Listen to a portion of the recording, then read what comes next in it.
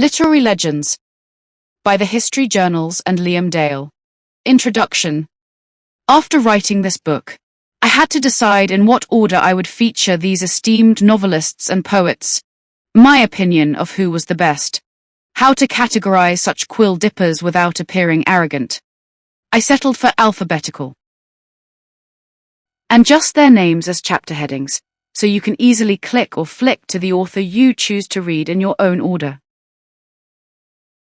If you enjoy the taste of any or all of these writers, get stuck into their relevant collections. It's good to read works in created order and grow with the author.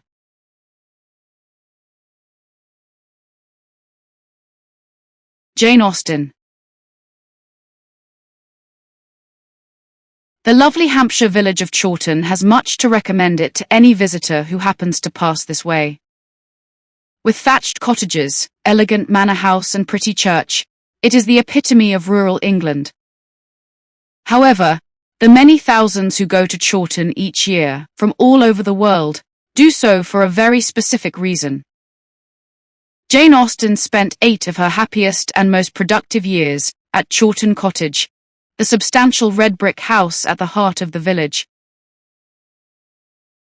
Better known today as Jane Austen's house, it is a living memorial to one of the finest authors to grace the world of literature, a unique museum that recreates her home as she would have known it, with a degree of intimacy that is second to none.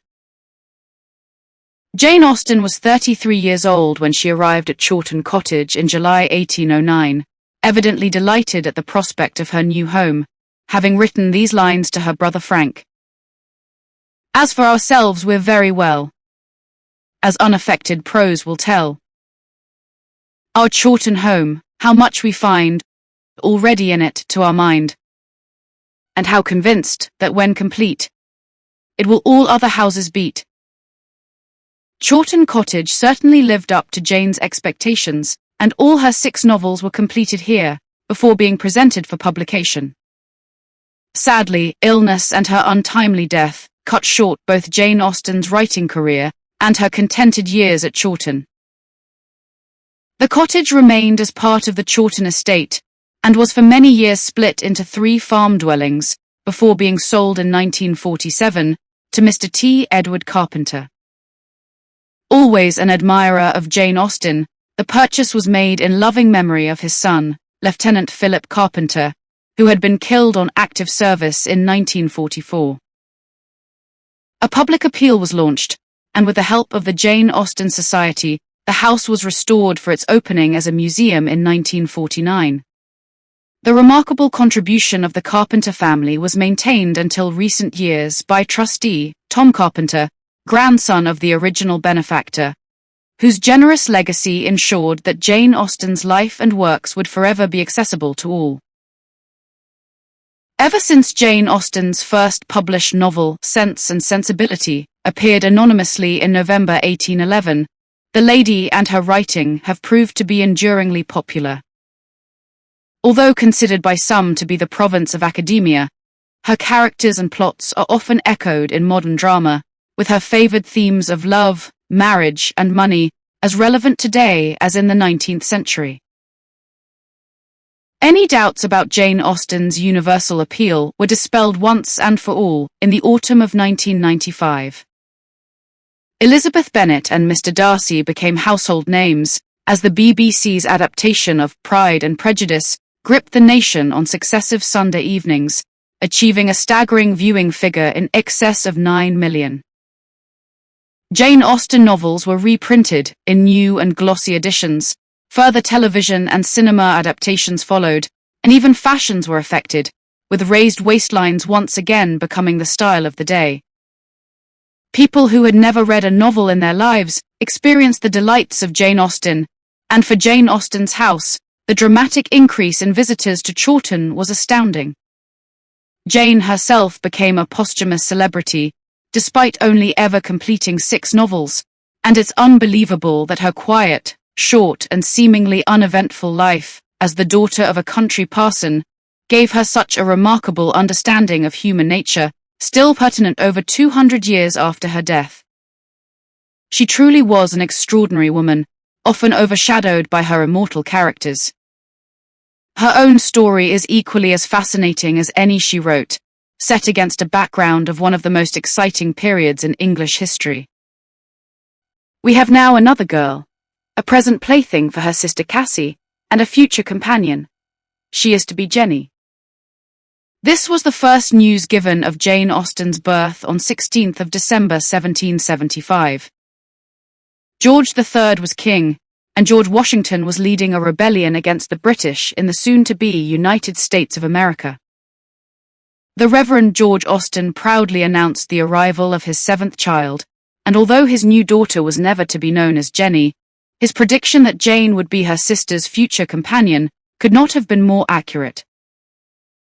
The Austen family had been happily settled in the rectory at Steventon in Hampshire since 1767. More a hamlet than a village, a few miles northwest of Chawton, the living was presented to Jane's father by his wealthy cousin Thomas Knight. Steventon was fortunate in its incumbent. George Austen was a scholarly man who had distinguished himself as proctor of St. John's College, Oxford. Much admired as the handsome proctor, George Austen had married Cassandra Lee, an intelligent lady of good family, whose social standing was superior to her husband's.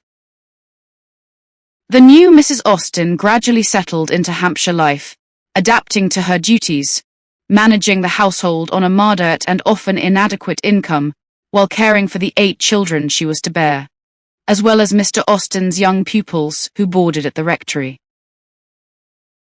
Steventon Rectory is sadly no more, demolished in the 1820s, when it was thought to be of poor construction and lacking in comfort. The site is now a field, often occupied by cattle, distinguished only by a pump as the source of the Austens' water supply. Fortunately, Jane's niece, Anna Lefroy, completed a pencil sketch of the house, making it possible to picture how it might have looked. There was little complaint of discomfort during the tenure of George Austen and his family. He had a study at the back of the house, where he gave lessons to paying pupils and accumulated a fine library, boasting 500 volumes. His bookcase can be found in the drawing room at Chawton Cottage today, and he certainly provided his children with a scholarly and literary atmosphere in which to grow up. There was a sitting room and a parlour, 7 bedrooms, 3 attics, a brewhouse, bakery and dairy contained in outbuildings, as well as a productive, well-tended garden with chickens and bees. The Austens were happily self-contained, and although finances were limited, Jane in later years claimed that she was proud to have been a Hampshire-born Austen.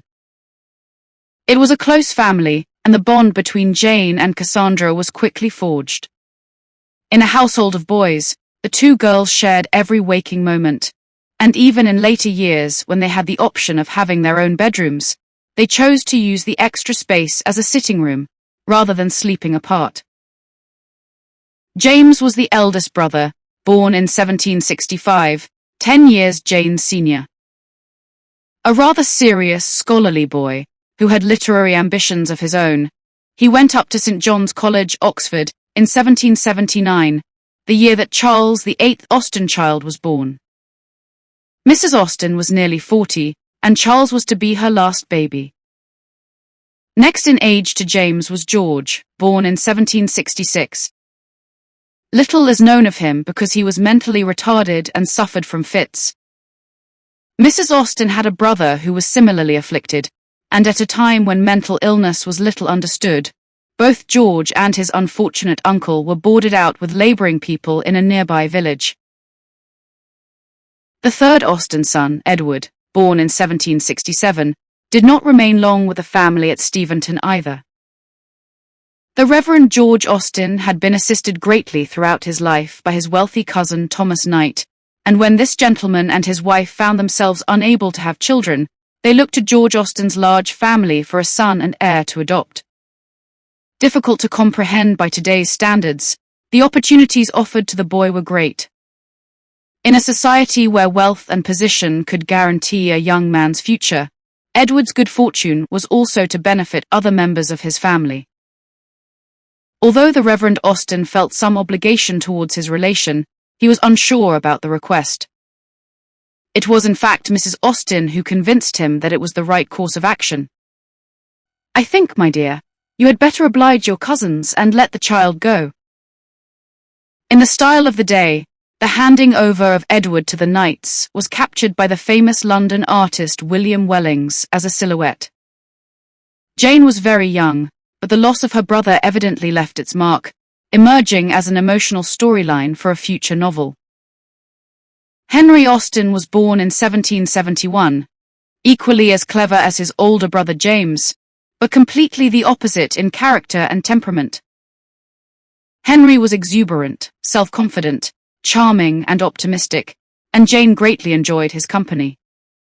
He followed James to St. John's, Oxford, leaving Frank, born in 1774, Cassandra, born in 1773, Jane and baby of the family, Charles, to enjoy each other's company.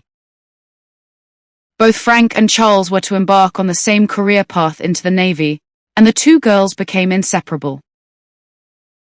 The Reverend Austen undertook the education of his sons at Steventon, but quite unusually for the 18th century, he sent Cassandra and Jane away to boarding school at Oxford in 1783. Jane was only 7 years old when the sisters left for Mrs. Corley's establishment, with Jane begging to be allowed to go with Cassandra. Mrs. Austen agreed to her daughter's entreaties, noting, if Cassandra were going to have her head cut off, Jane would insist on sharing her fate. Even at the tender age of 7, Jane Austen had already acquired a love of the countryside, and despite being pleased not to have been parted from Cassandra, she really disliked life in the town. The next school Cassandra and Jane attended was the Abbey School at Reading, where they remained until 1787, when they returned to Steventon to complete their education with their father and older brothers. Jane was still very much in Cassandra's shadow. Jane was painfully shy, saying as little as possible, and allowing her sister to speak for her wherever possible. With older brothers bringing excitement to the rectory, Jane was able to share in their far wider range of experience. Cassandra excelled at drawing and painting, and Jane worked hard at her music, practicing on the pianoforte in their little shared sitting room, which also had space for a writing desk. Jane's early attempts at writing were humorous and entertained her family greatly. At that time, girls in polite society were not expected to joke about people's looks, incomes, age, death, or peculiar mannerisms. But Jane had already blossomed into a sharp comic observer of the people around her, and fortunately she was allowed the freedom and encouragement to develop her own style. When Jane was 15, she wrote A History of England by a partial prejudiced and ignorant historian, which Cassandra illustrated with humorous watercolor miniatures. The girls, as the Reverend Austen was always to call his growing daughters, must have filled many pleasant hours working on the project. Other examples of Jane's early writing can be found in her volumes, 3 vellum-bound notebooks given to her by her father. The Austens were great novel readers and not ashamed of being so, even subscribing to a private lending library, and by the time Jane was of an age to attend balls, she had experienced a wide range of literature.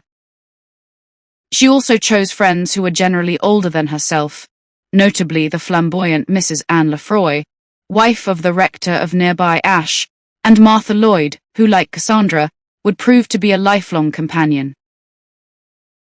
Descriptions of Jane suggest that she cut an attractive figure on the dance floor, with her brother Henry claiming that she was fond of dancing and excelled in it. Mrs. Lefroy's brother found her fair and handsome, slight and elegant, but with rather too much colour in her cheeks.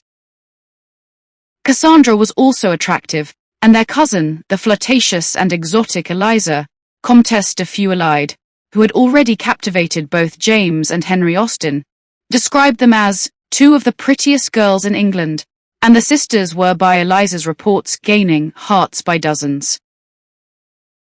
In 1795, the year that Jane would celebrate her 20th birthday, she wrote a novel in letter form entitled Eleanor and Marianne. With a wealth of material provided by her growing social circle of acquaintance, the story had plenty of substance and a degree of potential. Shortly after this time, Cassandra became engaged to the Reverend Thomas Fowle, a past pupil of her father. Jane's own thoughts turned to matrimony when she met the handsome young Irishman Tom Lefroy during his stay at Ash Rectory, visiting his aunt, Jane's great friend Mrs. Lefroy. The story of their blossoming romance has been recorded in Jane's letters to Cassandra, where she gives her sister a blow-by-blow account of the proceedings, but sadly nothing was to come of the flirtation. At length the day is come on which I am to flirt my last with Tom Lefroy, and when you receive this it will be over. My tears flow as I write at the melancholy idea.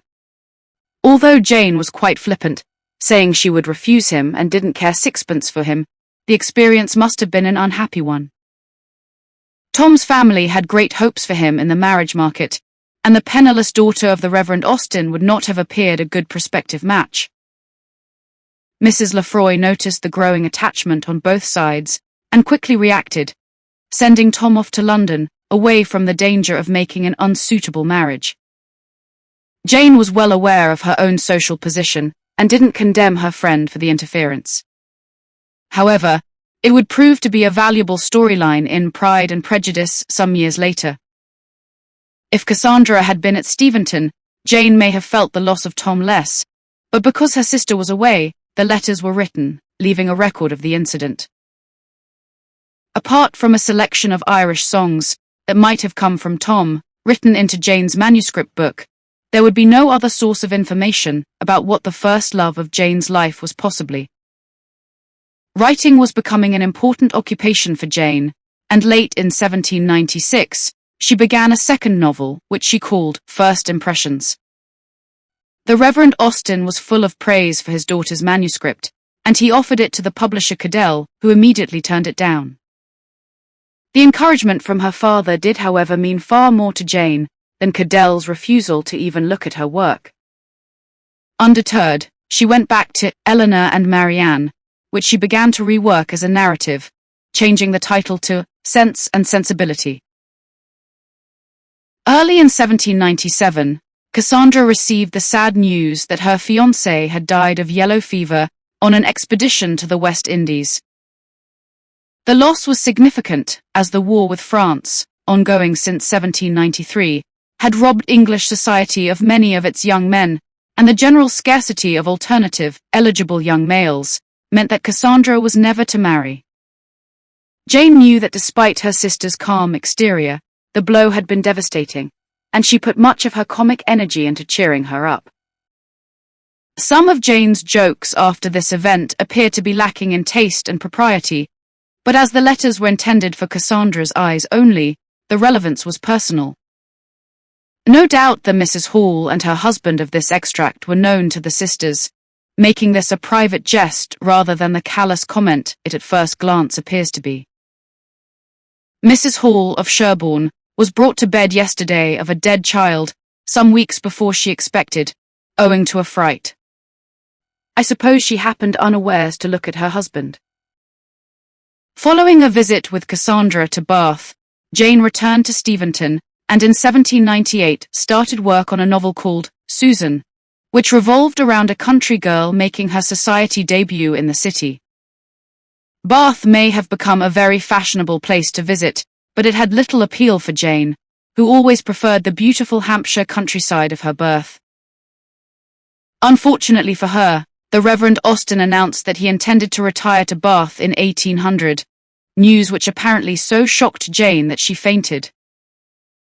Whatever her feelings, she had no choice but to move to Bath with her parents, and in May 1801 they left Steventon behind them, staying with relations until they found suitable accommodation at 4 Sydney Place. These lines, written by Jane in 1801, sum up her feelings eloquently. The first view of Bath in fine weather does not answer my expectations. I think I see more distinctly through rain. The sun was behind everything, and the appearance of the place from the top of Kingsdown was all vapour, shadow, smoke, and confusion. The Bath years were to prove creatively barren for Jane. She started a novel called The Watsons, but abandoned it unfinished. However, Jane's first-hand experience of city dwelling did at least provide a source of quality rate material for her later novels, as did the Austens' excursions to the seaside to escape the hustle and bustle of Bath in the hot summer months. Sidmouth, Dawlish, Teignmouth, and Lyme Regis were all visited, and the 1801 vacation appears to have brought Jane into contact with a handsome young clergyman. Cassandra only told the story long after Jane's death to one of her nieces, reporting how the two had fallen in love in just a matter of weeks. The gentleman had to leave the ladies, but asked to be allowed to join them later on their West Country tour. Leave was granted, and Jane waited anxiously for his arrival, but sadly the only news of him she received was of his sudden death. The bond between the two sisters became stronger than ever, with both having loved and lost in the cruelest way possible. In December 1802, Jane was to receive her only confirmed proposal of marriage while staying with her close friends Elizabeth, Catherine, and Althea Bigg, not far from Steventon, where James Austen had succeeded his father. One evening, the younger brother of the house, Harris Bigwither, aged 21, proposed to Jane, then almost 27.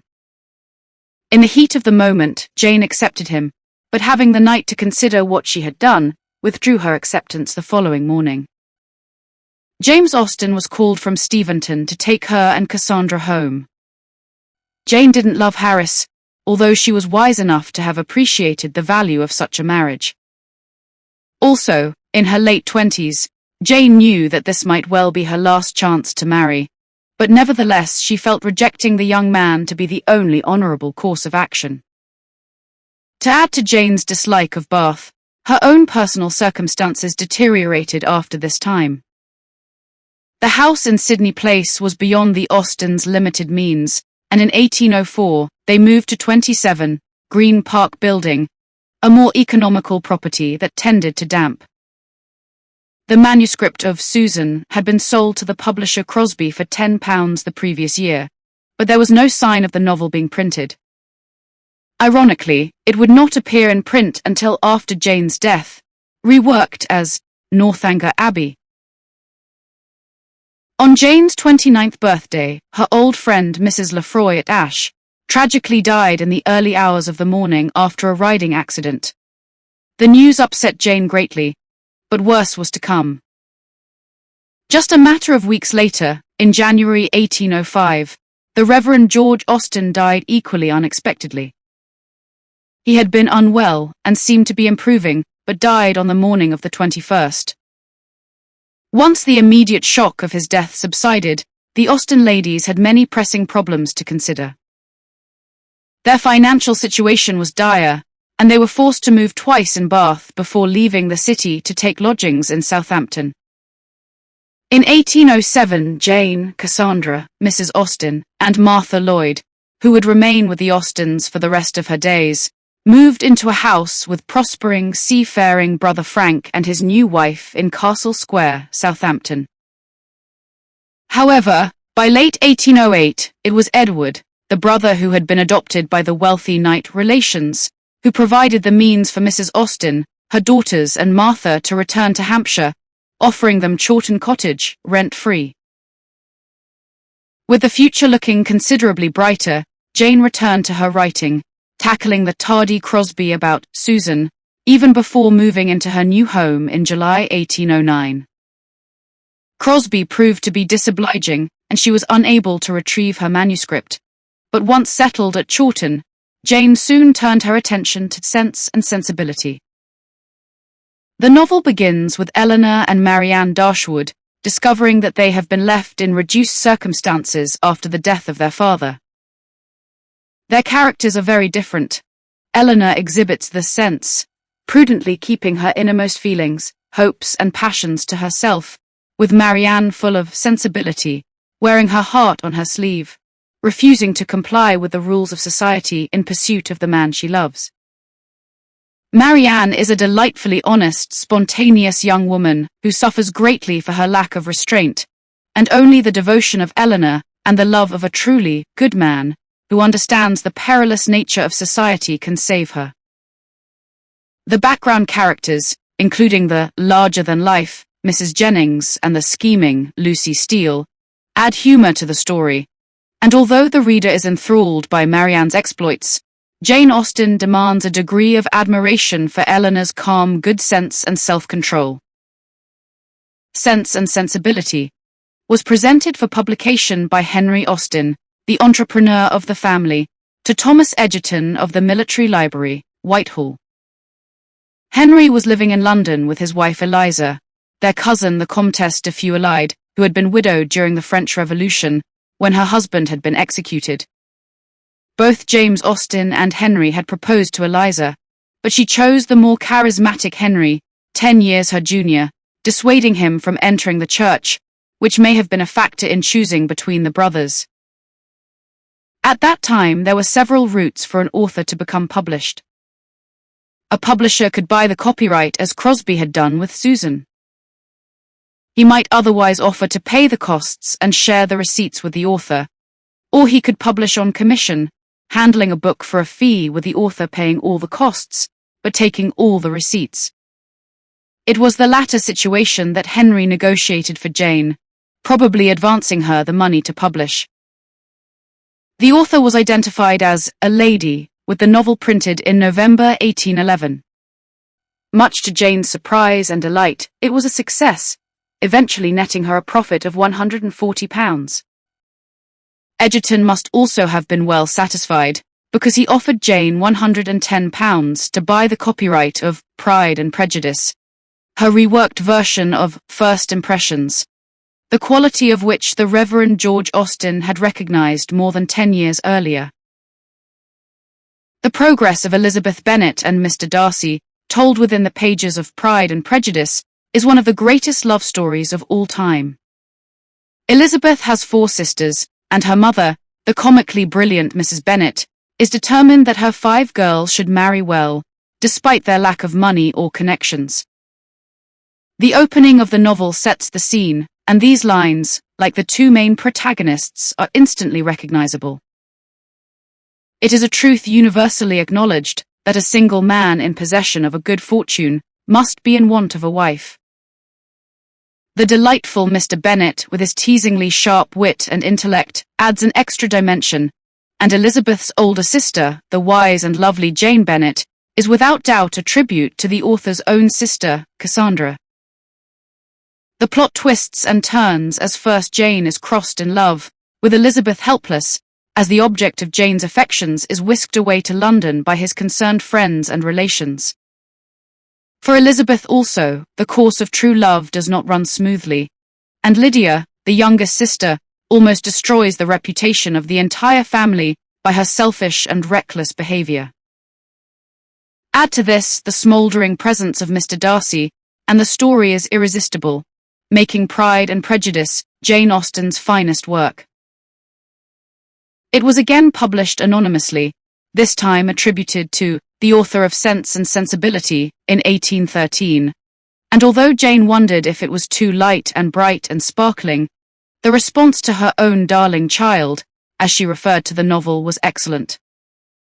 This must have been particularly pleasing for Jane, as she had voiced some of her own opinions through the characters, when Jane Bennet remarks that anything is to be preferred rather than marrying without affection. The author is perhaps simply explaining why she remained unmarried despite her obvious attractions.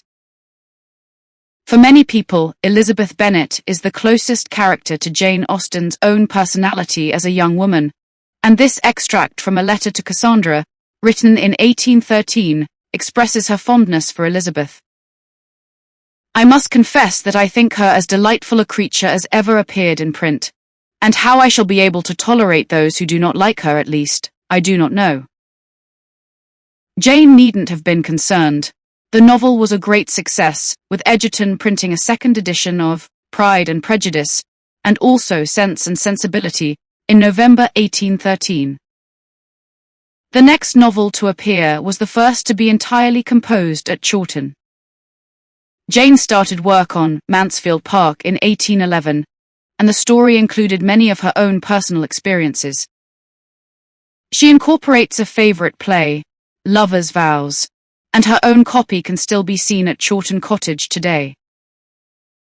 Also, Fanny Price, her young heroine, is sent away to wealthy relations, just as Jane's brother Edward had been, and Frank and Charles Austen were both flourishing in the Navy, a career path that the character of Fanny's brother, William Price, would eventually follow. Although Jane scolded her brother Charles for sending gifts of topaz crosses to herself and Cassandra, she must have been absolutely delighted at the thoughtful surprise presents, which Charles had bought with an unexpected bonus he had received while pursuing his naval duties. It is without doubt these very necklaces, which are beautifully exhibited in the museum, that inspired Jane and in Mansfield Park, write a fascinating subplot revolving around William Price's gift of an amber cross to his sister Fanny. The almost solitary ornament in her possession, a very pretty amber cross which William had brought her from Sicily. William had wanted to buy her a gold chain too, but the purchase had been beyond his means. Jane Austen's growing maturity was beginning to show through. A wide range of characters appear, including the beautiful but fickle Mary Crawford and the spitefully selfish Mrs. Norris. The morally upstanding hero, Edmund Bertram, is a fine contrast to the wayward Henry Crawford, and the topic of adultery is even tackled as an issue. When the novel was published in May 1814, Fanny Price was not a popular heroine, almost too good to be true, and even today, the readers of Mansfield Park fall into two categories: those that fervently adore Fanny Price and those that absolutely loathe her. There seems to be no half measures with this character. Jane Austen had begun another novel in the January of 1814, and she described the eponymous Emma as a heroine whom no one but myself will much like. Jane was quite mistaken. Despite Emma's snobbery and vanity at the outset, her transformation into a sensible female by the end of the novel makes her timelessly popular. Jane Austen had been disappointed with Egerton's refusal to print a second edition of Mansfield Park, and with Henry's help she had looked for another option. The chosen publisher was John Murray, a friend of Lord Byron and Sir Walter Scott, who Jane admired greatly. Murray was certainly charming, but Jane quickly had the measure of him. Mr. Murray's letter is come. He is a rogue, of course, but a civil one. There was also an added benefit for the publisher in taking Emma. The Prince Regent, the future George IV, upon hearing that Miss Austen was in London, sent his librarian, James Stainer Clark, to invite Jane to see his library at Carlton House, where he had a complete set of her work to date. James Stainer Clark was rather an opinionated fellow who offered Jane advice for future novels, and it is to him that she wrote these now famous words. I think I may boast myself to be, with all possible vanity, the most unlearned and uninformed female who ever dared to be an authoress. Mr. Stainer Clark was also to inform Jane that the prince had given his permission for her to dedicate her next novel to him. It was a dubious honor for Jane as she disapproved of His Royal Highness, particularly his treatment of his wife, the Princess of Wales. I suppose all the world is sitting in judgment upon the Princess of Wales's letter. Poor woman, I shall support her as long as I can, because she is a woman, and because I hate her husband. However, refusing to take up such an offer would have caused great offense, and Emma was consequently adorned with a royal dedication, probably penned by John Murray as the book's shrewd and commercially minded publisher. Emma was yet again published anonymously in December 1815, and a much greater success than Mansfield Park. Jane would have been delighted by the favourable notice it received in the Quarterly Review by Sir Walter Scott in 1816. At this point, Jane's writing career was progressing well and was also financially rewarding. In her lifetime, Jane made about £630, but never spent a penny of it, saving everything for her old age, something she would never achieve, and Cassandra inherited most of the sum, plus a further £1,000 in royalties. Jane had now reached her 40s, and the novel she began in the summer of 1815 reflects a more mature aspect. Persuasion tells the story of Anne Elliot, an older heroine who has almost withered into insignificance. There is an autumnal theme throughout, and this extract typifies Jane's beautifully maturing writing skills. Her pleasure in the walk must arise from the exercise and the day, from the view of the last smiles of the year upon the tawny leaves and withered hedges. If Elizabeth Bennet, in Pride and Prejudice, characterizes Jane Austen as a young woman, then Anne Elliot appears to present many of the personality traits of the older Jane. However, she does describe Anne as being almost too good for her, which would perhaps suggest that Cassandra had been her source of inspiration. As Jane completed Persuasion in August 1816, her health began to suffer, and although she started work on a new novel, Sanditon, in January 1817, she had to abandon it unfinished. There is some indication that the cause of her illness was Addison's disease, a most debilitating condition, but doctors now believe that it was more likely to have been a form of cancer. There would have been little help available for either illness, and all Jane could do was to try the cures of the day, including a trip to Cheltenham to take the now fashionable waters. Sadly, it gave her little relief, and only irritated her because she was charged extra for her lodgings due to their high street location. The deterioration was rapid, and Jane suffered considerable bouts of pain, forcing her to use the little donkey carriage that Edward had provided for his mother and sisters when walking became too difficult. Mr. Lyford, Jane's doctor, was a well-respected physician, but even his ministrations gave only limited respite from the terrible pain. He was based in Winchester, some miles from Chawton, and when Jane failed to improve, she moved with Cassandra to lodgings at 8 College Street, to have him close by in May 1817. Her last tragic hours in Winchester were recorded by Cassandra, and Jane's death on July 18, 1817, at the age of 41, robbed the world of a great writing talent. For Cassandra, nothing could express her own personal loss, but these words are a fitting tribute. I have lost a treasure, such a sister, such a friend as never can be surpassed. She was the sun of my life, the gilder of every pleasure, the soother of every sorrow. I had not a thought concealed from her, and it is as if I had lost a part of myself. Jane Austen was buried in Winchester Cathedral, where a simple stone slab marks her grave in the north aisle of the cathedral nave. Henry Austen was in possession of Persuasion and the reworked manuscript of Susan, now titled Northanger Abbey. He presented the two novels together in a single edition, published by John Murray, and for the first time, Jane Austen's name appeared in print, as the author, in December 1817. Throughout her short life, Jane was a treasured member of the Austen family, a dutiful daughter, devoted sister, and much-loved aunt. Mrs. Austen lived well into her 80s, and she is buried next to Cassandra in the churchyard at Chawton. Jane's beloved sister remained at Chawton Cottage until her death in 1845. James Austen died, possibly a disappointed man, just 2 years after Jane.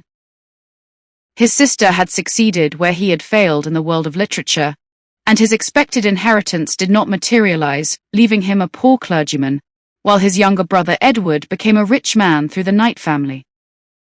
James's son, James Edward Austen Lee, wrote the first biography of Jane, a memoir of Jane Austen, published in 1869. George Austen, despite his mental deficiencies, survived into his 70s, dying in 1838. Edward Austen changed his name to Knight in 1812 and died a wealthy gentleman in 1852. Frank Austen rose meteorically in the Navy, from midshipman at the age of 14 to admiral of the fleet when he was 89. In 1828, he married the family's lifelong friend, Martha Lloyd, who, due to Frank's knighthood, acquired the grand title of Lady Austen. Frank died at his home in Portsdown in 1865, well into his 90s. Charles Austen had also entered the Navy as a 14-year-old midshipman and rose to the rank of rear admiral, and although not quite as successful as Frank or as long-lived, dying in 1852 of cholera while at sea off the coast of Burma, remarkably in his 70s. Charles was without doubt the inspiration for William Price in Mansfield Park, one of Jane Austen's most fondly written characters. If Jane Austen could see the success of her work today and the wide following of her favorite characters, she would be delighted. What would, however, please her even more is her living memorial at Chawton Cottage. Jane Austen's house is a wonderful museum, full of precious artifacts pertinent to Jane's life, but the author herself would instantly recognize her beloved home, and you can't help feeling that she might only have departed yesterday, not over 200 years ago. The Brontes. I'll walk where my own nature would be leading. It vexes me to choose another guide, where the grey flocks in ferny glens are feeding, where the wild wind blows on the mountainside. What have those lonely mountains worth revealing? More glory and more grief than I can tell. The earth that wakes one human heart to feeling can centre both the worlds of heaven and hell. The sweeping wild moors of the Pennines, with their tumbling waterfalls and lonely ruins, helped inspire these heartfelt words, which, although written over 150 years ago, are just a small sample of the evocative style of the Brontes, one of the most famous literary families the world has ever known. And on this occasion, to be more specific, believed to be the handiwork of Emily Bronte. Since the 19th century, Charlotte, Emily and Anne Bronte have all played their part in captivating hearts and minds with their passionate novels, as well as touching readers' souls with their moving poetry, and even their brother Branwell and father Patrick enjoyed a measure of success with their verses. Today, such magnificent novels as Jane Eyre and Wuthering Heights continue to be the epitome of English literature and can still be found in our bookshops and on library shelves, as well as gracing the technological advancement of the internet, while the world never tires of Mr. Rochester and his love for his plain but passionate Jane, and the wild and tragic romance of Heathcliff and his long-lost, but never forgotten, Cathy. The Bronte sisters spent so many years of their all-too-short lives in the parsonage, at Haworth, overlooking the wild Yorkshire moors, and you don't have to look far to see where the intense passion and darkness that pervades their greatest works emanated from, even if they were the unworldly, unmarried daughters of a respectable clergyman. However, retracing their steps and exploring the words that still reach out to us from more than a century ago will reveal a remarkable and captivating story just waiting to be told that will prove that fact really can be stranger than fiction, especially when it is the Brontes of Haworth that you happen to be considering. As the Industrial Revolution reshaped the British landscape and the lives of the nation's people, a young Irish curate made his way to the parish of Hartshead, not all that far from the parsonage at Haworth. The year was 1811, and he would preach at the little church of St. Peter, which overlooked the fields and valleys dotted with farms and cotton mills. His name was Patrick Bronte, and he had already come a very long way in every sense of the word. The eldest of a family of 10, born in a common labourer's hut, his aspirations and natural intellect led him all the way from Southern Ireland to study at Cambridge University, before becoming a respected curate at Weatherfield, Dewsbury, and then Hartshead. These were troubled times for Great Britain, as disease was rife and poverty affected a growing number of families, as the mills began to employ machinery rather than manpower. The Napoleonic Wars had put a terrible strain on the nation and had even disrupted the supply of cotton to the mills, so not only was more efficient machinery pushing people out of their jobs, but rising taxes were also leaving people barely able to afford to feed themselves. When Patrick Bronte came to Hartshead, revolution was rising against the new machinery all around the district. Many of the Luddite protesters, named after their leader, the folk hero Ned Ludd, were Patrick's parishioners, and the threat to mill owners and wool manufacturers quickly escalated. Shearing frames and cropping machines were destroyed, mills were stormed, and the authorities turned to the military to halt the Luddites. The Reverend Bronte sensibly kept a loaded pistol in the house, and as the situation worsened, he was even called upon to minister to the protesters in secret. A mass trial resulted in many of his parishioners being executed, and their bodies were secretly smuggled into St. Peter's graveyard so they could be buried at the dead of night. These were dramatic days when history was quite literally being made, and in later years, the exciting stories that Patrick would tell his children of the Luddites and their rebellion undoubtedly provided inspiration, and is the basis for the plot of daughter Charlotte's novel, Shelley. As the fighting and upheaval began to subside, the Irish curate, by now 35 and in a stable position with his own parish, felt the time had come to marry, and when he had the good fortune to meet the bright and lively Maria Branwell, the niece of an old friend, romance began to blossom. Maria had moved from the considerably warmer climate of Penzance in Cornwall to Yorkshire after her father, a prosperous tea merchant and property owner, had died, to help an aunt and uncle of hers run a boarding school for boys not far from Hartshead. It would seem that the 29-year-old Maria welcomed the striking Irish curate's courtship, and by December 1812, they were married.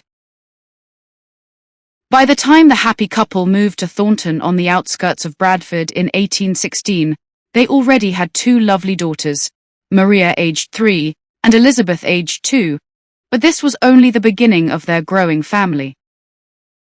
In this year of change, Charlotte was born, while the only boy of the family, christened Patrick Branwell, but always known as Branwell, was born the following year. Emily made her appearance into the world in 1818, and finally the gentle Anne was born in 1820.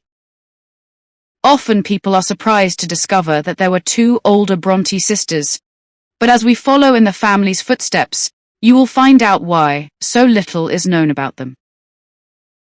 If you see number 74 Market Street, you can imagine it as positively bustling with activity as Maria looked after the 6 little children and Patrick went about his duties at the nearby church. The years at Thornton would be the happiest the Bronte family would spend together, surrounded by other young families and friends, and it seemed that nothing could spoil their joy. Patrick began writing, and even enjoyed some local literary success with his poetry and prose, while Maria enjoyed tea parties, social gatherings, and even tried her hand at writing too.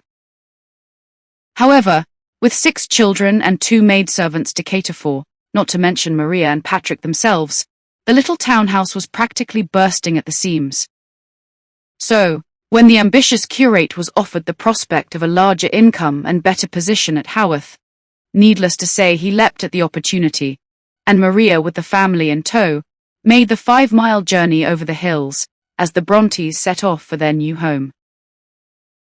Overlooking the dramatic moors and situated at the top of the picturesque town of Haworth, the spacious parsonage seemed the perfect location for the family, and from within these very walls the most wonderful literary creations would emerge. The writer Elizabeth Gaskell, who in later years became a close friend of Charlotte, described the parsonage in her biography, The Life of Charlotte Bronte. The house is of grey stone, 2 stories high, heavily roofed with flags, in order to resist the winds. Everything about the place tells of the most dainty order, the most exquisite cleanliness. The doorsteps are spotless, the small old-fashioned window panes glitter like looking-glass. The square house overlooking St. Michael's Church was a welcome change for the Brontes, and the children must have explored their new environment with great excitement after the claustrophobic surroundings of their Thornton home. Without doubt, the move was a step up the ladder for Patrick and his family, but not long after they had settled, a shadow began to loom across the Brontes' future, as Mrs. Bronte, already become weak after the birth of her 6th child Anne, suddenly fell ill and was confined to her bedroom. Patrick tried everything possible to help restore his wife back to health, researching cures and looking for medicines, but nothing could combat the cancer that had taken hold of the once lively Maria. To add to the dark atmosphere and Patrick's worry, the children were all struck down with scarlet fever, a disease that in the 19th century was often fatal, and as he faced losing his entire family, he could do little more than pray. Maria's sister Elizabeth Branwell travelled the many miles from Cornwall to come to the family's aid, no doubt to Patrick's immense relief, and helped nurse the children back to health. But sadly nothing could be done to save Maria, and after suffering horribly, she passed away on September the 22nd, 1821, just 18 months after the family had moved from Thornton. Her coffin was carried from the house through the little gate to the churchyard, and laid to rest in the vault near the altar, as the unfortunate Maria left behind her 6 children, the youngest not yet 2, and devoted husband, Patrick, who was devastated. Elizabeth Gaskell described how the Reverend Bronte, isolated by his grief, became stern, shutting himself away, while the children were grave and silent beyond their years. However, despite the terrible loss, family life went on, and Elizabeth Branwell, a strict Methodist, dutifully took the place of her sister, taking care of the motherless children and looking after the household. The moors that the parsonage backed onto now became the children's playground, and one of the family's maids described how the 6 little creatures used to walk out hand in hand towards the glorious wild moors, which in after days they loved so passionately. They found solace not only in their wonderful surroundings, but in games they played together, inventing and acting out little plays of their own devising, in which the Duke of Wellington was sure to triumph as the conquering hero. Even the servants, who were very much members of the family, were conscripted into the drama, and Sarah Gars described how, as an escaping prince, with a counterpane, bedspread for a robe, I stepped from a window on the limb of a cherry tree, which broke and let me down. There was great consternation among the children, as it was Mr. Bronte's favourite tree, under which he often sat. Inspired by the newspaper stories that Maria, the oldest sister, would read to them, the wonderful tales from their father's adventures, and perhaps Cornish tales of smugglers and shipwrecks from their aunt, the little children happily conjured entire worlds of their own at Haworth. For Patrick, however, there were more pressing matters, as with little money to provide dowries, the prospects of marriage for all 5 of his daughters were slim, and he was all too aware that as they grew up, they would need to find another way of supporting themselves. Back in the 19th century, if a respectable young lady wasn't wealthy, working as a governess was one of the few options available to her, and this demanded a good education, knowledge of languages, and a considerable level of accomplishment in art and music. All of the Bronte girls were bright, but they would nonetheless need proper schooling if they were to make their own way in the world. So when Patrick Bronte saw a school for clergymen's daughters advertised in the Leeds Intelligencer, it must have seemed a welcome answer to his prayers. He quickly decided for his 2 older daughters, Maria and Elizabeth, to be sent to the school at Cowan Bridge, which was about 50 miles away, with the understanding that Charlotte and then Emily would soon follow them. Being sent away to school, even today, can be a traumatic experience for children. But Patrick could never have imagined the horrors that would face his girls at Cowan Bridge, and for years to come they would affect Charlotte deeply, inspiring the horrific Lowood School in her most famous novel, Jane Eyre. If you look at what remains of the school today, a cluster of pretty cottages on level ground, near a bubbling beck, with alder trees and hazel bushes growing alongside, it is hard to imagine that this idyllic landscape would be the backdrop for the next catalogue of tragic events that would unfold for the Bronte family. The comfortable days at Haworth were over, and the girls were thrown into a strict regime of classes, early rises and unpleasant mealtimes, and years later, Charlotte would pour all her unhappy memories into Jane Eyre. The refectory was a great, low-ceiled, gloomy room. On 2 long tables smoked basins of something hot, which, however, to my dismay, sent forth an odour far from inviting. Once a week, the schoolgirls trudged 2 miles to Sunday service at Cowan Church, and a few months after Emily arrived at the school, a bitter winter began to set in. Battered by the cold winds, undernourished and often sitting in the unheated church wet and shivering, the girls began to suffer, and Maria started to develop the dreaded symptoms of TB, or consumption, as it was more likely to be termed back then. In the early months of 1825, an epidemic of typhus broke out at the school, and the tiny graves at Cowan Church show the evidence of the tragic loss of life that would eventually result in the school being moved elsewhere. That forest dell where Lowood lay was the cradle of fog, and fog bred pestilence, which, quickening with the quickening spring, crept into the orphan asylum, breathed typhus through its crowded schoolroom and dormitory, and ere May arrived, transformed the seminary into a hospital. Maria's condition worsened, while Patrick had yet to be informed that she was even ill. When the school finally got in touch, he rushed his daughter back to the parsonage. But tragically, it was too late, and on May 6, 1825, his eldest child, just 11 years of age, followed her mother to the family vault in Haworth Church. As Anne and Branwell attended the funeral of Maria at Haworth, back at Cowan Bridge, many other children were beginning to fall ill, including 10-year-old Elizabeth. She too was sent home, and on seeing the little girl's pale face and the obvious symptoms of consumption, Patrick immediately travelled across the Yorkshire Dales to bring Charlotte and Emily back to Haworth. For Elizabeth there was no hope, and she died within weeks, but fortunately, physically at least, the other two girls were spared. Even so, such a tragic loss, after the death of their mother, must have deeply affected the younger siblings, and Charlotte struggled with the sudden role of being the eldest of the four remaining children. The images of her sister's suffering at Cowan Bridge haunted Charlotte for years to come, and there can be little doubt that Maria was immortalized as the long-suffering Helen Burns in Jane Eyre, whose tragic death adds to the horror of the fictional school. However, it would be wrong to make too severe a judgment on Cowan Bridge, as although conditions were harsh, they were better than many schools at that time, and in the early 19th century, poor girls were rarely educated at all. Also, it wasn't uncommon for children even in the most comfortable of circumstances to die from tuberculosis, with a quarter of the entire population likely to be affected by the disease. Once Patrick had restored all his children to the parsonage, he must have felt relief, no doubt convinced they would be better protected from illness.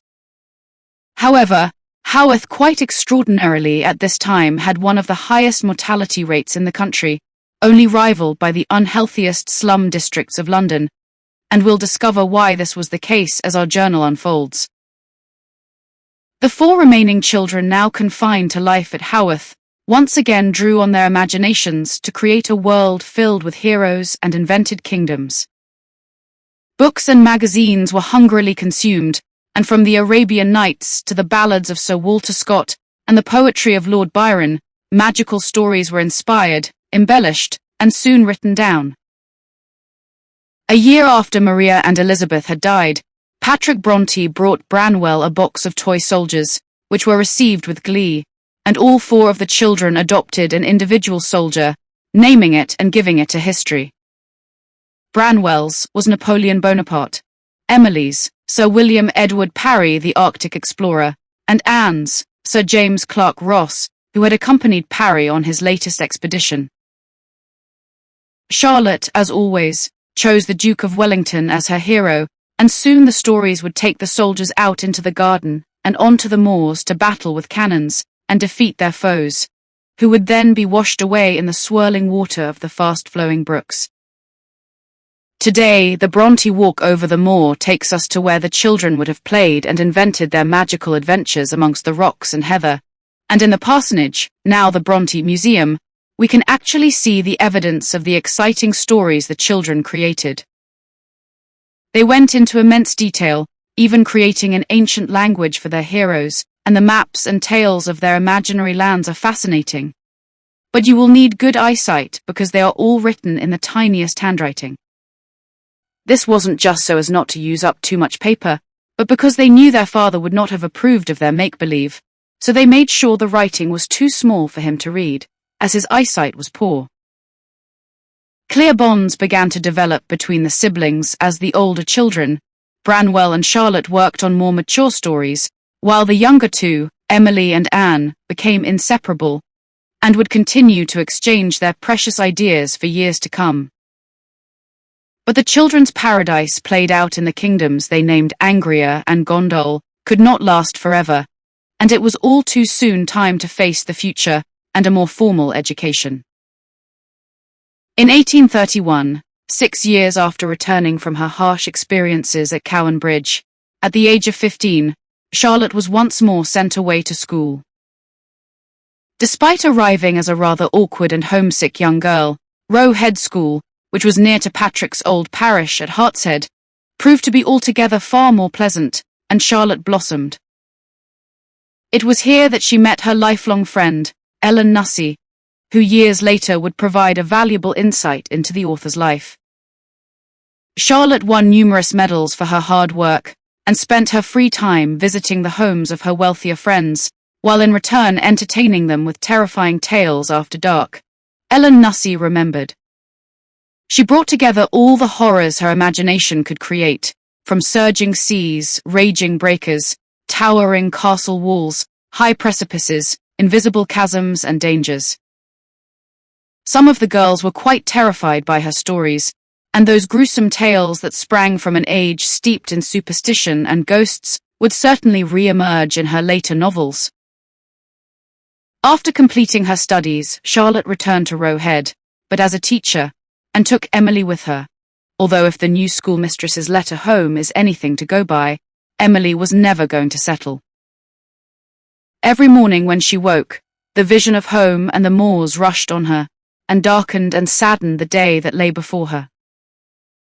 When Emily wrote these lines, it's clear she was longing for Haworth, and within 3 months she had returned to the parsonage, and her place at the school was taken by Anne.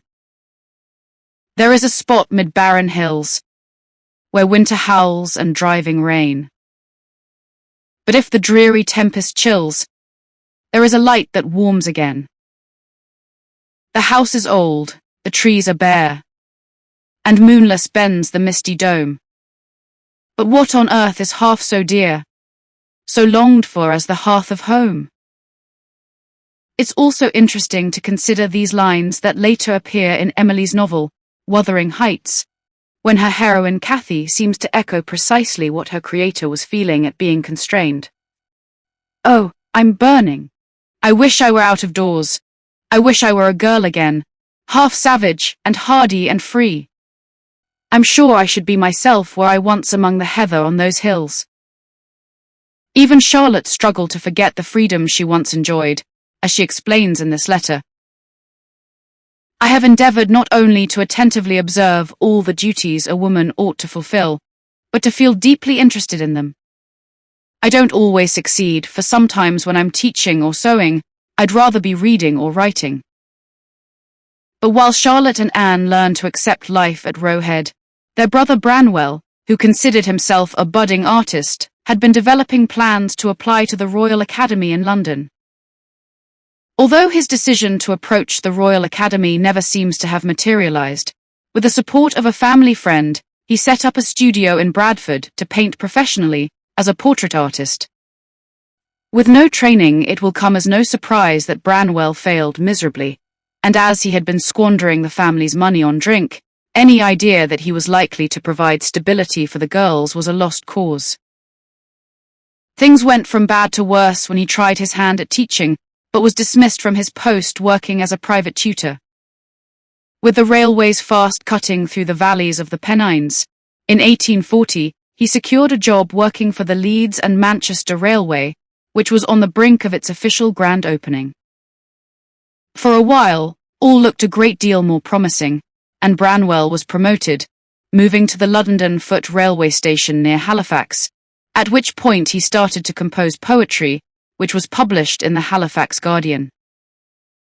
Meanwhile, all 3 sisters found positions as governesses to contribute to the family income, but Emily only lasted 6 months with her employer in Halifax, telling the pupils she much preferred the dog to any of them, and Charlotte continued to battle with the demands of duty. The youngest of them, gentle, shy Anne, was the most successful in the role of governess, and the spoilt children she suffered patiently would provide her with rich material for her first novel, Agnes Grey. There was, however, light relief from the drudgery of teaching for the sisters, when their father employed a young, handsome assistant curate, William Waitman. His charming personality won the girls over, none more so than the youngest of the sisters, Anne. Haworth Parsonage positively buzzed with excitement when the Bronte girls received their first Valentine's card in 1840.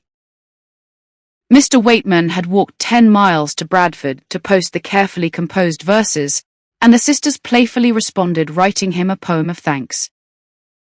These were cheerful, carefree days for the family, but sadly the assistant curate died of cholera in 1842, and all Anne's hopes of a romantic proposal were dashed. And there was more bad news on the horizon, because later in the year Branwell was dismissed from his position at the railway, accused of constant and culpable carelessness, with money having gone missing. With no choice but to try tutoring again, Branwell found work with the Robinson family. However, his services were abruptly dispensed with, the reason for his dismissal given as proceedings bad beyond expression. It was alleged that he was having an affair with a lady of the house, and whatever the reason for his dismissal on this occasion, combined with his other failures, Branwell seemed to give up altogether. Finding his only solace in the opium he bought at the local apothecary, or by drowning his sorrows in the Black Bull, the drunken Branwell caused great embarrassment, particularly when the Reverend Bronte was called upon to fetch his son home. As Charlotte, Emily and Anne faced the realization that their futures lay in working as governesses far from their beloved Haworth, unless they came up with an alternative solution, they began to develop the notion of running their own school right next door to the parsonage. To attract a suitable class of pupil that would cover the costs, proficiency in languages was of the utmost importance, and Aunt Elizabeth Branwell helped finance Charlotte and Emily's schooling across the Channel in Belgium.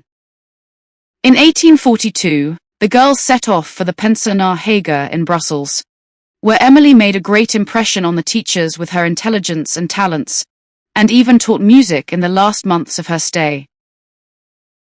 Charlotte was also a great success, but this was overshadowed as a result of her infatuation for the school's principal, Monsieur Hager, whose wife also taught with him, and took a very dim view of the young English girl's crush on her husband.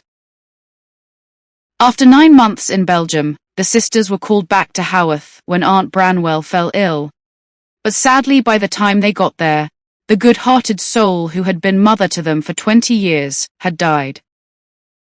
Emily remained to look after the house, but Charlotte returned to Brussels, although the frustrations of unrequited love made it a short stay.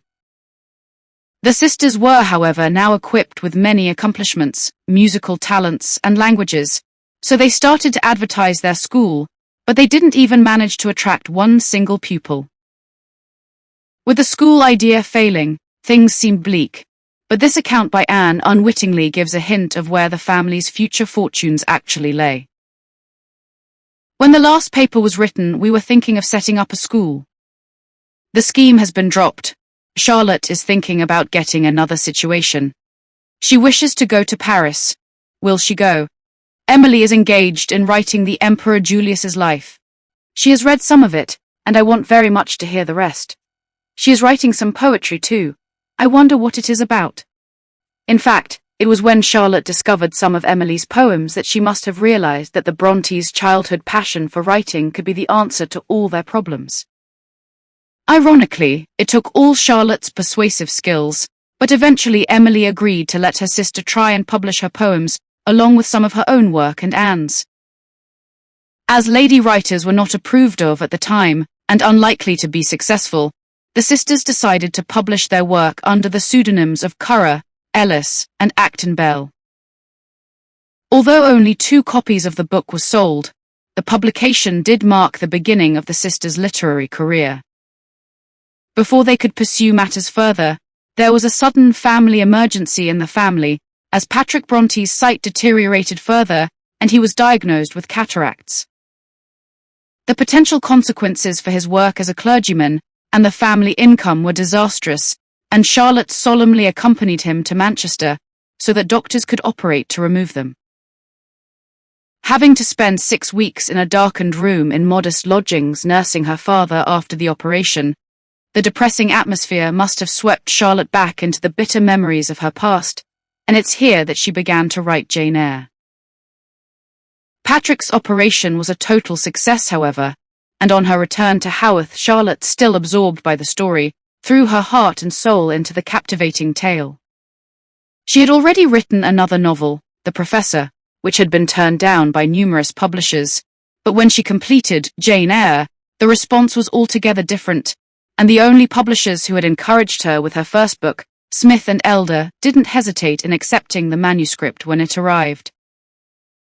Emily was also busy with the characters of her own novel, about Cathy and Heathcliff, in the passionate story of Wuthering Heights. Set amongst the dramatic landscape of the moors, there's no doubt as to where Emily had drawn her inspiration from.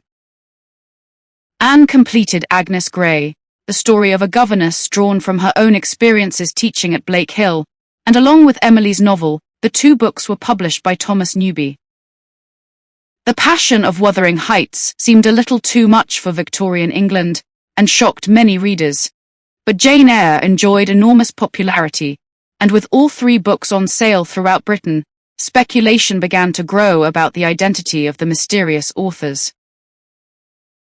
Although at first the girls enjoyed their anonymity, when the unscrupulous publisher Thomas Newby tried to pass Anne's work as Acton Bell's second novel, The Tenant of Wildfell Hall, as that of the more successful Currer Bell, Charlotte, accompanied by Anne, went to London to visit her publisher and reveal their identities. When the director of Smith, Elder and Company, George Smith, entertained the ladies, he must have been quite astonished to see two young women rather than the male authors the sisters had invented, and he was more than happy to escort the sisters to the opera and give them a grand dinner at his home. Returning from their adventures in London, the Bronte sisters were without doubt a success, but the same could not be said of Branwell, who was deteriorating fast, with years of alcohol and opium abuse taking its toll on his weakened body. The cruel consumption that had taken his young sisters' lives so many years earlier now returned to blight the parsonage at Haworth once more, robbing Patrick of his only son. Branwell died from tuberculosis on September 24, 1848, but after watching her sensitive and talented brothers decline for so many years, for Charlotte, there only seemed a sense of relief at his death. I do not weep from a sense of bereavement. There is no prop withdrawn, no consolation torn away, no dear companion lost, but for the wreck of talent, the ruin of promise, the untimely dreary extinction of what might have been a burning and shining light. Barely recovering from the death of Branwell, Charlotte realized that both Emily and Anne were unwell, and the telltale symptoms of TB were not hard to spot. Emily left the house for the last time when she attended Branwell's funeral, but as her strength faded, she refused to accept medical help for her condition and stubbornly continued with her household chores. Years earlier, Monsieur Heger had said that Emily should have been a man, as her strong, imperious will would never have been daunted by opposition or difficulty, and she proved him correct to the bitter end. Even as she lay on the couch in the parlor slowly slipping away, Charlotte remarked on Emily's strength of character, and while physically she perished, mentally, she grew stronger than we had yet known her. But Emily Bronte eventually lost her battle, and at only 30 years of age she passed away 6 days before Christmas. Today, the immense passion of the young Emily Bronte lives on in her only novel, Wuthering Heights, and in the stirring words of her poems. There should be no despair for you, while nightly stars are burning, while evening pours its silent dew, and sunshine gilds the morning. There should be no despair, though tears may flow down like the river. Are not the best beloved of years around your heart forever? Christmas at Haworth was to be a somber time for Charlotte, with Emily and Branwell gone, and Anne ill, and all that was left to her was to look after her only surviving sister. The unusually high number of deaths in Haworth was by now attracting attention, and a health inspector came to examine the town only a year after Emily passed away. The answer was found in the graveyard outside the Bronte home, which by now was at bursting point, with well over 1,000 burials in the previous 10 years. The flat gravestones lying horizontally on top of bodies and the lack of drainage meant that contaminated water was seeping from the graveyard at the top of the village down the steep hill into the heart of Haworth, affecting the water supply. On the discovery, the graveyard was immediately closed, and Patrick himself wrote letters and did all he could to ensure a supply of clean, pure water for the township and combat the sickness afflicting its inhabitants. Sadly, the discovery came too late for Anne, and to Charlotte's dismay, only a month after Emily's death, the youngest Bronte sisters' condition was diagnosed as fatal. Unlike Emily, Anne was prepared to try anything to improve her health, and Charlotte, along with her dear friend Ellen Nussey, took Anne to the sea at Scarborough, where she had fond memories of holidays when she had been working as a governess. They were to be Anne's last days, but she spent them happily, visiting York on the way, where Charlotte busied herself finding bonnets and stockings for the fashionable resort, and Anne was left speechless at the sight of the towering York Minster. As they travelled up to Scarborough, she was captivated by the views, and on finally catching a glimpse of the North Sea, they were filled with joy at seeing the glorious stretch of glistening water. Anne spent her evenings watching the sun set slowly over the sea, and it was in Scarborough that she died as quietly and gently as she had lived.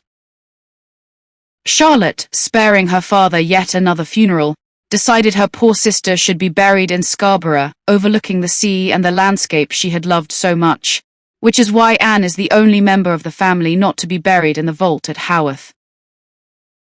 Ironically, years earlier, Anne had written these poignant words: "I wonder how we shall all be and where and how situated on the 30th of July 1848, when, if we are all alive, Emily will be just 30.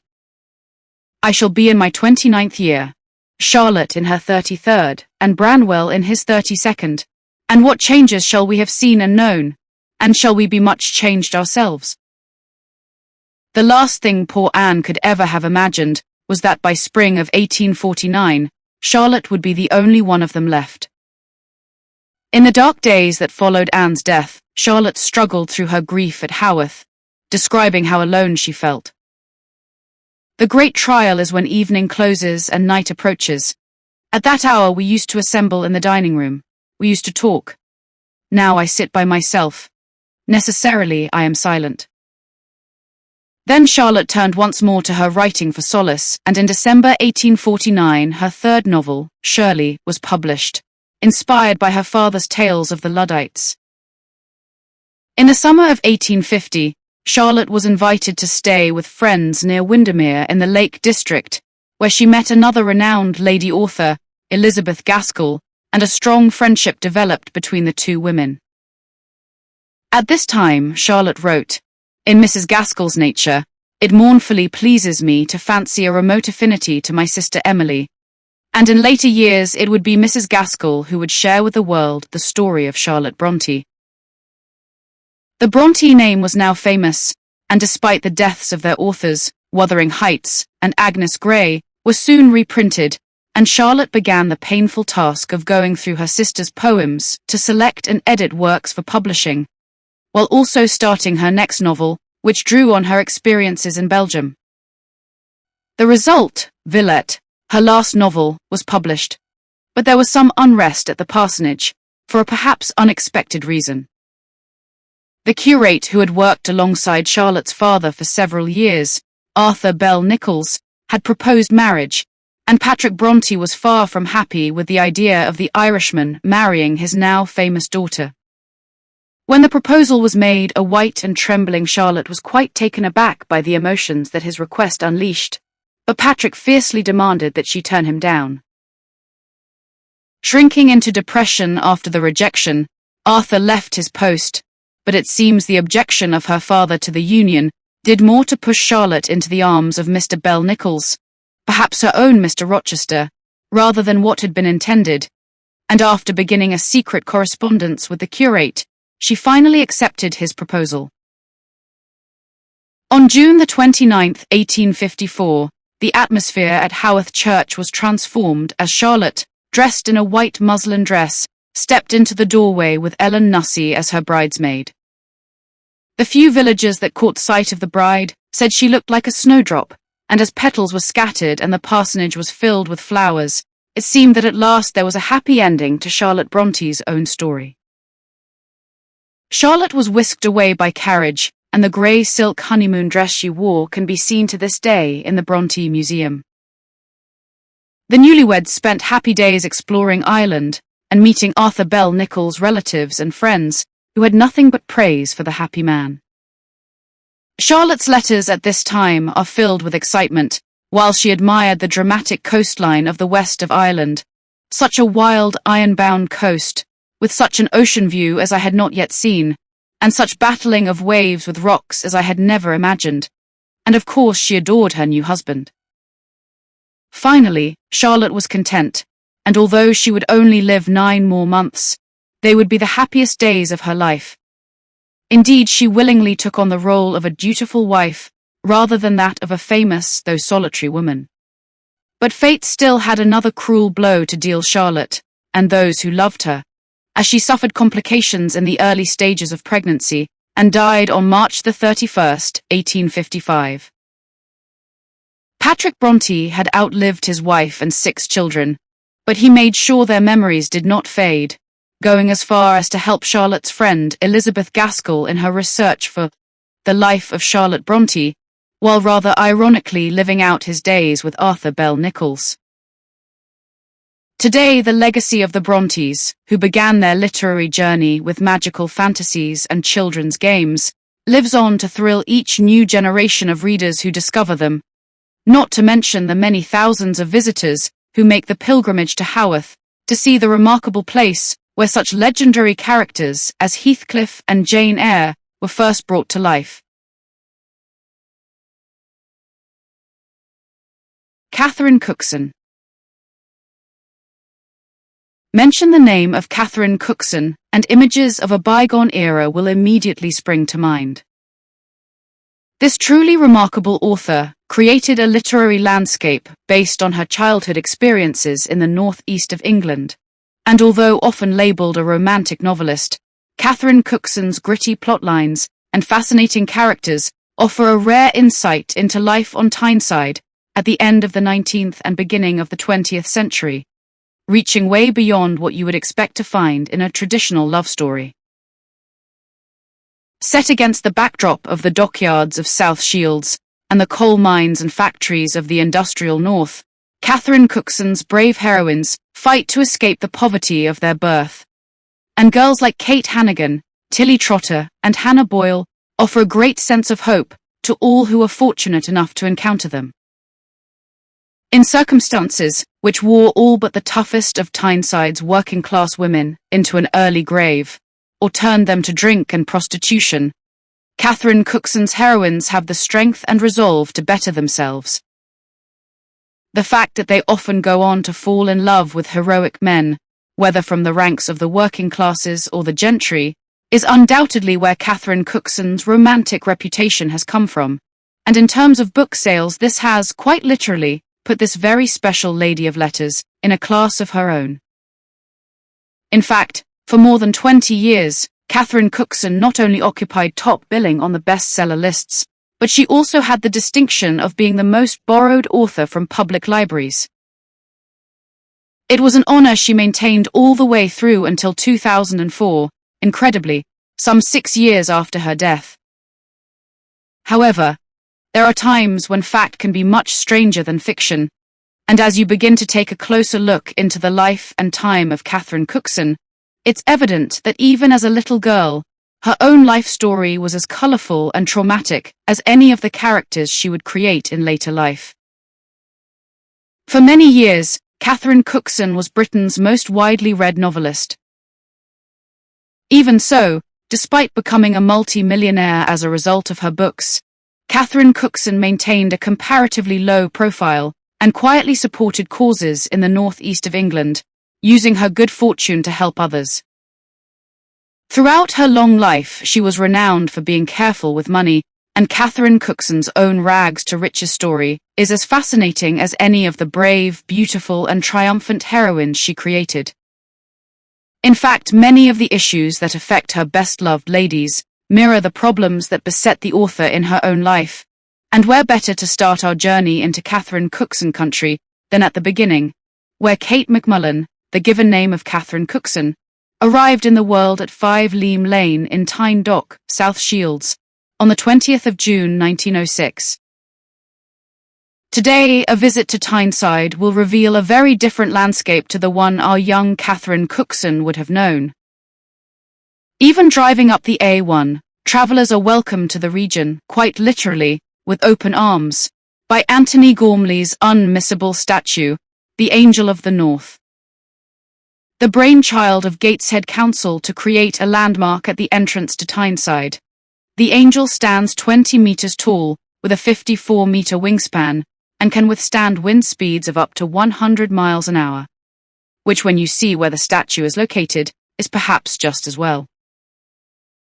The Northeast is fast becoming a centre for culture and the arts in the face of a declining industrial economy, and despite Catherine Cookson living until the closing years of the 20th century, even this most famous of Tynesiders would probably struggle to recognise some areas of her home county. The house where Catherine Cookson was born has long since gone, but by using old street maps it's possible to find the location where the Jarrow and Newcastle roads converge. Needless to say, as so many of Catherine Cookson's novels have been made into TV dramas and films, location managers have scoured Tyneside to find similar streets that still remain intact, and Richardson Street in Heaton, just north of the Tyne, has been a popular choice. At the turn of the 20th century, this area along the mud flats of the Jarrow Slacks was a hive of activity, with shipbuilding dominating the scene in Tyne Dock. The River Tyne was the gateway to the rest of the world, and the working classes crammed into whatever accommodation they could find, to service the demands of a thriving international port. Despite the poor housing, hard work and high mortality rate, this was a close-knit community, but it was a community to which Catherine Cookson, from the moment of her birth, would never belong. As a child and young woman, she was never accepted by the Tynesiders she lived amongst. However, the reason for this social exclusion was no fault of the author's. Until she was 7 years old, Catherine Cookson believed that her parents were John and Rose McMullen, but in point of fact, Rose was her grandmother, and John, a hard-drinking Geordie of Irish descent, was her step-grandfather. It was while arguing with another child that the truth came out, namely that the older girl Catherine regarded as her sister was her mother, and she'd got no der. Kate Fawcett, Catherine's birth mother, was Rose McMullen's daughter, and when she returned to Leam Lane, unmarried and pregnant, the deception was decided upon, rather than sending Kate and her baby to the workhouse. It's interesting to note here that many biographies and encyclopedia entries give Catherine Cookson's date of birth as being the 27th of June, a week later than was in fact the case. The shame Kate felt was no doubt contributory to the delay, especially as it was usual in South Shields for illegitimate births to be registered as the bastard child of, and then the mother's name, although on this occasion it simply read, father not known. It may seem strange that in such a rough-necked, tough community, where basic survival in the early 20th century was an achievement in itself, illegitimacy was such a shameful thing, but it was. John McMullen was also a fierce Catholic, making matters even worse. And it was a stigma that would drive Catherine's mother to alcoholism and take our author many years to come to terms with. Illegitimacy is an issue that frequently arises in Catherine Cookson's novels, and her first published work, Kate Hannigan, set a brutally truthful trend. The honesty of Catherine's work could only come from personal experience, and the gritty realism of what it was like to be an outcast, purely by accident of birth, is haunting. That her heroines rise above their disadvantaged backgrounds to make something of their lives also echoes Catherine Cookson's own story. But it is already easy to understand why she found it difficult to reconcile herself with the fact that she was classed as a writer of romantic fiction, because although her heroines always survive to fight another day, the road to resolution rarely has anything to do with hearts and flowers. Now, before we go any further, as we explore what can only be described as the very heart of Catherine Cookson country, it will be helpful to set the scene and consider how Tyneside became so industrialized by the time of Catherine's birth in 1906. Some of the earliest inhabitants of South Shields were of the Celtic race, pushed further and further north across Europe by the ever-advancing Roman Empire. Today, the Celts are most closely associated with the tale-telling traditions of Scotland, Wales, and Ireland. But if Catherine Cookson is anything to go by, more than a little of their propensity for great stories became a part of this region's heritage. The Romans who followed the Celts certainly made their mark in the district, as a settlement was founded here in AD 80 by Agricola, who went on to build a fort on Law Top, South Shields, in AD 160. Today, the reconstructed West Gate and Commander's House are magnificent and give an impression of what the district would have looked like. The main reason for the Roman occupation of South Shields was its close proximity to Hadrian's Wall, built by the eponymous emperor to keep the Celts and Picts of Scotland out of England. The port at South Shields became a vital supply base for Hadrian's Wall, and many of the visitors who come to Tyneside do so in order to see the remains of the wall, which is now a heritage site. After the Romans came the Saxons and then the Vikings, with shipping and trade keeping South Shields in business, setting a precedent for the centuries to come. The first shipyard was established in 1720, and coal mining, practiced in the district since Roman times, saw the first pit opened in 1810.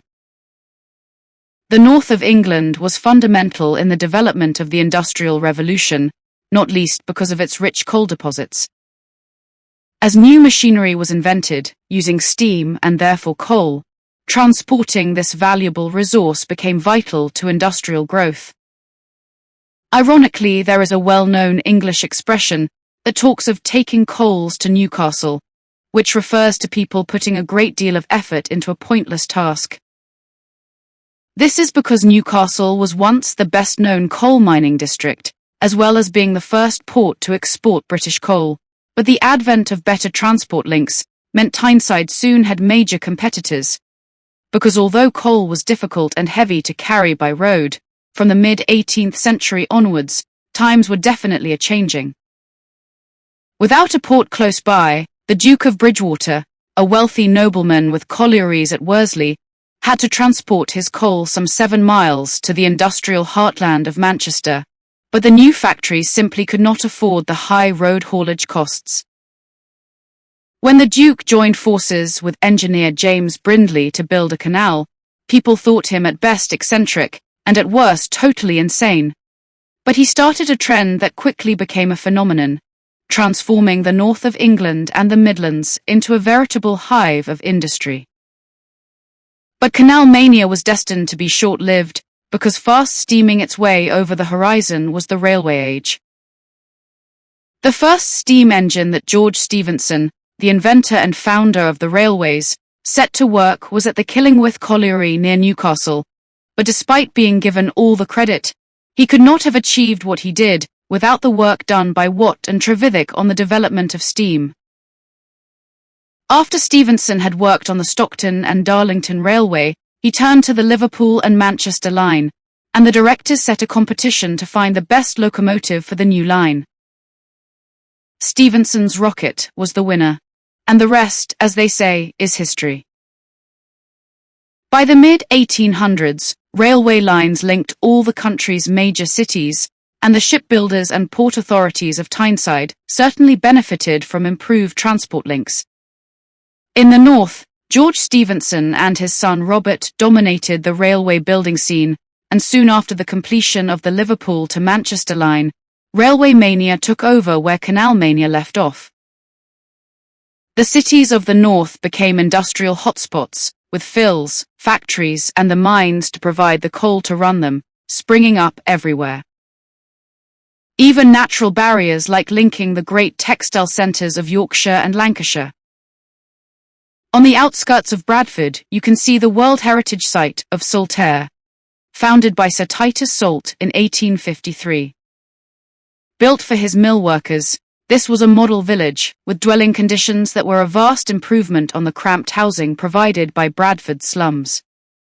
The neat streets are named after members of Sir Titus' family, and today, complete with the David Hockney Gallery, Saltaire is a fascinating place to visit, attracting tourists from all over the world as part the European route of industrial heritage. However, for Catherine Cookson and her unconventional family in South Shields, there was no model housing, courtesy of a mindful philanthropist, and where farmland had given way to factories, they had to do the best that they could. The railway lines intersected the landscape, and as a young child, Catherine would have been all too familiar with the hissing and clanking of industrial Tyneside. In June 1912, the Macmullans moved the short distance to 10 William Black Street, part of a development known as the New Buildings, along with 2 other streets and 2 terraces. Many people begin their pilgrimage to Catherine Cookson country at the South Shields Museum, where the long-since demolished William Black Street has been recreated. But there are buildings close to where it once stood that Catherine would have known as a child. The houses were actually built by the chemical works known as the barium, which has also gone, but this pub, called the Alkali, is still here, and it got its name as a result. The Northeast has traditionally been associated with heavy drinking, and like many ports, South Shields in the early 19th century had many alcohol-related problems. Catherine's grandfather was a very heavy drinker, and the little girl was often dispatched to fetch beer for him. Pubs like the Alkali and the Allison, which is just in the next street, would have been all too familiar, as Catherine struggled to carry the big jar, known as a grey hen. In fact, there is a pub called the Grey Hen, which takes its name from this Tyneside tradition, but being given the grey hen was something that Catherine dreaded, and she had every reason to. John Macmullan was not the only drinker in the house. Catherine's mother Kate was also an alcoholic, and while John seems to have not been physically abusive to the child while drunk, the same could not be said of Kate.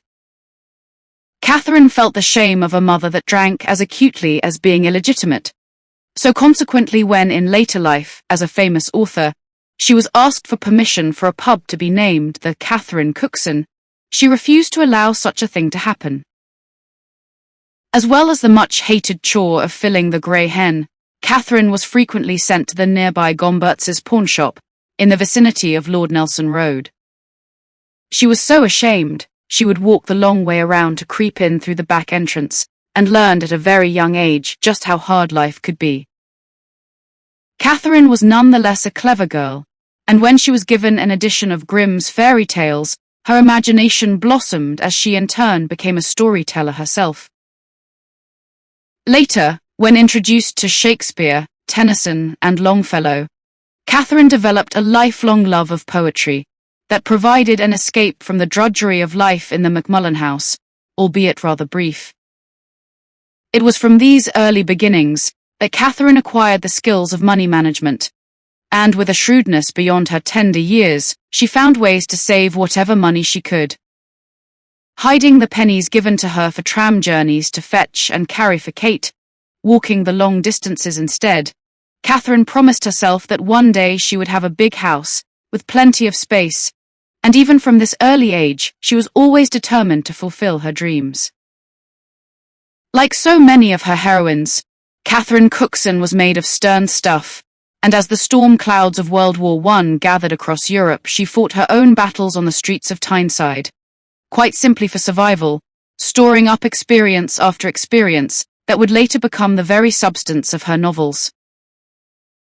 When it came to education, John Macmullan had very strong views, maybe not in terms of literacy and numeracy, but he insisted that Catherine be sent to St. Peter's and St. Paul's Catholic Church School to learn the faith. The 6-hour day always included 2 of religion.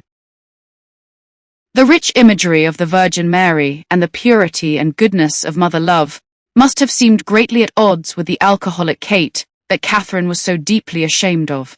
Although, that said, there were odd times when the relationship between mother and daughter brought more pleasure than pain. Occasionally, when the moon was full, Kate would grab her small daughter by the hand, and they would run wildly along the Jarrow slacks, and there were also break trips to the surrounding villages and countryside, where their troubles could be forgotten for the day. A break was a horse-drawn wagon, and a break trip was often the only holiday the people of the new buildings ever knew, paying a few pennies every week into a club run by one of the residents. Then on the appointed day, the neighbors would all ride off together, hoping for fun and fine weather. Today, a visit to Westow village, just a short distance from the industrial centre of South Shields, is as delightful as it was when Catherine Cookson was a child. This is where the wealthy shipbuilders, factory owners, and entrepreneurs lived, away from the smoke, noise, and grime that lined their pockets. For an imaginative young girl, the big houses, trees, and green spaces of Westow village would be tucked away in the recesses of her memory, and many descriptions of how the gentry lived in Catherine Cookson's novels owe much to Westow, which has been carefully preserved as a significant part of Tyneside's industrial heritage.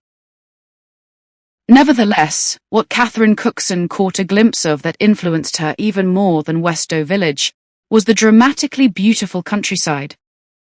In fact, where the Macmullans lived in William Black Street, the farms of the neighbouring countryside were not far away, and where Catherine first went to school at Simonside was where the countryside actually began. Looking at the beautiful landscape that Catherine Cookson so loved, it's understandable that she would have been able to tolerate Kate better here than in the cramped conditions of William Black Street. Sadly, from the time Catherine discovered Kate was her mother, the 7-year-old child rejected her, and Grandmother Rose discouraged any affection between them. When Kate had been working away and returned to scoop Catherine up in her arms, Rose snatched the child from her, and was in fact the harshest critic of her daughter for bringing such a disgrace upon the family. Any modern-day psychologist would tell you that later life was going to be difficult for the two younger women, as each held the belief that the other had been responsible for making life so difficult. So, at this point we have an imaginative child, very probably clever beyond her years, who without doubt had an early desire to rise above her allocated station in life. This was developed further as Catherine's curiosity about her father gained momentum, and Kate's sister Mary, quite unintentionally fueled her niece's belief that she was a cut above the rest of the Macmullans. Mary lived at 30 William Black Street, and also aspired to greater things. Catherine remembered her aunt having a nice front room, but Mary seems to have been a bitter, jealous woman who resented her sister.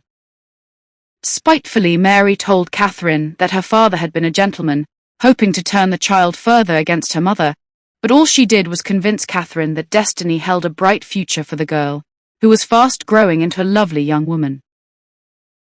While the rest of the globe was enjoying post-World War I euphoria, as the 1920s blossomed into a truly glamorous age, Catherine Cookson made her first tenuous steps towards becoming a published author.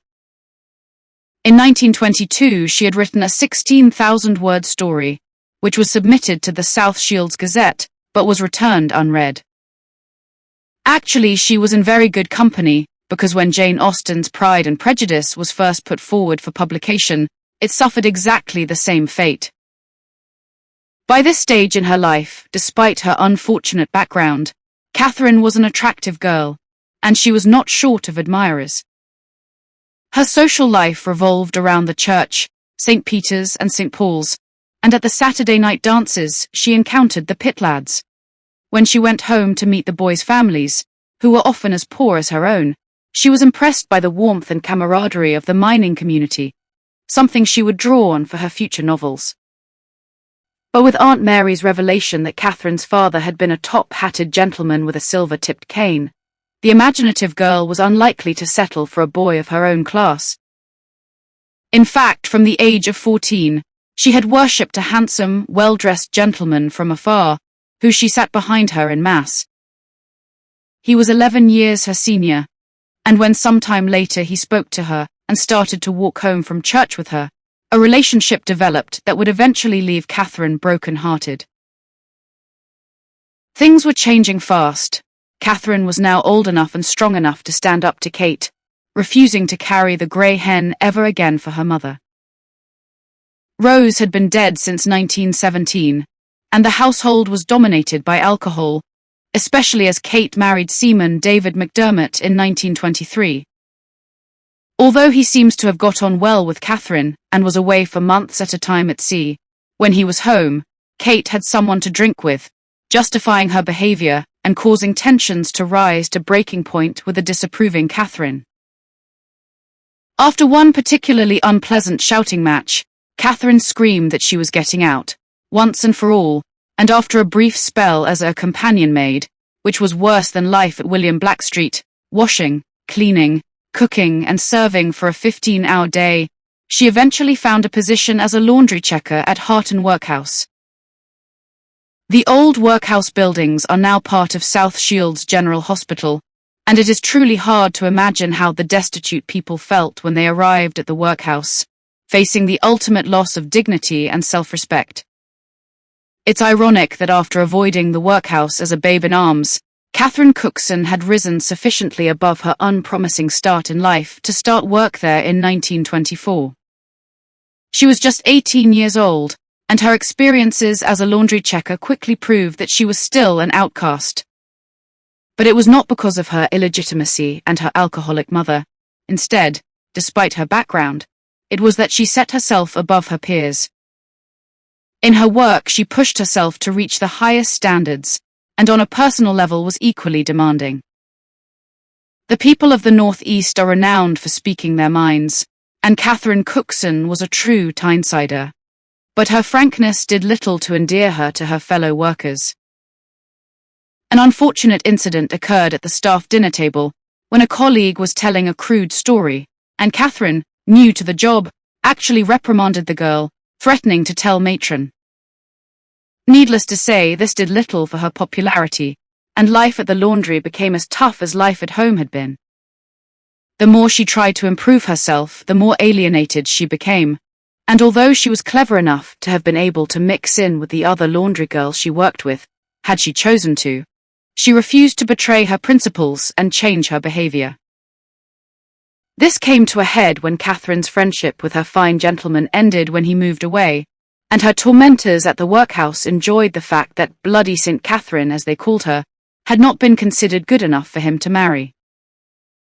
The rejection broke Catherine's heart, and the delight of her gloating colleagues made the situation unbearable. It was time to leave the Northeast and Tyneside, to get as far away from William Blackstreet and all that went with it as possible. As a proficient laundress, she had little trouble securing a position in an Essex workhouse, and in May 1929, Catherine Cookson departed Tyne Dock, vowing that she would never come back. And for 46 years, apart from the odd visit, she was true to her word.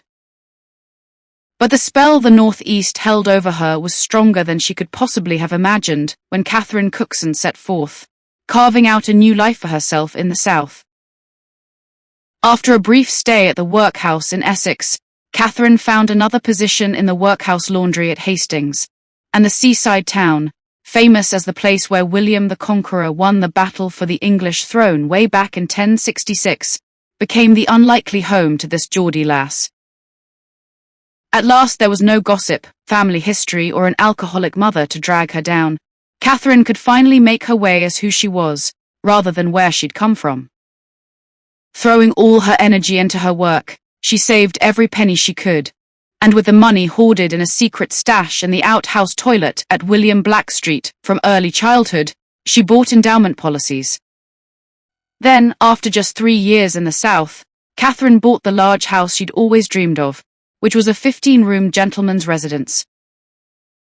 Even so, the past and South Shields were never far away, and it wasn't long before Kate followed Catherine, moving in with her in 1933. But her drinking was as bad as ever, and eventually Kate, with Catherine's help, set up her own place where she could take in 6 paying guests. Catherine had done her duty, but paid a high price, compromising her newfound freedom and respectability. Yet, ironically, when Kate asked her daughter to meet one of her gentleman guests, she was instrumental in changing Catherine's fortunes, but this time for the better. Tom Cookson was a quietly spoken Oxford graduate who taught mathematics at Hastings Grammar School and lodged with Kate. 6 years Catherine's junior, it was unlikely that romance would blossom between the unlikely couple, but it did, much to Kate's horror. She did all she could to destroy the attachment. Catherine was now her meal ticket to a comfortable life, and a husband might seriously curtail this. However, just as in the novels that would come later, the wicked scheming failed and true love won the day, leaving Kate to return to Tyne-Dock. With the 1930s came a new threat to Catherine's newly acquired stability, but this time in the person of Adolf Hitler, who was advancing through Europe, expanding his German empire in a bid for global domination. World War II was declared in 1939, and while the British Expeditionary Force were being miraculously rescued from the beaches of Dunkirk, Catherine and Tom married on the 1st of June 1940. It was a time of great change for the people of the United Kingdom, and as the RAF fought and won the Battle of Britain in the skies over southeast England, and Hitler turned his attention to bombing London and the nation's major cities in the Blitz, the newly-wed Cooksons were evacuated with Tom's school to St. Albans. The Hurst, Catherine's guest house, had actually been requisitioned for the war effort as a home for the blind. The war years were difficult for everyone, but more so for Catherine, on a very personal level. There were a number of moves, especially after Tom joined the RAF, and between 1940 and 1945, when the war ended, Catherine became pregnant on 4 occasions. Sadly, due to a rare blood disorder, Catherine lost all 4 babies late on in pregnancy, and the trauma she suffered eventually resulted in a mental breakdown. Fate had dealt Catherine Cookson the cruelest of blows, with the loss of her 4 babies, leaving her thinking that she was cursed, and worse still, she believed she was dragging Tom down with her. But Catherine Cookson had learnt the art of survival well on the streets of Tyneside, and was not about to give in to despair, turning stoically to education and self-improvement to stabilize her mindset, and this is when Catherine began to write. Catherine Cookson's first novel, Kate Hannigan, was published in 1950, and the blossoming author returned to memories of the streets of South Shields and her own inauspicious arrival in the world, for a dramatic plotline. With a heroine who gives birth to an illegitimate daughter in the 15 streets, reminiscent of Catherine's own arrival in Leam Lane, the outcome proves very different for both mother and daughter than in the author's case. Kate Hannigan is intelligent, beautiful, and out of place in her rough surroundings, and the doctor who delivers her child falls in love with her. Not only that, but he also adores the little girl, and through the trials and tribulations of his own loveless marriage and Kate's struggle for respectability, set against the backdrop of World War I, true love eventually triumphs, and Catherine Cookson's first readers were treated to a happy ending. Even at this early stage, humor, toughness, resolution, and generosity of spirit were the hallmarks of Catherine Cookson's heroine, and Kate Hannigan proved extremely popular. The success of Kate Hannigan was followed in 1952 with The 15 Streets, which was also set in the slums of Tyneside. Again, Catherine went back to the time of her childhood, as The 15 Streets tells of a family's fight for survival in the poverty and squalor of Tyne-Dock in 1910.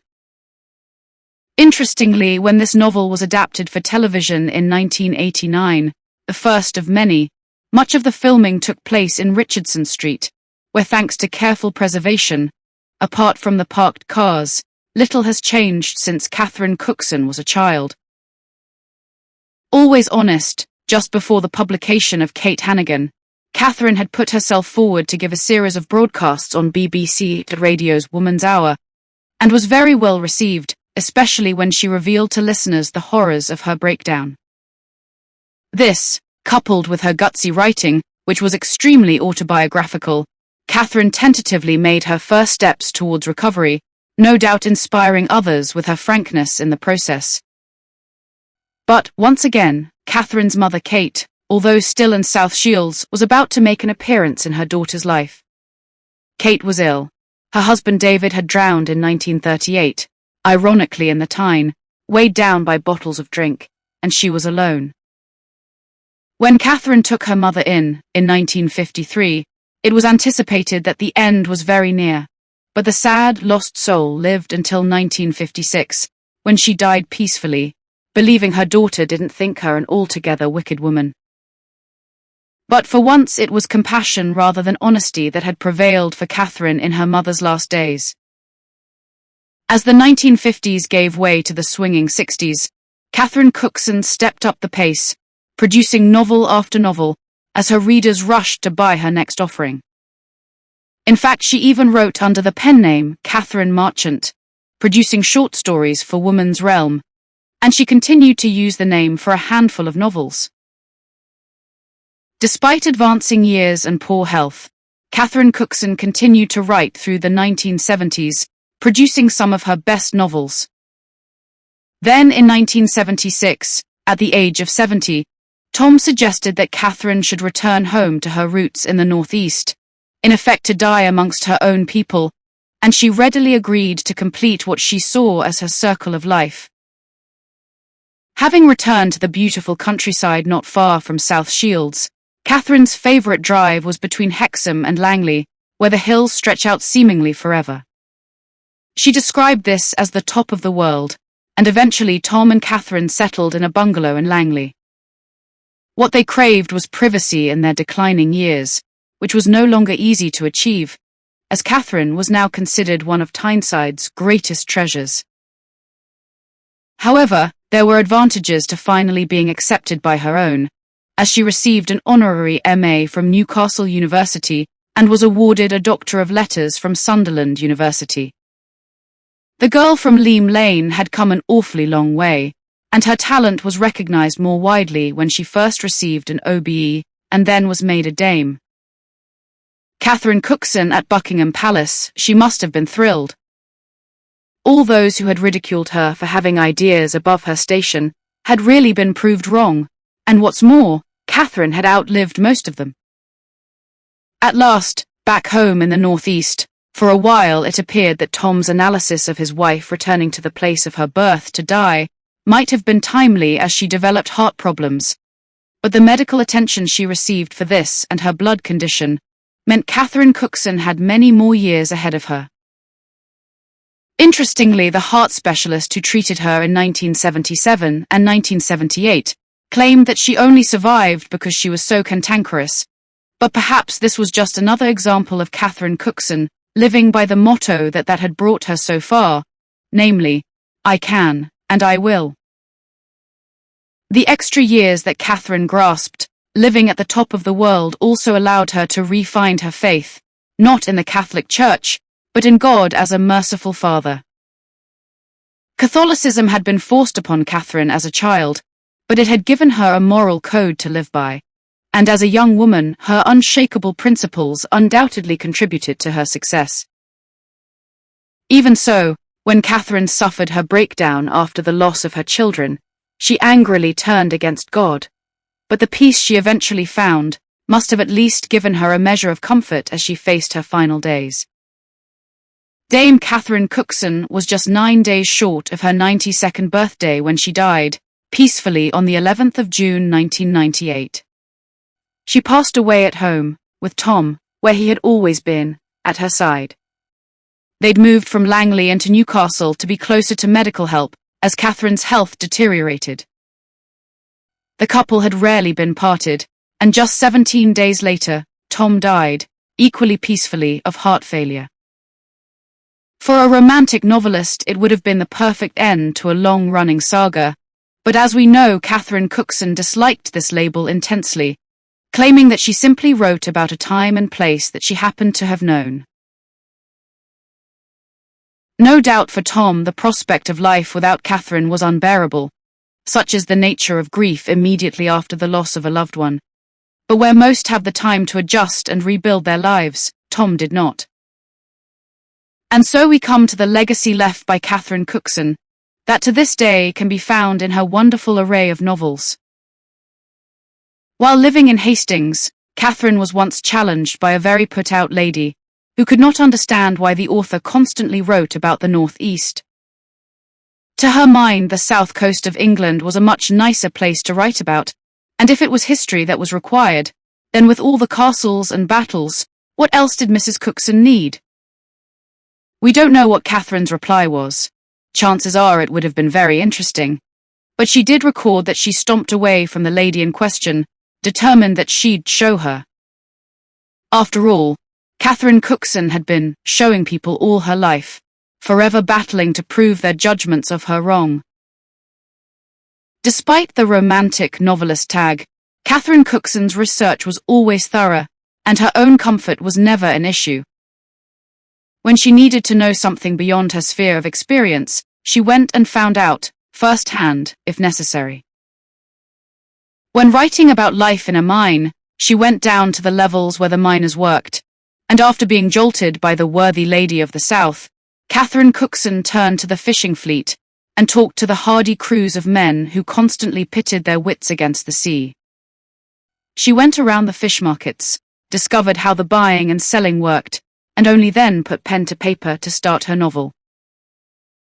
Interestingly, Catherine Cookson wrote her first 16 books longhand, which at the rate she was producing them was no mean achievement. She had constant discussions, possibly some quite heated, with Tom, who as a schoolteacher advised on grammar, but Catherine seemed to think that punctuation made her characters gutless and preferred her way of doing things. Eventually, problems with her shoulder meant that the handwriting had to stop. But rather than using a typewriter, Catherine chose to dictate her stories, returning to the true oral storytelling tradition of her Celtic predecessors. Returning to the proposed fishy saga of the South, Catherine Cookson worked on her story for a good 6 months, but never one to shy away from the truth. She eventually admitted that the only guts in the story belonged to the fish. From then on, Catherine stuck to what she knew best, and consequently, if you really want to see the landscape of Catherine Cookson's rich legacy, you do need to head northeast. But sadly, this is where we must leave our fascinating tale of Catherine Cookson, back where we began, as our time has come to an end. It would be impossible to do justice to such a body of literary work in a journal, and hopefully, having read about the landscape that inspired Our Lady of Letters, your appetite will have been whetted to discover more. That Catherine Cookson rejected the label romantic novelist was quite right, because although she was this, she was also much, much more. And for history students who want to know what the effects of the Industrial Revolution were on the people of the early 20th century, there is no better place to turn. She deserves to be considered alongside the likes of Charles Dickens, Arnold Bennett, and Thomas Hardy as a social commentator. Something that we can only trust in the not-too-distant future will be rectified. Catherine Cookson was born within a stone throw of the monastery, where the Venerable Bede was both an author and a scholar back in the 8th century. But by all accounts, his respected title came from a misinterpretation of the Latin inscription on his tomb in Durham Cathedral. It should have read, "Here lie the venerable bones of the Bede," which instead became, "Here lie the bones of the Venerable Bede." With time, it is possible that popular opinion will correct the misinterpretation of Catherine Cookson being simply a romantic novelist, as each new generation discovers the depth and breadth of her work, but it's unlikely that the Bede will ever be anything but venerable. Charles Dickens. It was the best of times, it was the worst of times. It was the age of wisdom, it was the age of foolishness. It was the epoch of belief, it was the epoch of incredulity. It was the season of light, it was the season of darkness. It was the spring of hope, it was the winter of despair. We had everything before us, we had nothing before us.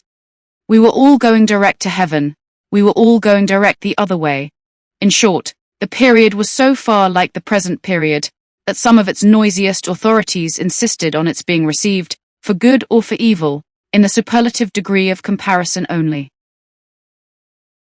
Although it may be tricky to place these lines exactly, they are indeed very familiar, and their creator, the great writer Charles Dickens, is even more well known than the prolific words that were his legacy to past, present, and future generations. Many writers have taken on the role of social commentator down through the ages, but few have been responsible for instigating the degree of social change Charles Dickens managed to achieve. From the plight of the workhouse-born Oliver Twist to the impecunious Mr. Micawber, Dickens presented his readers with a glimpse into the darker side of Victorian life, which ran parallel with the era's sentimentality, and the great and the good of the age were forced to consider the plight of the poor. But first and foremost, Charles Dickens was a great storyteller, probably one of the very best the world has ever known, and more fascinating still than his repertoire of novels and his extensive cast of colourful characters is the author's own life, proving beyond all reasonable doubt that fact is, invariably, stranger than fiction. So, as we begin our journey back in time to enter the intriguing world of Charles Dickens, the relevance of our opening lines will become ever more poignant, reflecting the author's all-seeing eye and his unique portrayal of the human condition. And whether you would like to read on or need to know which novel these familiar words open at the next pub quiz, the answer is A Tale of Two Cities, Charles Dickens' moving account of the horrors and heroes of the French Revolution. However, our tale of Charles Dickens begins far, far from the dramatically dashing and romantic streets of Paris, and the first port of call has to the very aptly named Portsmouth, on England's south coast.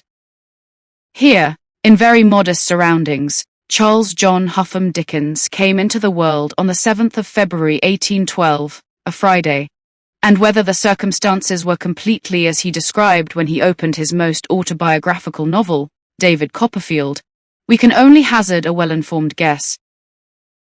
To begin my life with the beginning of my life, I record that I was born, as I have been informed and believe, on a Friday at 12 o'clock at night. It was remarked that the clock began to strike, and I began to cry simultaneously. Portsmouth, to this day, is still a naval town, and the highlight for many visitors who come here is HMS Victory, the world-famous flagship of Admiral Lord Nelson. It was aboard this ship that Nelson was killed at the Battle of Trafalgar in 1805 at the pinnacle of his great victory over the French fleet. Britain had been at war with France since 1803, as Napoleon Bonaparte had stormed to power in the aftermath of the French Revolution, and even though Nelson was victorious at the Battle of Trafalgar, the war continued until 1815, when Napoleon was finally defeated at the Battle of Waterloo. For the first few years of Charles Dickens' life, the Navy was on high alert at Portsmouth, and young Charles's father, John, was gainfully employed at the Naval Pay Office. But as the Napoleonic Wars were drawing to a close, the Navy was able to reduce its presence in Portsmouth, and John Dickens, with his family in tow, was called back to work at Somerset House in London. This meant a significant drop in income, and far from prospering, John Dickens was accruing serious debt. By the time the Dickens family moved to Chatham in 1816, where there was a busy naval dockyard, John Dickens was still living beyond the means of a pay office clerk. For devotees of Charles Dickens, a visit to 11 Ordnance Terrace is definitely on the Pilgrim's Trail, although when he lived here it was actually number 2, and of course the railway station, now opposite, did not exist. Charles and his older sister Fanny happily played in the hayfield that then stretched out in front of the house, and were blissfully unaware of the troubles ahead during these very happy days. In fact, some of Charles Dickens' most evocative writing stemmed from happy memories of early childhood, and few people realize that Dickens is actually responsible for our preoccupation with there being snow at Christmas. For the first 8 years of Charles Dickens' life, it snowed every Christmas, and when he wrote about the festive time of year in later life, He always ensured a blanket of snow covered the setting of every scene. Even in the 19th century, this was quite a run of white Christmases, and in the entire 20th century, there were only 2 official white Christmases, in 1938 and 1970. As a writer, Charles Dickens remembered these happier times, when snow just happened to appear at Christmas, and although it would be many years later, the influence this would have on the great British perception of Christmas, through Dickens' festive offerings, was nothing short of phenomenal. And it wasn't only the weather that became lodged in Charles Dickens' subconscious, because the people who he came into contact with would also be stored up for future reference. Without doubt, his nursemaid, Mary Weller, who delighted her young charge with gory tales of Gothic horror, stimulated the boy's developing imagination while the Dickens family lived at Ordnance Terrace, and she later made an appearance in David Copperfield as the young hero's nursemaid, Peggotty. Nevertheless, just like any of Charles Dickens' great novels, trouble was never far away and was actually already brewing as a result of John Dickens' growing indebtedness. As the family grew in size, matters worsened, and they moved from Ordnance Terrace to cheaper lodgings in Chatham, which for a short while provided a little stability, and Charles even attended school for a brief spell. Chatham has never been regarded as the most picturesque of the Medway towns, so named because of their closeness to the River Medway, but neighbouring Rochester has certainly earned acclaim for its charm and has become a very popular tourist attraction.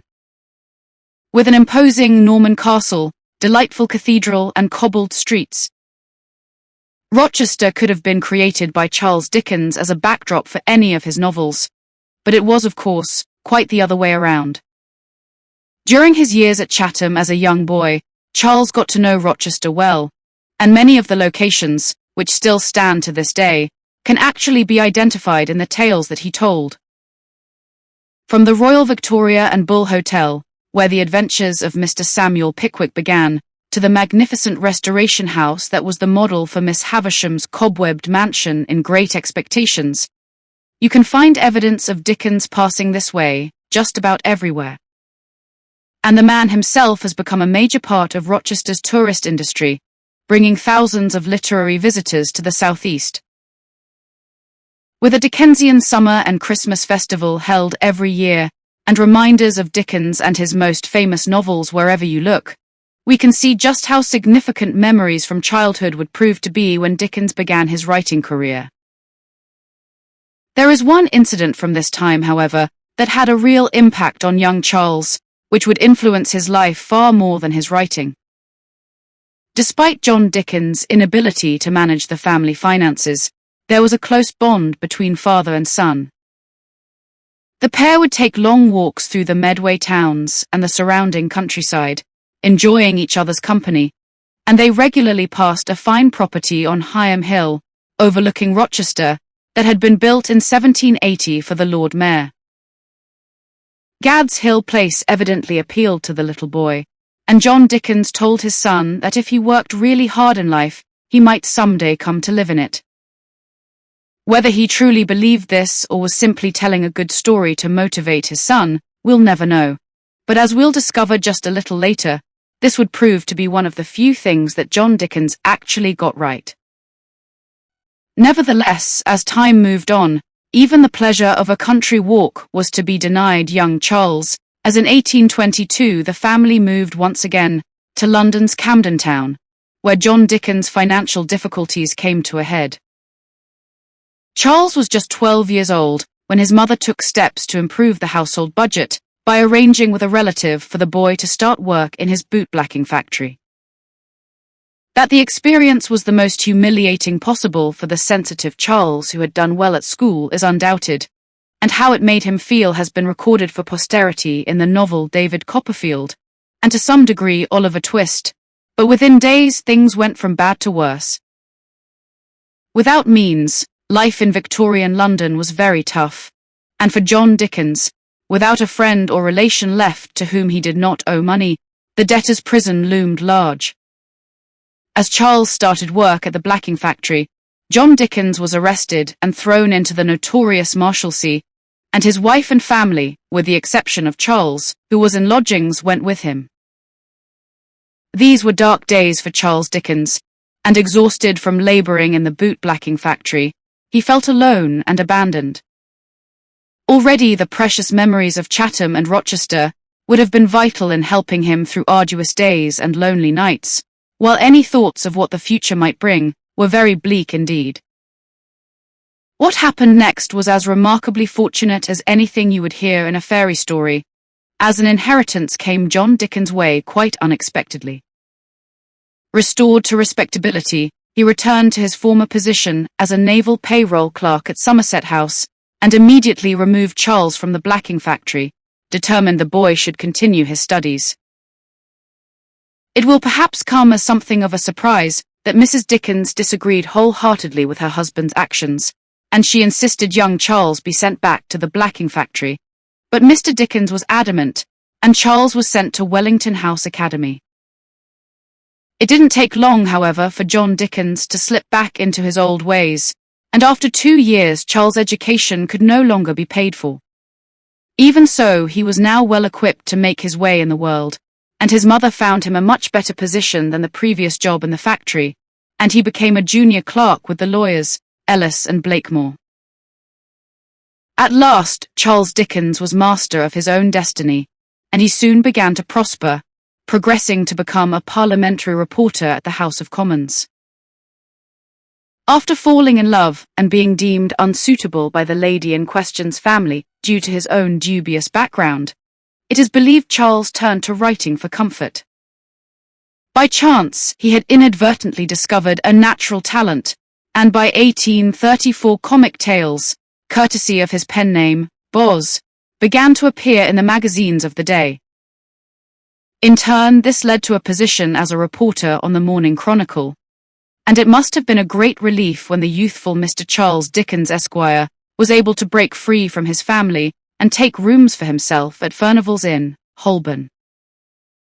And so, the writing career of Charles Dickens had begun, as the first of his novels, The Pickwick Papers, made its debut in 1836. It is helpful here to consider how novels were generally published at this time, because it does go a long way to explaining why the young author quickly became a publishing phenomenon. The Pickwick Papers, which followed the adventures of the eponymous hero and the unlikely members of a sporting club as they travelled around the countryside, was published in 20 monthly installments. Just like our soap operas of today, writers had to ensure readers would return for the next episode, and throughout his career, Charles Dickens as a gifted storyteller had a definite knack for building a narrative, finishing on a knife edge, and this was key to Dickens' early success. The readers of the day could not wait to hear what Mr. Pickwick, Sam Weller, Nathaniel Winkle, Augustus Snodgrass, and Alfred Jingles were getting up to next. And after the final episode appeared in 1837, the complete novel was then made available. That Dickens had a rare skill for naming his characters was already evident, and his ability to bring them to life, with a mixture of comedy and pathos, certainly endeared him to his readers, right from the start. Now, while this was all happening, Charles Dickens had successfully wooed and married Catherine Hogarth in the same year that The Pickwick Papers was published. As a flourishing young writer, there were no objections on this occasion to the young man's background, and the couple headed back towards Rochester and the countryside of Dickens' childhood for their honeymoon. In fact, if you travel to the lovely village of Chalk, you'll even find a plaque on the delightful old timber-boarded cottage where the locals claim they stayed. Even in the early days, this was far from being a marriage made in heaven, and when their first son was born, also named Charles after his father, in January 1837, Catherine suffered with terrible postnatal depression. While Charles was busy writing in London, Catherine returned to Chalk, and the new father commuted backwards and forwards until he found a suitable London home for his family at 48 Doughty Street. Catherine's younger sister Mary also joined the household, and evidently Charles became very fond of the younger girl. Then tragedy struck. After a visit to the theatre, Mary, aged just 17, collapsed and died in her brother-in-law's arms. Doctors believed heart failure caused her death, and Dickens was, not to put too fine a point on it, distraught. It is probable that this caused a further rift between the newlyweds, as Charles felt his wife's calmness at her sister's death callous, while she no doubt was suspicious at his over-emotional reaction, especially when he had the words, "young, beautiful and good," inscribed on Mary's tombstone. Despite his domestic difficulties, Dickens continued to write, and novel followed novel, while his brood of children also increased. He developed a great fondness for the seaside at Broadstairs, and some of his best-loved work was created here at the retreat Dickens knew as Fort House, which today is called Bleak House in his honor. The reading public simply couldn't get enough of Charles Dickens, and as Oliver Twist was followed by Nicholas Nickleby and the Old Curiosity Shop, he became a household name. Calls came for Dickens to visit America, and when he did, cheering crowds surrounded him wherever he went. Yet, despite the Dickens family enjoying prosperity and a new address in Regent's Park, Charles and Catherine were far from being a well-matched pair. As child after child was born, they had 10 in all, Catherine fell into a deeper and deeper depression as her husband became more and more successful. As the years went by, A Christmas Carol, David Copperfield, and Little Dorrit all became great favorites, and Mr. Dickens became something of a national treasure and a very rich man. Then, at the height of his success, Dickens received some very interesting news. Gad's Hill Place had been put up for sale, and needless to say, it was a purchase the author was very happy to make, fulfilling his father's prophecy from all those years earlier. As Dickens approached his 50th birthday, an eminent Victorian who had influenced society through his literary efforts and public speaking, he could have settled into a comfortable retirement, but on a personal and professional level, there was a great deal more to come. Finally, in 1858, Dickens effectively ended his marriage to Catherine, sending her away, while keeping the children in his care. This was indeed scandalous, especially as another of his wife's sisters, Georgina, stayed with Charles to keep house for him. However, this proved to be an excellent smokescreen for the real love of Dickens' life, a young actress by the name of Ellen Ternan, who his reading public knew nothing about until long after his death.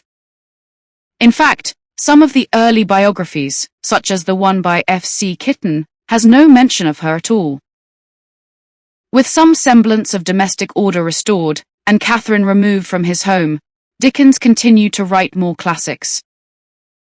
A Tale of Two Cities, Great Expectations, and Our Mutual Friend all delighted his readers, and his popularity as a speaker, performing his work, continued to grow.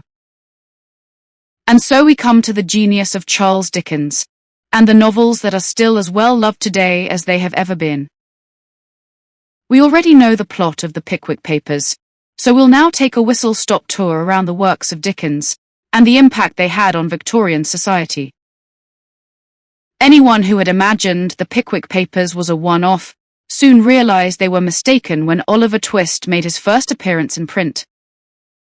The poor orphaned hero of the title falls in with a den of thieves led by the truly wicked, but utterly lovable rogue Fagin. But good triumphs over evil, and Oliver is reunited with the family he didn't even know he had. Dickens highlighted the plight of London's poor, and the story has proved truly timeless, being transformed for both the cinema screen and the West End stage. However, while characters like Mr. Bumble, the Artful Dodger, Bill Sikes, and Nancy were entertaining Dickens' readers, fact was becoming as intriguing as fiction. Because Dickens' stories were published in magazines, illustrations were of vital importance, and the young author had been rather unfortunate, as the extremely talented artist who had provided the drawings for the first installment of the Pickwick Papers had committed suicide before the second episode had been published. The replacement Dickens chose, Hablo Knight Brown, who became Fizz to Dickens' Boz, was a shy, quiet man, and the relationship as both writer and illustrator attempted to make their way in the world, blossomed, with each personality complementing the other. Nevertheless, Dickens had previously worked with the very flamboyant author George Cruikshank, and it was he who provided the illustrations for Oliver Twist. The problem came in later years when the artist, who preferred to be called the Great Cruikshank, argued that he and not Dickens had been the creative genius behind Fagin, which, as Dickens had passed away by this time, left his friends to take issue with Cruikshank. Even so, however you choose to distribute the credits for Oliver Twist, one thing was indisputable: the story was a huge success. Before Oliver Twist had even concluded, Dickens had started work on Nicholas Nickleby in response to an article in the Times, which exposed the terrible conditions in Yorkshire schools. As the story of Nicholas and his sister Kate evolves, Dickens' characterization skills really come to the fore with the monstrous Wackford Squeers, the sharply drawn Newman Noggs, and the unfortunate Smike, and once again the reading public couldn't wait for the next installment. As a point of interest, Mrs. Nickleby, the hero's mother, is portrayed as a vain, silly woman who actually endangers her children as a result of her foolishness, and many commentators believe she is based on his own mother, Elizabeth, who Dickens never forgave for trying to send him back to the blacking factory when he was a boy. As you will see as Dickens' novels unfold, his female characters are never as insightfully written as the men are, and although we don't have the time here to explore his feelings about his mother in more depth, it's perhaps key to his seeming inability to create a fully rounded, three-dimensional female in any of his otherwise great works. Now, you might argue that Dickens' next offering, The Old Curiosity Shop, has a heroine who everybody loves in Little Nell. Yet the beautiful and virtuous young girl's main claim to fame is the fact that she dies. And if that theme sounds a little familiar, it's perhaps no coincidence that Little Nell's goodness and early demise mirrored what happened to Dickens' young sister-in-law, Mary Hogarth.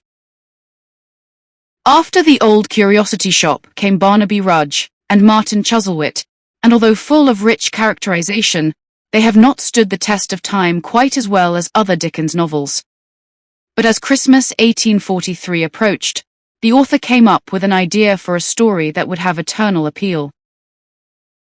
The resulting Little Christmas Book, as Dickens described, A Christmas Carol, was an instant hit, selling over 6,000 copies in a week, which at a time when the old festive traditions were slipping into decline, revived seasonal hospitality and the warm sentiment, now synonymous with Christmas. This is a Victorian morality tale, with the old miser Ebenezer Scrooge taught the error of his ways by visits from the ghosts of Christmas past, present, and future. By this stage, Charles Dickens was a wealthy man, and no stranger to requests for financial assistance, not least those from his own father, who was still no better at managing money and definitely something of an embarrassment. This no doubt helped Dickens to empathize with Scrooge's humbug attitude, even though he didn't endorse it. And again, as with Fagin, in Oliver Twist, he'd come up with another villain that his readers loved to hate. At the end of the story, when the honest, hard-working Bob Cratchit and his crippled son, Tiny Tim, are able to enjoy what has become the most published family Christmas of all time, the reformed Scrooge is allowed to join the party, as philanthropy becomes its own reward. Further Christmas stories followed with The Chimes, The Cricket on the Hearth, and The Battle of Life, but Dickens never quite achieved the success of A Christmas Carol, with what proved to be rather over-sentimental festive offerings. However, his revival of the tradition for Christmas ghost stories was taken up by other authors and is still popular to this day.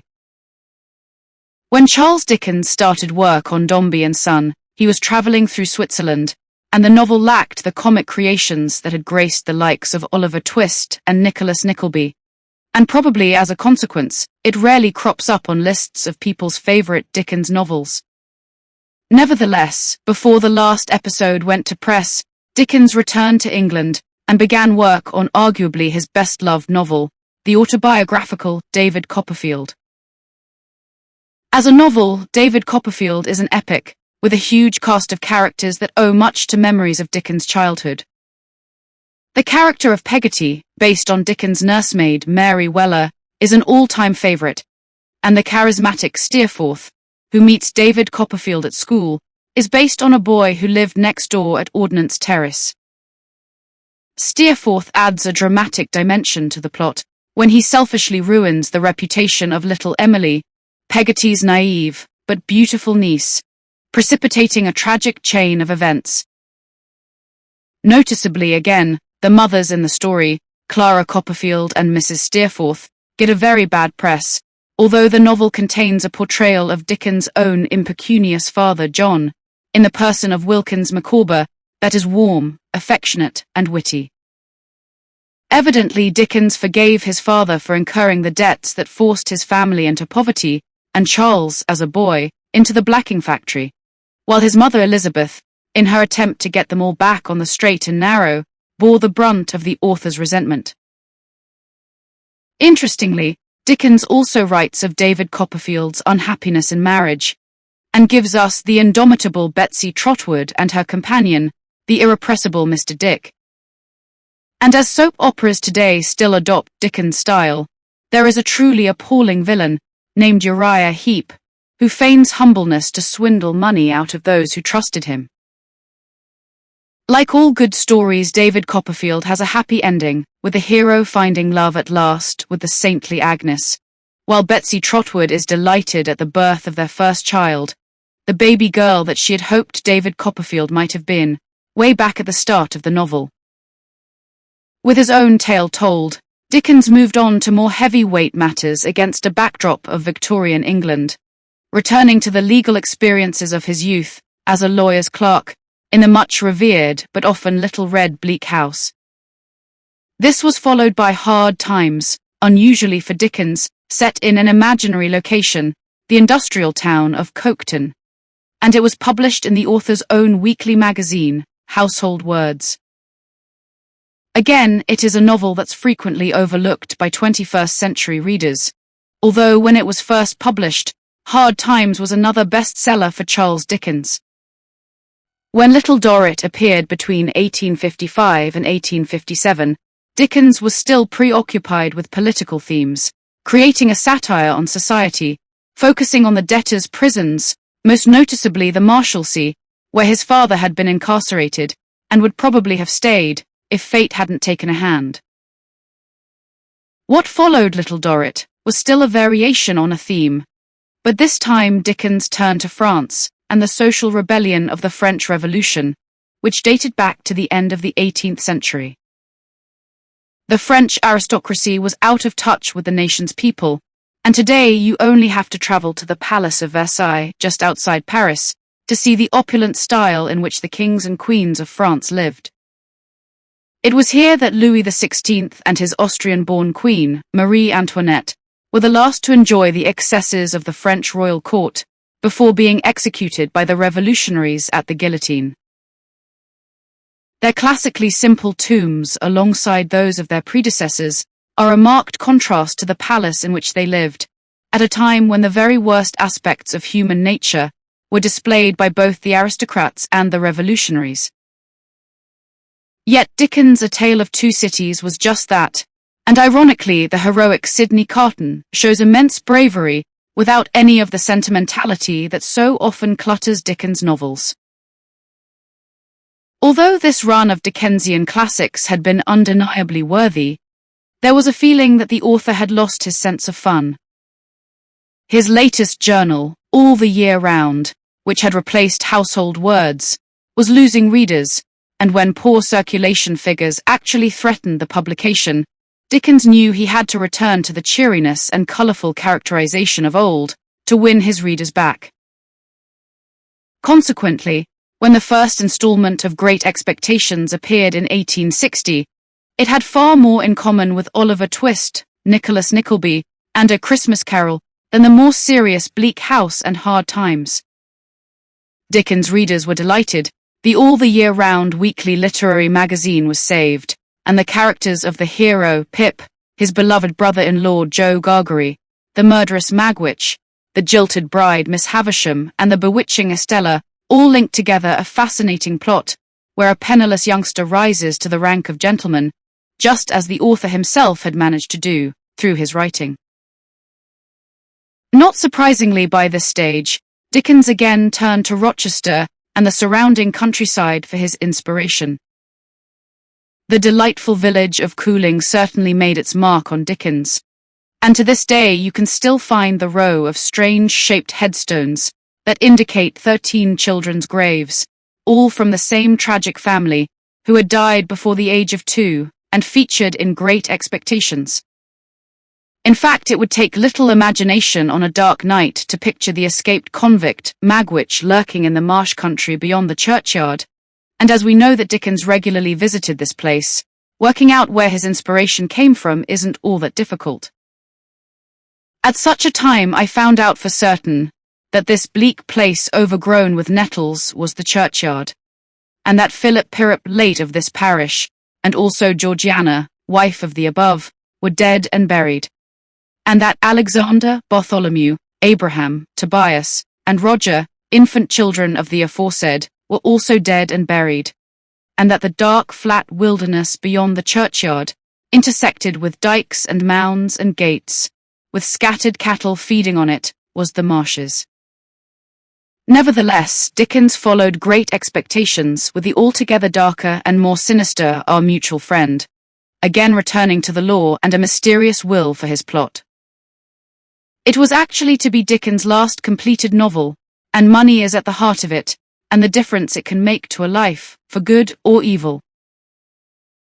Whatever Dickens' memories of poverty in childhood, he was by now a wealthy man, although he continued to work tirelessly both writing and performing his work. Ironically, despite being the richest author of the time, it was only the case because of his reading tours.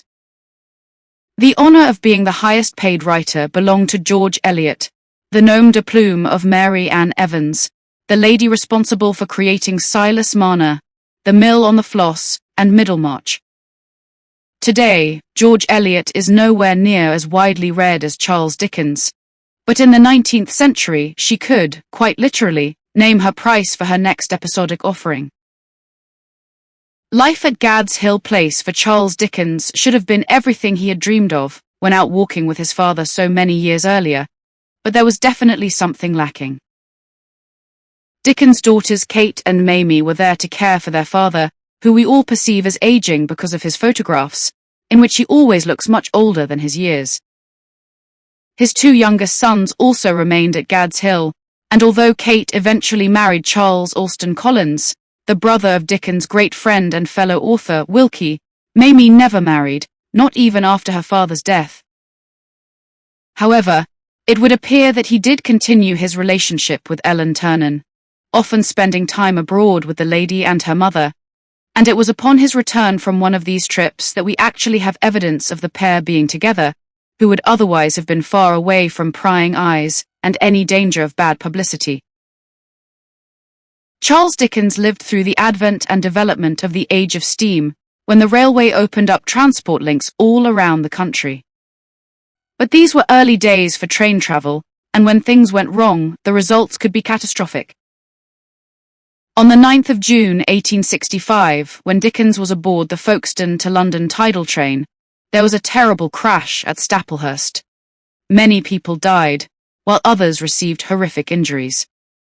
Fortunately, Dickens, Ellen, and her mother were unhurt, but after ensuring the safety of the ladies, the author worked for hours to rescue and help the injured and comfort the dying. The memories of this event were to haunt Dickens for the rest of his life, and today we would no doubt describe what he suffered afterwards as post-traumatic stress syndrome, because his health was never fully restored. Yet Dickens managed to avoid being called to give evidence at an inquiry into the crash, which would indeed have caused a scandal, as his relationship with Ellen might well have become public knowledge. As it is, we know very little about the affair, and it was as late as 1939 that Dickens and Daughter was published, which had been produced with Kate's cooperation before her death, that anything was actually revealed. As well as Kate describing her father's treatment of her mother as very wicked, and commenting that Auntie Georgie was not quite straight, there was also speculation that Dickens' union with Ellen Ternan had produced a son who had died in infancy. Whatever happened between Dickens and his young actress we'll never know for sure, but what we can say with a degree of certainty is that after the Staplehurst railway crash, Dickens slowed down the pace he wrote at, but continued to drive himself relentlessly, making an extensive reading tour of America, which began in New York on the 2nd of December 1867. But Dickens did take up his pen one final time to write The Mystery of Edwin Drood, although he would never finish it, and he harked back again to the place he loved best, Rochester, which he renamed Cloisterham for the occasion. Dickens described an old stone gatehouse, which you can still see in the centre of Rochester, and Minor Canon Corner, that owes more than its name to Minor Canon Row, and the imposing castle and beautiful cathedral also appear in what promised to be a fascinating tale. In fact, Dickens was often seen wandering Rochester's cobbled streets, presumably reminding himself of various locations, and on the 7th of June 1870, a number of people apparently noticed the author stood silent and motionless at the gates of Restoration House, so named because Charles II had stayed there on his way to London to reclaim the British throne in the 17th century. Not that it was the history of the house that linked it inextricably with Dickens, but the fact that he had based Miss Havisham's Satis house on the property, in Great Expectations, and it was after spending so long at these gates that Dickens returned to his Gad's Hill home and suffered a stroke from which he never recovered. Charles Dickens died on the 8th of June, aged just 58, almost 5 years to the day since the Staplehurst railway crash. The nation mourned the loss with such heartfelt sorrow that he was laid in state in Westminster Abbey for 2 days. During this time, there were thousands of people who felt compelled to pay their respects to Dickens, and floral tributes were laid all around him. The rich and famous came with hothouse blooms, while the working classes, whose lot in life Dickens had fought so hard to improve, came with posies of wayside flowers. It would have delighted Dickens, as he had a great love of colour, which is rather ironic, as he is so closely associated with the dark streets of Victorian London. But what happened next was far from what Dickens had planned. He'd wanted to be buried without ceremony in the crypt at Rochester Cathedral, and had stated his case in no uncertain terms. "I conjure my friends on no account to make me the subject of any monument, memorial or testimonial whatever. I rest my claims to the remembrance of my country upon my published words." The great British public, though, were not to be cheated out of a national hero, and if you find yourself in Westminster Abbey today, you'll discover the tomb of Charles Dickens in Poets' Corner, with the rest of literature's most glittering stars. It is of course an honour that Charles Dickens richly deserved, but if you really want to find the man behind the legend, then it is to Rochester and the surrounding area that you must go. There is a memorial to Dickens in the grounds of the cathedral, and there have been plenty of sightings of Dickens' ghost in the vicinity, as well as at the gates of Restoration House and in the High Street. However, with so many places having such strong Dickens associations, and the author's great fondness for ghost stories, this does go some way perhaps to explaining the phenomenon. For the less skeptical, the other good spots recommended for a little Charles Dickens ghost watching include the Royal Victoria and Bull Hotel, where we know Dickens stayed, and is the first location featured in the Pickwick Papers. Further afield, Gad's Hill Place, which is now a school, is another very promising location, especially if you search out the entrance to the tunnel that runs beneath the road here. Although no longer in use, in fact the tunnel's quite overgrown and seemingly forgotten, it was actually constructed by Charles Dickens. While visiting Rochester, the sight of a Swiss chalet in the gardens of Eastgate House on the High Street may appear delightfully incongruous, but it is the key to solving the mystery of the presence of the tunnel at Gad's Hill Place. The chalet was a gift to Dickens from an actor friend, and it used to stand across the road from Gad's Hill Place, just beyond the end of the tunnel. Dickens used the chalet as a study, and could move backwards and forwards to work as he chose, without ever being seen. And it is wholly appropriate that this journal has drawn to its conclusion at Gad's Hill, not only the place where Dickens lived, worked and died, but also the house that had inspired him as a young boy to aspire to future greatness. As we now know, fame and fortune did not bring Charles Dickens the happy family life that so many of his characters had achieved, but may have made bearing the disappointment a little easier. Whether his spirit now rests in peace or roams the charming streets of Rochester, no one can say for sure. But let's hope that when he came to the end of his life, he was able to echo the words of Sidney Carton as he faced the guillotine at the end of A Tale of Two Cities, which is of course the book from which we took our opening lines as we set out to discover the great writer that was, is, and always will be Charles Dickens. It is a far, far better thing that I do now than I have ever done. It is a far, far better rest that I go to than I have ever known. Sir Arthur Conan Doyle. Picture the scene. London, 1895, Baker Street, cloaked in shadows. A lamp blazes at an upstairs window as the rest of the city sleeps. Step inside and search out the source of the light to discover an elegant gentleman sat languidly at a desk in a classic Victorian sitting room. He's smoking a pipe while pondering deeply some elusive conundrum, a violin and bow cast temporarily to one side. The glowing embers in the fireplace are gradually dying, but our hero is impervious to the chill in the room, so intent the level of his concentration. This is of course the one and only Sherlock Holmes, busy at work, solving another intriguing case. A snapshot in time, preserved forever in the eloquent narrative of Dr. Watson, for past, present, and future admirers of the brilliant detective and his fascinating exploits. There are few literary characters as romantically enigmatic as the great detective, Sherlock Holmes, and the mere suggestion of a smoking pipe, deer stalker hat, and all-seeing magnifying glass will immediately conjure up the persona of the mighty sleuth. In fact, you could be forgiven for thinking that Sherlock Holmes still actually exists, living in fine apartments at 221B, best pronounced 221B, Baker Street, in the heart of Victorian London, so strong is the public's perception of this charming, worldly wise, eccentric English man.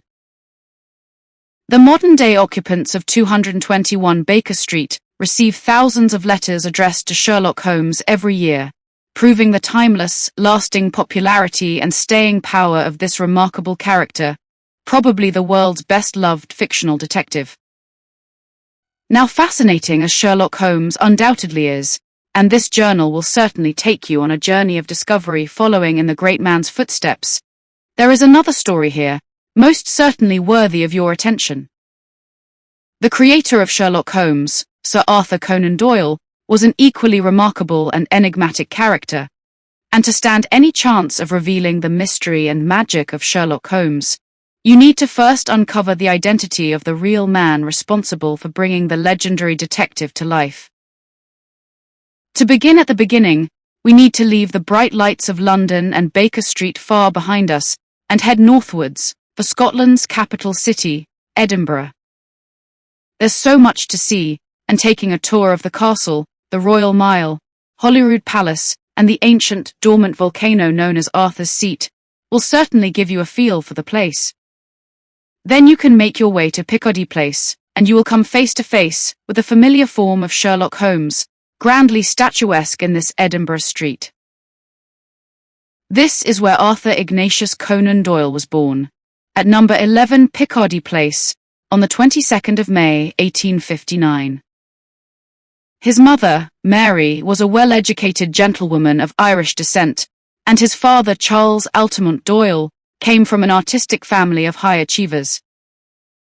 Although without doubt as talented as his artistic forebears, Charles Altamont Doyle never reached his full potential, sinking steadily into alcoholism, which eventually resulted in dementia and his ultimate committal to a lunatic asylum for the last 10 years of his life. It was a tough life for Mary Doyle, and Arthur, as the eldest son of a family of 10 children, faced the burdens of hardship from a very early age. Yet Arthur adored his vivacious mother, who was a natural storyteller, a gift she certainly passed on to her son, and in later years, as a successful writer, Conan Doyle paid tribute to her efforts. In my early childhood, as far as I can remember anything at all, the vivid stories she would tell me stand out so clearly that they obscure the real facts of my life. When Arthur reached the age of 9, the more distant, richer, Doyle relations stepped in to pay for his education, which undoubtedly benefited him in later life, but really upset the wee laddie at the time. Leaving the city of Edinburgh and his beloved mother, Arthur was sent to an English boarding school in Lancashire. The landscape was wild, and typical of educational institutions of the period, discipline at the school was brutal. Even as a young scholar, Arthur Conan Doyle was an accomplished storyteller, and in the Spartan atmosphere of the Jesuit-run Stonyhurst College, he was certainly a popular entertainer with his fellow pupils. Throughout his school years, Arthur developed into a fine young gentleman, performing well academically as well as achieving notable success on the cricket pitch. However, despite having been brought up in the Catholic faith and educated at a Jesuit school, Arthur rejected Christianity and announced himself an agnostic before he'd even reached the age of 18. After a brief stint finishing his schooling in Austria, Arthur returned home to Edinburgh to study medicine at the university. Reunited with his family, this was a formative time in his life, and it's been suggested that he was immediately required to co-sign the committal papers for his seriously demented father, which must have been extremely distressing for the young man. When it comes to detective stories concerning Edinburgh and medicine, Conan Doyle must have been aware of the tale of Burke and Hare, the notorious Edinburgh body snatchers. Only 50 years before Conan Doyle became a student of medicine at Edinburgh, a surgeon who lectured in anatomy at the college was rather keen to collect dead bodies for his students to dissect. It was 1827, and the only source of corpses for the medical college were from the workhouses or the hangman's gibbet. Anatomist in residence Robert Knox employed the services of 2 Irish labourers, Burke and Hare, and so long as he didn't know where the bodies had come from, he was happy to pay top prices, no questions asked. The first body that Burke and Hare delivered to Knox did die of natural causes. He was a lodger that owed them money, with no family to question what had happened to him. This was easy money, so Burke and Hare decided to accelerate the process. The 2 men befriended down-and-outs, beggars and prostitutes, taking them back to their lodging house, where once intoxicated with strong liquor, the poor unfortunates would be smothered until dead. With no mark on the bodies or any evidence of violence, the corpses fetched an even higher price from Knox. By carefully selecting victims from Edinburgh's underclass, nobody noticed their disappearance, and if they did, nobody much cared. There were as many as 16 victims before Burke and Hare's dastardly deeds were discovered. When the 10th victim, prostitute Mary Patterson, ended up on the college's dissecting table, the medical students present recognized her and refused to cut her up. However, it wasn't because they suspected foul play, they just considered her too pretty to dissect.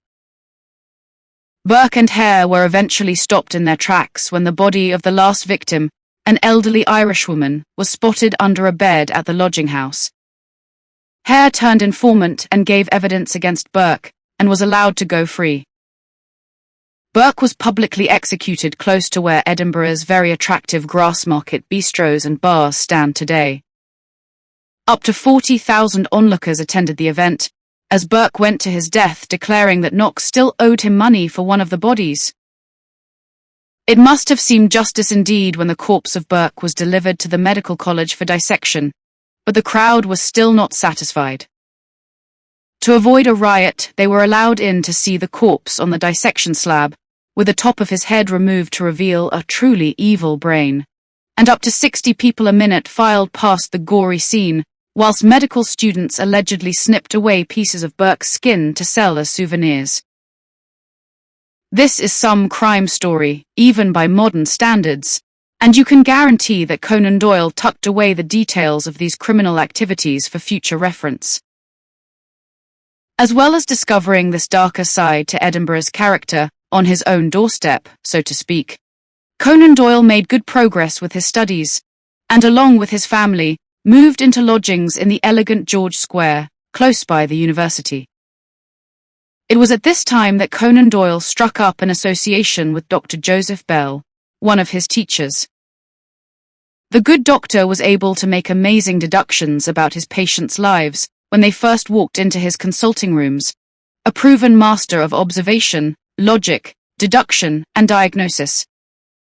Conan Doyle was evidently impressed, and when you see the dedication in The Adventures of Sherlock Holmes to Joseph Bell MD of Edinburgh, you will certainly be able to make a few deductions of your own.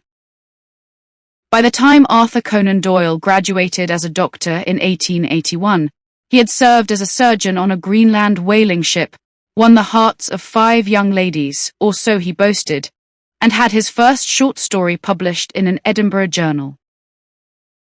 Although taken with the idea of a literary career, the newly qualified Dr. Arthur Conan Doyle packed his bags and headed south for Plymouth, where he set up in medical practice with a fellow doctor, in fact a man he had studied with at Edinburgh.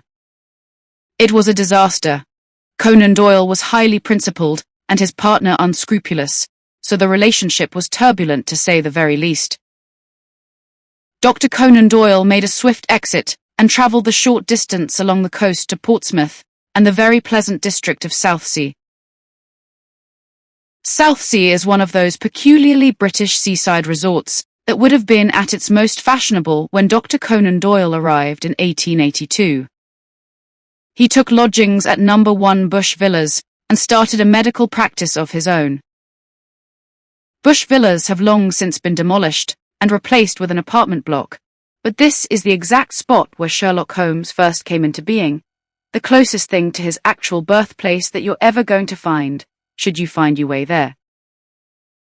Setting up a medical practice from nothing, without an established partner, was no easy task, but Conan Doyle was a good doctor, and his patient list grew steadily. However, he was never a man to sit idle, and in his quieter moments he turned once again to his story writing, and the character of Sherlock Holmes began to take shape and come to life. Sherlock Holmes first appeared in A Study in Scarlet, which, although submitted in 1886, was first published 1887. With hindsight, we're all aware of the phenomenon that Sherlock Holmes was to become, but the publisher, Ward Lock, was very skeptical about the value of its new acquisition. Various publishers had already rejected the manuscript, and Ward Lock only offered a derisory sum. Their comments were none too encouraging either. We could not publish it this year as the market is flooded at present with cheap fiction. This was hardly an auspicious start for the great detective. However, when A Study in Scarlet eventually appeared in Beeton's Christmas Annual in 1887, it was well received. Time then for a little detective work of our own, to take an up-close and personal look at Sherlock Holmes and his first appearance in A Study in Scarlet. In Victorian London, proper introductions were very important, and the first character we encounter is Dr. Watson, an army doctor recently returned from active service in Afghanistan, having been seriously wounded and sent home on sick leave. With no living family to visit, Watson has found his way to London and is looking for affordable accommodation. A fortuitous meeting with an old colleague from St. Bart's Hospital provides him with an introduction to Mr. Sherlock Holmes, a gentleman also in search of the same objective. The mutual friend suggests the two men should meet, and if agreeable to each other, share the costs of a suitable apartment. And this is how one of the greatest literary partnerships of all time began, with the pair moving into 221B Baker Street the very next day. As our storyteller, Dr. Watson is engagingly straightforward, and is the perfect foil for the mysterious, enigmatic Sherlock Holmes. And by the time the reader has got to the end of the first chapter, it's impossible to put the book down, even for a moment. So, What can we deduce about Sherlock Holmes? He was a little older than Conan Doyle, having been born in 1854, and the descendant of English country squires with a French artist in his ancestry for good measure. Some suggest he was born in North Yorkshire, while others have taken the view that Derbyshire was more likely, but central to northern England is generally considered to have been his place of origin. We know from his need to find a person to share rooms with in London, Sherlock Holmes could not have been a wealthy fellow, despite being the perfect gentleman in every other respect. In physical appearance, Sherlock Holmes is tall, slightly over 6 feet in height, and thin. His hair is black, eyes are grey, and nose hawk-like. Our present-day perception of Holmes owes much to the wonderful illustrations of Sidney Paget dating from 1891 onwards. There is an interesting story here of how fate can take a fascinating turn on occasion. Brothers Walter and Sidney Paget were both fine artists, and when illustrations of Sherlock Holmes were required for The Strand magazine, the commission was dispatched. The editor had intended to use Walter Paget, but in error the instructions were sent to Sidney. This was fortunate indeed because Sidney used his brother Walter as his model. With his high intelligent forehead, smooth dark hair, and sharp aquiline features, he was the perfect visual representation of Sherlock Holmes. In fact, it would be fair to say that the editor of The Strand really did get both Paget brothers for the price of one, and the reading public acquired a hero that everyone could identify with. By the time Sherlock Holmes had made his debut appearance back at Southsea, Conan Doyle had married Louise Hawkins, who he described as being gentle and amiable, and their first child, Mary, was born in 1889. Conan Doyle, now a family man, became well established as a doctor with a comfortable income, but still harbored literary aspirations. Abandoning Sherlock Holmes, he turned to more serious matters, writing about history and the afterlife, and although he achieved some success in America, he was less well known in England. Fate then stepped in to lend a helping hand, when an American publisher arrived in London and invited Conan Doyle to join him for dinner at the stylish Langham Hotel, along with another up-and-coming author. It was an auspicious evening. Indeed, the other writer was none other than Oscar Wilde, the flamboyant dramatist and wit. As a result of that one dinner, the foresighted publisher commissioned Conan Doyle to write the next episode in the Sherlock Holmes saga, The Sign of Four, and Oscar Wilde to write The Picture of Dorian Gray. Not a bad night's work, even by modern standards, and it's interesting to note that Langham's Hotel was mentioned on a number of occasions in later Sherlock Holmes adventures. The Sign of Four opens with Sherlock Holmes injecting himself with cocaine, a practice that Dr. Watson most definitely disapproves of because he considers it highly dangerous. Dr. Conan Doyle, as a medical practitioner, would have been very knowledgeable about drug administration, prescribed or otherwise. However, for a modern audience, this opening is quite graphically shocking. Sherlock Holmes took his bottle from the corner of the mantelpiece and his hypodermic syringe from its neat morocco case. With his long, white, nervous fingers, he adjusted the delicate needle and rolled back his left shirt cuff. "Which is it today?" Watson asked. "Morphine or cocaine?" "It is cocaine," he said. "A 7% solution." As Sherlock Holmes develops as a character, remembering that The Sign of Four is only his second literary appearance, his use of cocaine decreases. This is undoubtedly because when he is busy solving mysteries, his mind is active. The only occasions when he turns to cocaine are when a Great Depression sweeps over him, usually due to inactivity and boredom. What could be better, a genius of a hero with a potentially fatal flaw? Conan Doyle's readers were mesmerized, and The Sign of Four was a resounding success.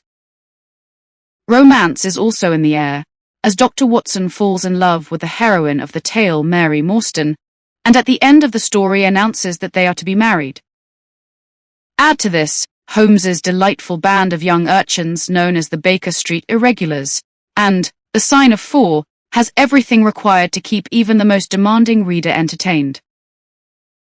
For Conan Doyle, despite his literary success, growing medical practice and young family, a little like Sherlock Holmes, contentment proved elusive.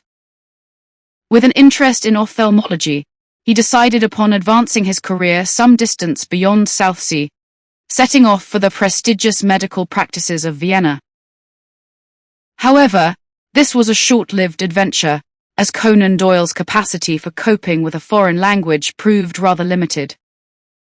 He promptly returned to England and headed for the hallowed doctor's territory around Harley Street, taking premises at 2 Upper Wimpole Street. As a career move for a medical man, it was an unmitigated disaster, as Conan Doyle claimed that not a single patient ever came to call. However, for Sherlock Holmes enthusiasts, it was fortunate indeed. Just as had happened previously in Southsea, Conan Doyle filled his waiting hours by writing about Sherlock Holmes, and with the help of a literary agent, a series of short stories, rather than full-length novels, were sold to the Strand magazine. This was certainly a profitable exercise, and a further twist of fate helped Conan Doyle to decide once and for all to dedicate himself to writing, rather than medicine. A particularly virulent bout of flu rendered Conan Doyle dangerously ill, and for days it was uncertain whether he would live or die. Fortunately for the reading public, Conan Doyle recovered, and as he lay in his bed, regaining his strength, he decided to abandon medicine. Conan Doyle described this as being with a wild rush of joy, and relived the moment in later years.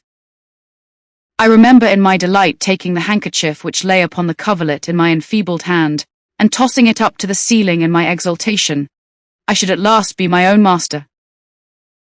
The adventures of Sherlock Holmes flowed with greater speed from Conan Doyle's pen, although it has been noted that in childish fits of bad temper, the great man would hurl pens and various other missiles across the room when all did not go as he wished. But he did have a great sense of humor, and quite often when he was asked for autographs, he would mischievously sign them Dr. John Watson.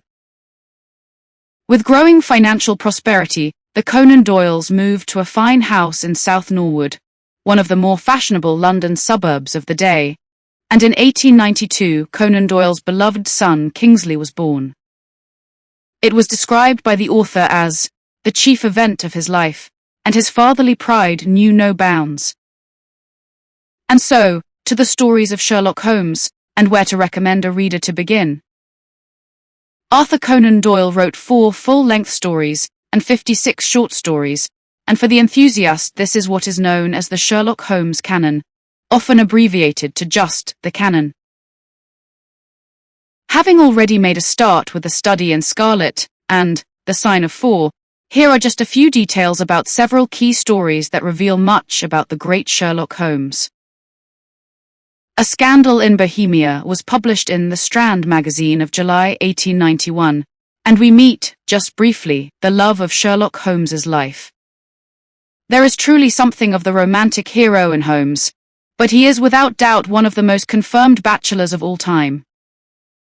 On occasion he does speak of the woman, and she only appears in A Scandal in Bohemia.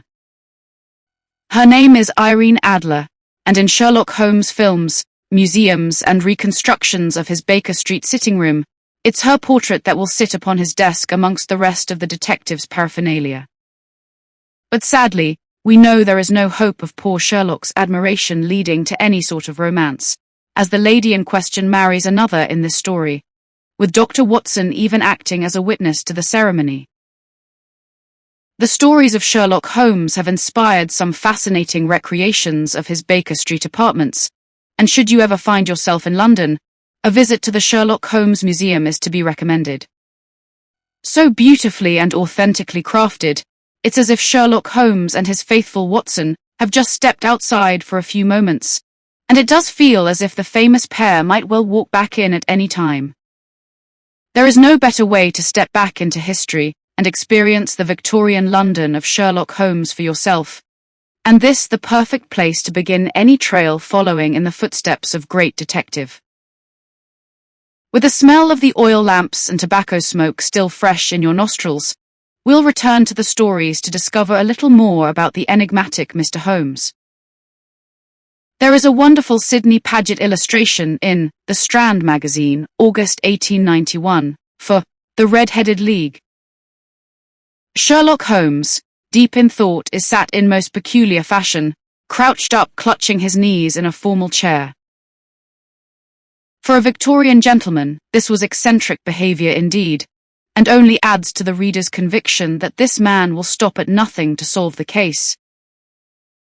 A later story, published in The Strand, of October 1891, called The Boscombe Valley Mystery, gives credence to the famous Sherlock Holmes fashion statement, even if it has been a little overstated. There is a description of Sherlock Holmes wearing a long grey travelling cloak and a closer-fitting cloth cap, which is undoubtedly where the legend of the deerstalker originated. Actually, Sherlock Holmes rarely wore a deerstalker, but this image is indelibly imprinted on the minds of Holmes enthusiasts the whole world over. Film versions of the Sherlock Holmes adventures have certainly done much to perpetuate the cause of the deerstalker, and throughout this many movies you have seen Basil Rathbone playing Sherlock Holmes, a task he performed with consummate skill and a certain degree of elegance. For many people today, Basil Rathbone is instantly recognizable as the face of Sherlock Holmes, following on from Sidney Paget's evocative illustrations so many years earlier. As the reading public got better acquainted with Sherlock Holmes and the rest of the colourful cast of characters, the detective's popularity soared. This might have been good news for the Conan Doyle bank balance, but artistically he was unfulfilled, as he considered himself to be a far more serious author than the mere creator of Sherlock Holmes. It was this stubborn literary snobbery that compelled Conan Doyle to rid the world of Sherlock Holmes by casting him over a Swiss waterfall in The Final Problem, published in the December edition of The Strand magazine, December 1893. Dr. Watson simply finds a note explaining that Holmes has been drawn into mortal combat with his archenemy, Professor Moriarty, and both men have disappeared into the abyss. Victorian readers were horrified. 20,000 readers of The Strand cancelled their subscriptions immediately. But Conan Doyle was delighted, liberated from the character that had overshadowed him, and he busied himself with what he considered to be much finer work, free forever of Sherlock Holmes. Fired up with his newfound freedom, Conan Doyle immersed himself in his writing, to the exclusion of everything else. When his wife's health began to deteriorate, despite his medical training, Conan Doyle failed to notice, and when he did finally realize the seriousness of the situation, it was too late. The diagnosis was tuberculosis, and the poor lady was only given a few months to live, but Conan Doyle was shocked into action and became the devoted doctor where he had failed to be the devoted husband. His careful ministrations ensured that she lived a further 13 years, but as an invalid. Without Sherlock Holmes, Conan Doyle occupied himself with his work, because, as the great detective once said to a grieving Dr. Watson, work is the best antidote to sorrow. A lecture tour he embarked upon, sailing to New York and visiting more than 30 American cities, was a great success. This glowing review is typical of the welcome he received. Few foreign writers who have visited this country have made more friends than Arthur Conan Doyle. His personality is a peculiarly attractive one to Americans because it is so thoroughly wholesome. But Sherlock Holmes was never far away, and in 1899, a successful American actor, William Gillette, sought permission to adapt a stage play that Conan Doyle had written about Sherlock Holmes. In reply, Conan Doyle said, "You may marry him, murder him, or do anything you like to him." But by the time Gillette had done his rewrite, he relented, saying, "It's good to see the old chap again." Gillette himself, playing the part of Sherlock Holmes in elegant fashion, enjoyed a triumphant tour of America before opening at the Lyceum Theatre in London in 1901. The critics were cruel, but the British public, deprived of Sherlock Holmes for so long, adored it, and Gillette played the great detective on stage for a staggering 33 years. As for Conan Doyle currently, life was becoming rather complicated. His wife, Louise, took up much of his time, and his writing was being steadily published, although nothing compared with the success of Sherlock Holmes. Yet in 1897, shortly before his 38th birthday, he met and fell hopelessly in love with Jean Lecky, a strikingly beautiful young woman 14 years his junior. Moral to the core, Conan Doyle stayed faithful to Louise until her death, but undoubtedly his celibate meetings with Jean gave him the strength to fulfill his obligations. When the Boer War began, Conan Doyle shocked his horrified family by announcing his intention to volunteer as a soldier. He was 40 years old, overweight, and the most strenuous exercise he had taken in recent years was to put pen to paper. Not surprisingly, he was deemed unfit to enlist, but as stubborn as ever, he volunteered as a medical doctor and set off for Africa in 1900. On his return to England, Conan Doyle changed direction once again and chanced his luck in the political arena, standing for election as a Member of Parliament in central Edinburgh. Despite losing only by the smallest majority, Conan Doyle abandoned the cause, settling back down to London life after his flurry of adventures, and once more took up his pen. He travelled often to Dartmoor, one of the most dramatically beautiful locations in all England. The wild landscape beloved by walkers and nature lovers is alive with tales of ghosts and the supernatural. This is where Arthur Conan Doyle came as a visitor while taking an extended holiday in Devon. A friend some time previously had told him the legend of a phantom dog that had haunted the county of Norfolk for centuries, but Conan Doyle decided that Dartmoor was the perfect location for a story dominated by a spectral hound. A trip to Dartmoor prison, which had been built on this remote spot to house French prisoners from the Napoleonic Wars, who had previously been kept in appalling conditions on prison ships in Plymouth Harbour, proved equally inspirational. Conan Doyle was delighted with the idea of an escaped prisoner and a terrible black dog on the loose, but there was something missing, a hero, and after much thought he found in favour of the great detective. "Why should I invent such a character?" he is quoted as saying, "when I already have him in the form of Sherlock Holmes?" The result of this fortunate series of events was The Hound of the Baskervilles, a full-length novel, and perhaps the greatest Sherlock Holmes story of them all. With deft simplicity, Conan Doyle wrote his masterpiece as if this mystery had occurred, chronologically, before the final problem, making it unnecessary to bring Sherlock Holmes back from the dead. And what a success it proved to be. A local carriage driver, who had taxied Conan Doyle over Dartmoor, named Henry Baskerville, was elevated to Lord of the Manor in the tale, and with Sherlock Holmes at his brilliant best, the villain of the piece ends up sinking to his death in the murky depths of Dartmoor, sucked down into the shifting mud of Grimpen Mire. Whether people read The Hound of the Baskervilles in the Strand magazine episodes or in novel form, it mattered little. Sherlock Holmes was back, and the world was without doubt a better place for his return. Just a year later, Conan Doyle received a knighthood from Edward VII to honour him for services to the crown during the Boer War. Deserving as this might well have been, royal gossip suggests that the king was such an avid Sherlock Holmes fan, he had bestowed the title Sir on Conan Doyle in the hope that more adventures of the great detective would follow. If this was the case, the king certainly wasn't disappointed, as the return of Sherlock Holmes began serialization in The Strand in 1903.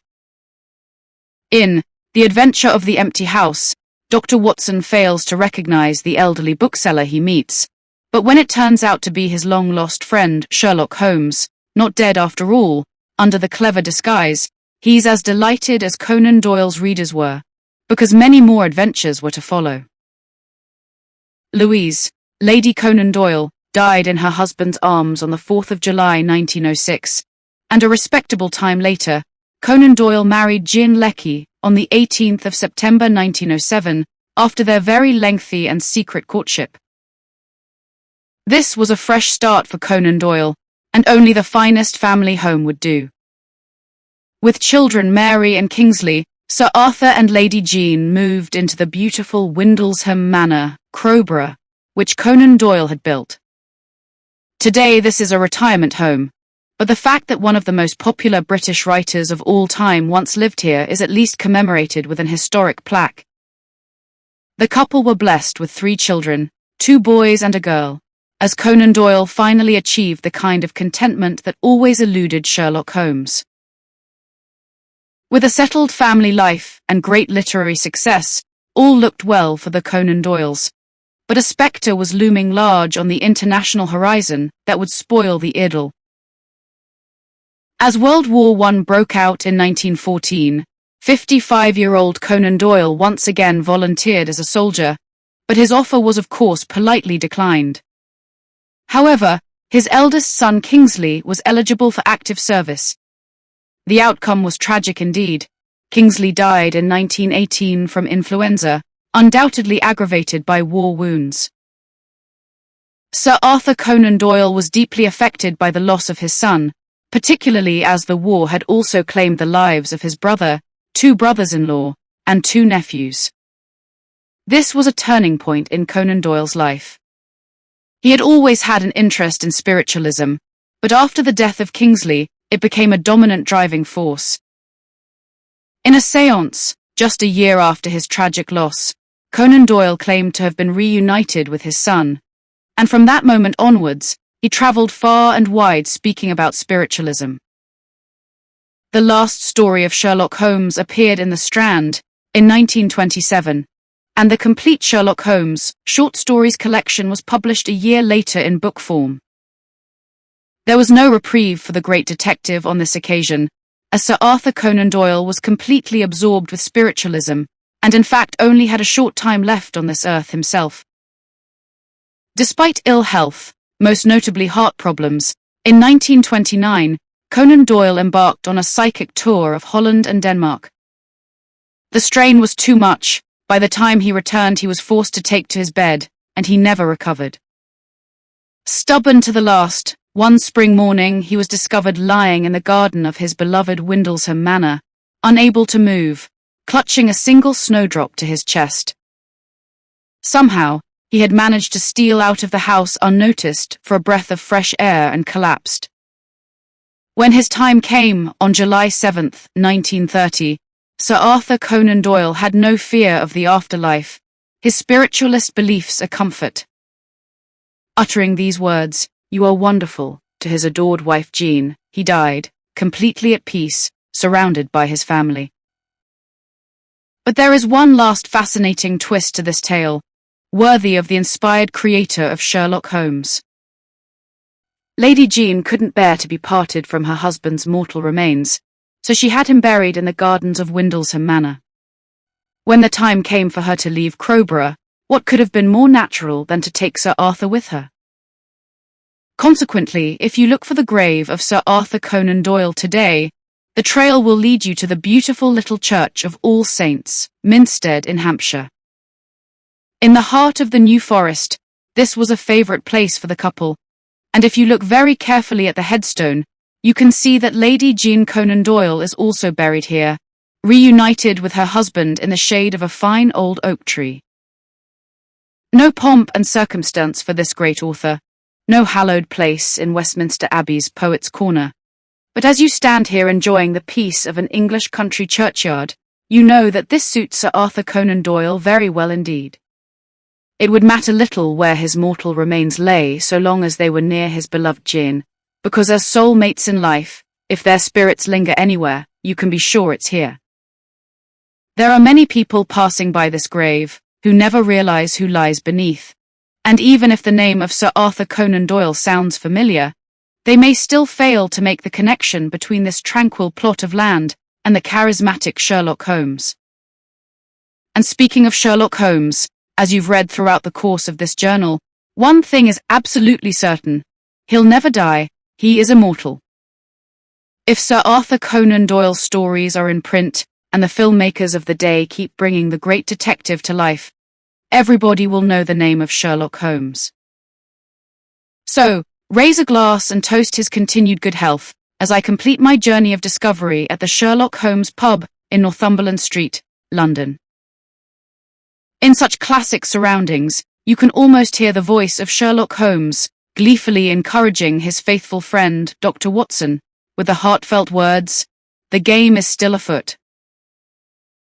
And this is a very appropriate note on which to end our journey in search of Sherlock Holmes and his enigmatic creator, Sir Arthur Conan Doyle, where a little haven of modern-day London is forever preserved in the 1890s, just like the great Sherlock Holmes himself. In the years since Sherlock Holmes made his first appearance, a whole host of hero detectives have been created to grace the pages of crime fiction, and you can be sure that many more will come to life in the future. But whatever their merits, mannerisms, and adventures, they will always owe a debt of gratitude to the first and greatest private detective of them all, Mr. Sherlock Holmes of 221B Baker Street, in whose footsteps they undoubtedly follow. Thomas Hardy. Some of the most memorable stories of all time were written by the 19th century author and poet, Thomas Hardy. This extraordinary man not only conjured vivid images of the Dorset countryside where he lived, filling it with unforgettable characters drawn from his memories of rural life, but also broached the conflicts brewing in Victorian England, as he rebelled against a society divided in class and reigned over by an unforgiving clergy. Far from the madding crowd, The Return of the Native and Tess of the D'Urbervilles are but a few of his masterpieces. But behind the image of this elderly and respectable gentleman, emotional turmoil stormed, and within his poetry we find the key to the depths of his soul. There are some heights in Wessex, shaped as if by kindly hand, for thinking, dreaming, dying on, and at crises when I stand. Say, on Ingpen Beacon eastward, or on Will's Neck westwardly. I seem where I was before my birth, and after death maybe. The tale of Thomas Hardy begins at Stinsford, just a few miles from Hardy's family cottage in Higher Bockhampton. It was in this parish that a young maidservant by the name of Jemima Hand worked at Stinsford House. Though from a humble background, she was a keen reader, borrowing books from the Reverend's library, and had ambitions to make her way in the world, and even go to London.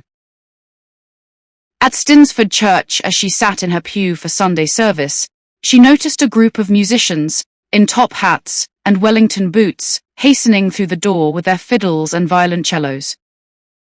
It was the 1830s, before organs were commonplace in rural churches, and the four men would accompany the hymns from the gallery with their simple melodies. Every Sabbath day they would come, and one musician in particular caught Jemima's eye. She turned in the high pew until her sight swept the west gallery and caught its row of music men with viol, book, and bow against the sinking sad tower window light. Before long, romance began to blossom, and Thomas Hardy later captured those precious moments in a poem inspired by his mother's stories. The musicians were, of course, Thomas Hardy's father, grandfather, and uncle, with their neighbour John Dart. In the autumn of 1839, Jemima fell pregnant, and Hardy's father was persuaded by her brother-in-law to do the honourable thing. A few days before Christmas, they were married and settled in the Hardy family cottage in Higher Bockhampton. It was a long, low cottage, with a hipped roof of thatch, having dormer windows breaking up into the eaves, a chimney standing in the middle of the ridge and another at each end. If you delve into the pages of Hardy's first literary success, Under the Greenwood Tree, you will find a detailed description of the cottage reincarnated as the home of Reuben Dewey.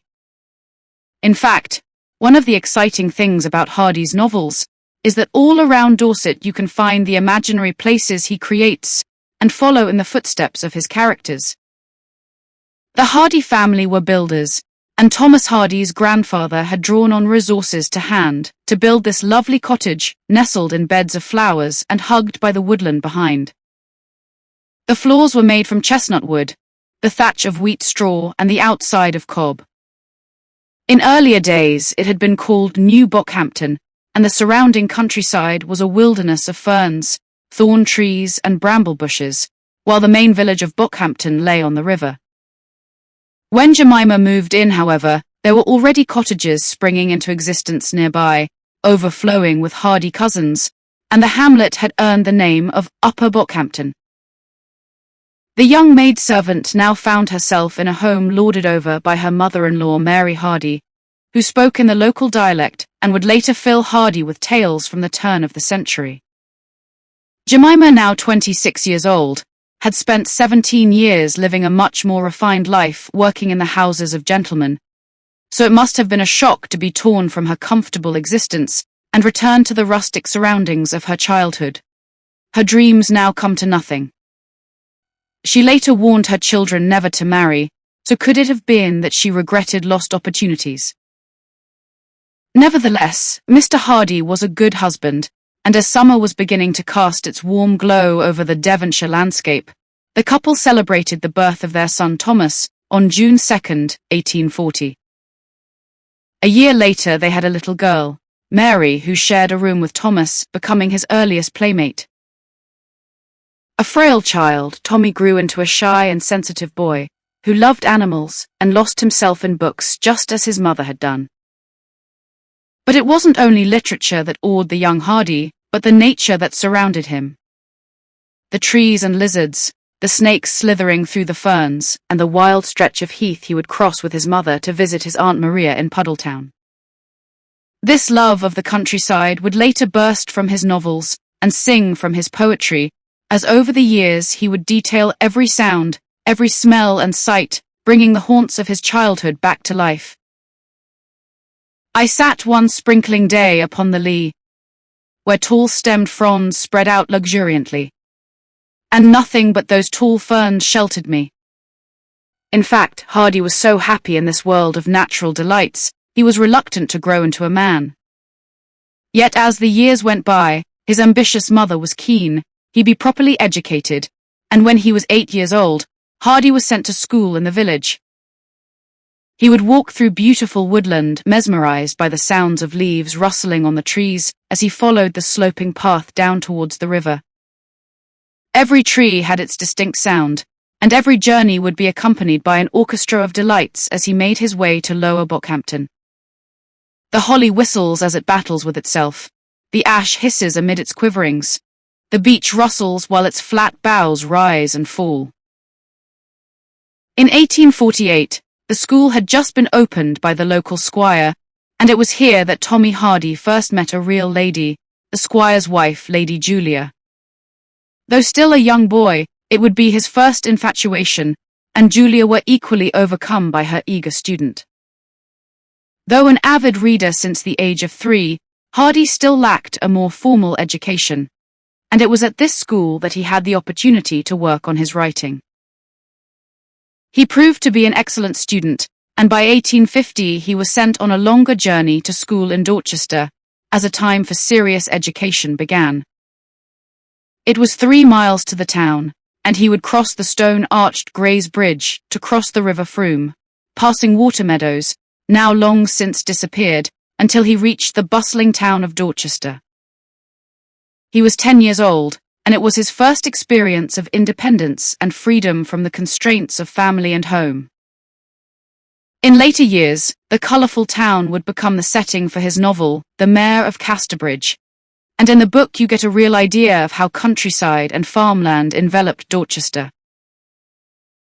There was no suburb in the modern sense, or transitional intermixture of town and down. It stood, with regard to the wide fertile land adjoining, clean-cut and distinct, like a chessboard on a green tablecloth. While Hardy excelled at school, winning prizes for diligence, Jemima had another son, Henry, in 1851, and by the time he was 16, she had had another daughter, Kate. By this time, Hardy's parents were keen for him to progress. Rather than following in his father's footsteps to become a builder, however, it was decided he should become an architect. He was wrenched from his lessons to begin an apprenticeship at Hick's office on South Street, number 39. In the same street lay a school ran by the scholar and poet William Barnes. Hardy would occasionally rush next door for advice on Latin and Greek grammar, and a deep admiration for this distinguished poet began to grow, which would last Hardy a lifetime.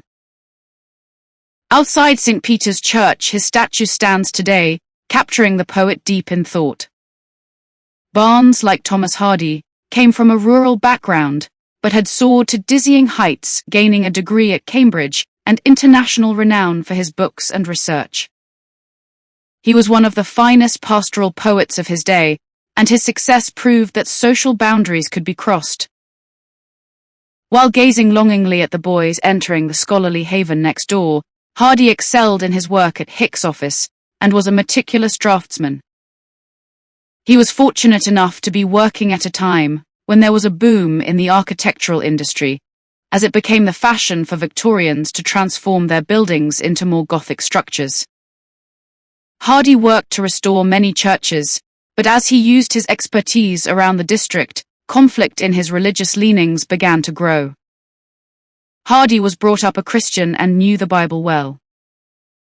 There is even a Thomas Hardy memorial window at Stinsford, which presents in stained glass Hardy's favourite Old Testament story, I Kings, chapter 19, in which Elijah, here robed in purple, listens to the still small voice after the tumult of wind, earthquake, and fire. However, as he grew older, his views on religion began to change, however. One Sunday, the vicar at Stinsford delivered a sermon attacking those in the lower classes who aspired to join the professions just as Hardy had done. The young man took offence and decided from there on to go to service at other churches. But although Hardy continued to be a practicing Christian, questions began to fill his head. There were bold new ideas circulating in the world, with Charles Darwin's Origin of the Species, and philosophers around Europe challenging the orthodox views on religion. It would be the beginning of a lifetime of religious uncertainty for Hardy, as slowly the cracks in his faith began to grow. After 6 years studying as an architect in Dorchester, aged 22, Hardy decided to explore the world beyond the hills and dales of Devonshire and find his fortune in London. The capital, clamouring with the sounds and smells of Victorian England, would fill Hardy's life with an array of extraordinary experiences and feed his thirst for knowledge. He went to the theatre and the opera, visited galleries and museums, and even listened to Dickens reciting his novels. As the London season began and aristocrats and landowners descended on the city, he would watch the carriages riding through Hyde Park and observe the lives of the wealthy from afar. He could have little idea that within decades, he would be brushing shoulders with the highest ranks of society. He soon found work at Blomfield's offices, just off Trafalgar Square, and did well in his job, but soon his religious uncertainty began to shake his security. Seeing poverty all around him on the streets of London, he began to question the value of his work. He was creating structures which served the interests of the establishment, and while the lower classes lived in squalor, the churches he was building reflected and emphasized the social hierarchy. Hardy stopped going to church regularly and began to pore over books in the evening as he began to turn from architecture to a career in literature. Meanwhile, outside on the streets of London, there was unrest in the air. After a cholera epidemic and a bad harvest in 1866, there were riots in the East End, and in July thousands of working men gathered in Trafalgar Square, demanding the right to vote. Hardy was sympathetic to their plight, and as he attempted to publish poems, he was becoming painfully aware that without the university background of his contemporaries such as Tennyson, the road to success would be long, and he began to realize the extent of his social constraints. "If I have seen one thing, it is the passing preciousness of dreams," he wrote during his time in London. By the spring of 1867, life in the clamouring city was taking its toll on Hardy, and with his health failing, he returned to the calm of Dorset. Back in the woodland of Bockhampton, his health quickly returned, and his experiences in London had given him the seeds of his first novel. While earning a living back at Hicks in Dorchester, stories began to flow from his scribbling pen. His first attempt at a novel, Poor Man and a Lady, was rejected, considered too hostile in its comment on the upper-classes Londoners. Hardy was disheartened, but refused to give up, and began to write Desperate Remedies, a story of a lady's maid embroiled in a twisting plot of deceit and deception. While stories swam about his head, Hardy would occasionally be called away on architectural business, and in March 1870 he was sent to work on a church at St. Juliot in Cornwall. By now he had grown a beard, which gave him a more dignified air in keeping with the appropriate image for a 19th-century writer. When arriving at the parsonage, he must have appeared a distinguished gentleman to the young lady who opened the door. The meeting with Emma Gifford, the rector's sister-in-law, would be one that Hardy would never forget. She would be the girl that captured Hardy's heart, and in Cornwall he finally found his muse. Oh, the opal and the sapphire of that wandering western sea, and the woman riding high above with bright hair flapping free dash. The woman whom I loved so, and who loyally loved me. Hardy exchanged ideas with Emma, who also aspired to write novels, and some of their precious moments have been captured in Hardy's sketches. They exchanged ideas, went on walks and picnicked together.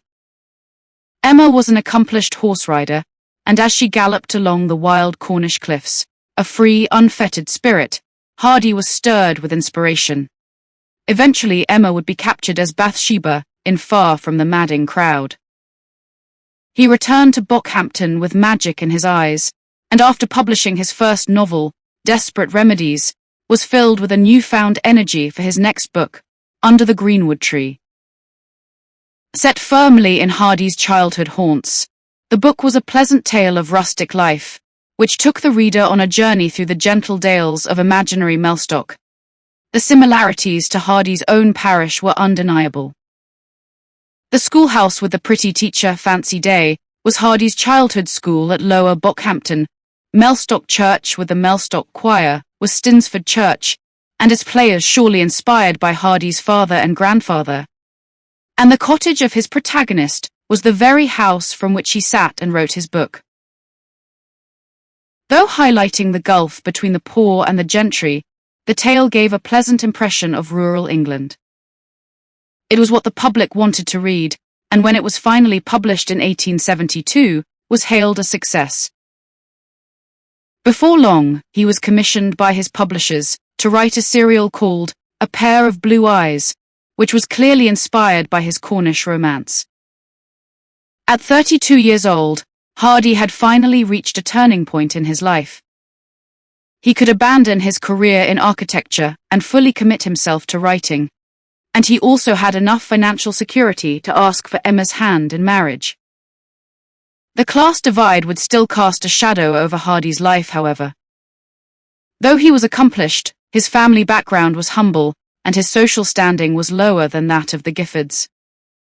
When he spoke to Emma's father, his request was rejected.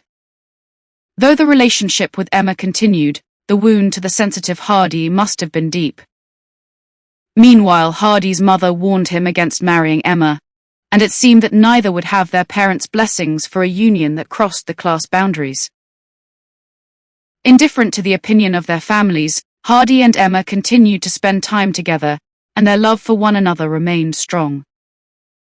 They explored the English countryside together, visiting Bath and taking in the beauty of the Wye Valley, and a new novel began to unfurl in Hardy's mind.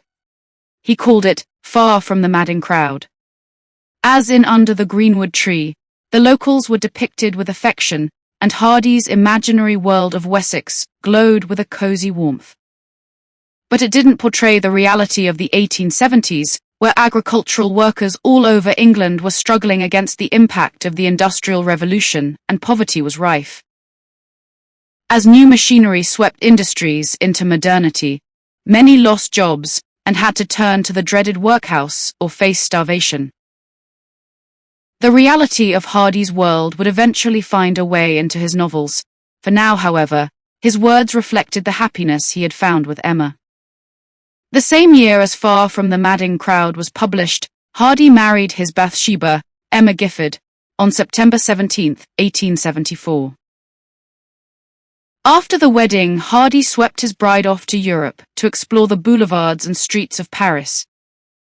Emma was mesmerized and filled her diary with exciting notes on the sights they saw. The breathtaking art of the Louvre and the Tuileries Gardens, the towering Notre Dame and the boats gliding along the Seine. As the couple wandered about one of the most romantic cities in the world, they must have enjoyed wonderful moments together. But in October, the honeymoon came to an end, and they returned to England and the chaos of London. For a short while they lived on the outskirts of the capital before moving to Swanage. But though Hardy had finally won his prize, all was not well. Far from the coast of Cornwall, Emma was no longer the wild girl Hardy had fallen in love with, and the differences in class began to take their toll. Nothing to read, nothing to see, seemed in that room for her and me, on Swithin's Day. The first doubts were beginning to enter Hardy's mind, and surely in Emma's as well. At this time, Hardy had begun Ethelberta's Hand, a novel about a servant's child who aspires to rise above her class, and it was not a book Emma approved of. After a year in Swanage, enjoying the sea air and walks along the cliffs, they were on the move again, and there followed an unsettled period, moving from town to town. In 1874, they finally found a home. The village where the poet William Barnes had grown up, Sturminster Newton. The couple moved into Riverside Villa, which had a wonderful view of the Devonshire landscape, while below lay the River Stour. Hardy would take Emma for boat rides, and they would read poetry together, returning to those happy moments they had spent in the early days of their romance. In a room facing the west, the young writer set up his study, where he could enjoy the beautiful sunsets, which cast light tinged in golds and reds across the walls. He now began to write one of his greatest novels, The Return of the Native, conjuring a world inspired by the heath of his childhood. A Saturday afternoon in November was approaching the time of twilight, and the vast tract of unenclosed wild known as Egdon Heath embrowned itself moment by moment. Overhead, the hollow stretch of whitish cloud shutting out the sky was as a tent, which had the whole heath for its floor. Hardy's descriptions of nature were stunning. To him, the wind was an orchestra, and he described the sounds of the mummied heath bells of the last summer, with their tiny trumpets, and the baritone buzz of a holly tree. Beneath all lay Egdon Heath, and Hardy wrote, "The sea changed, the fields changed, the rivers, the villages, and the people changed, yet Egdon remained."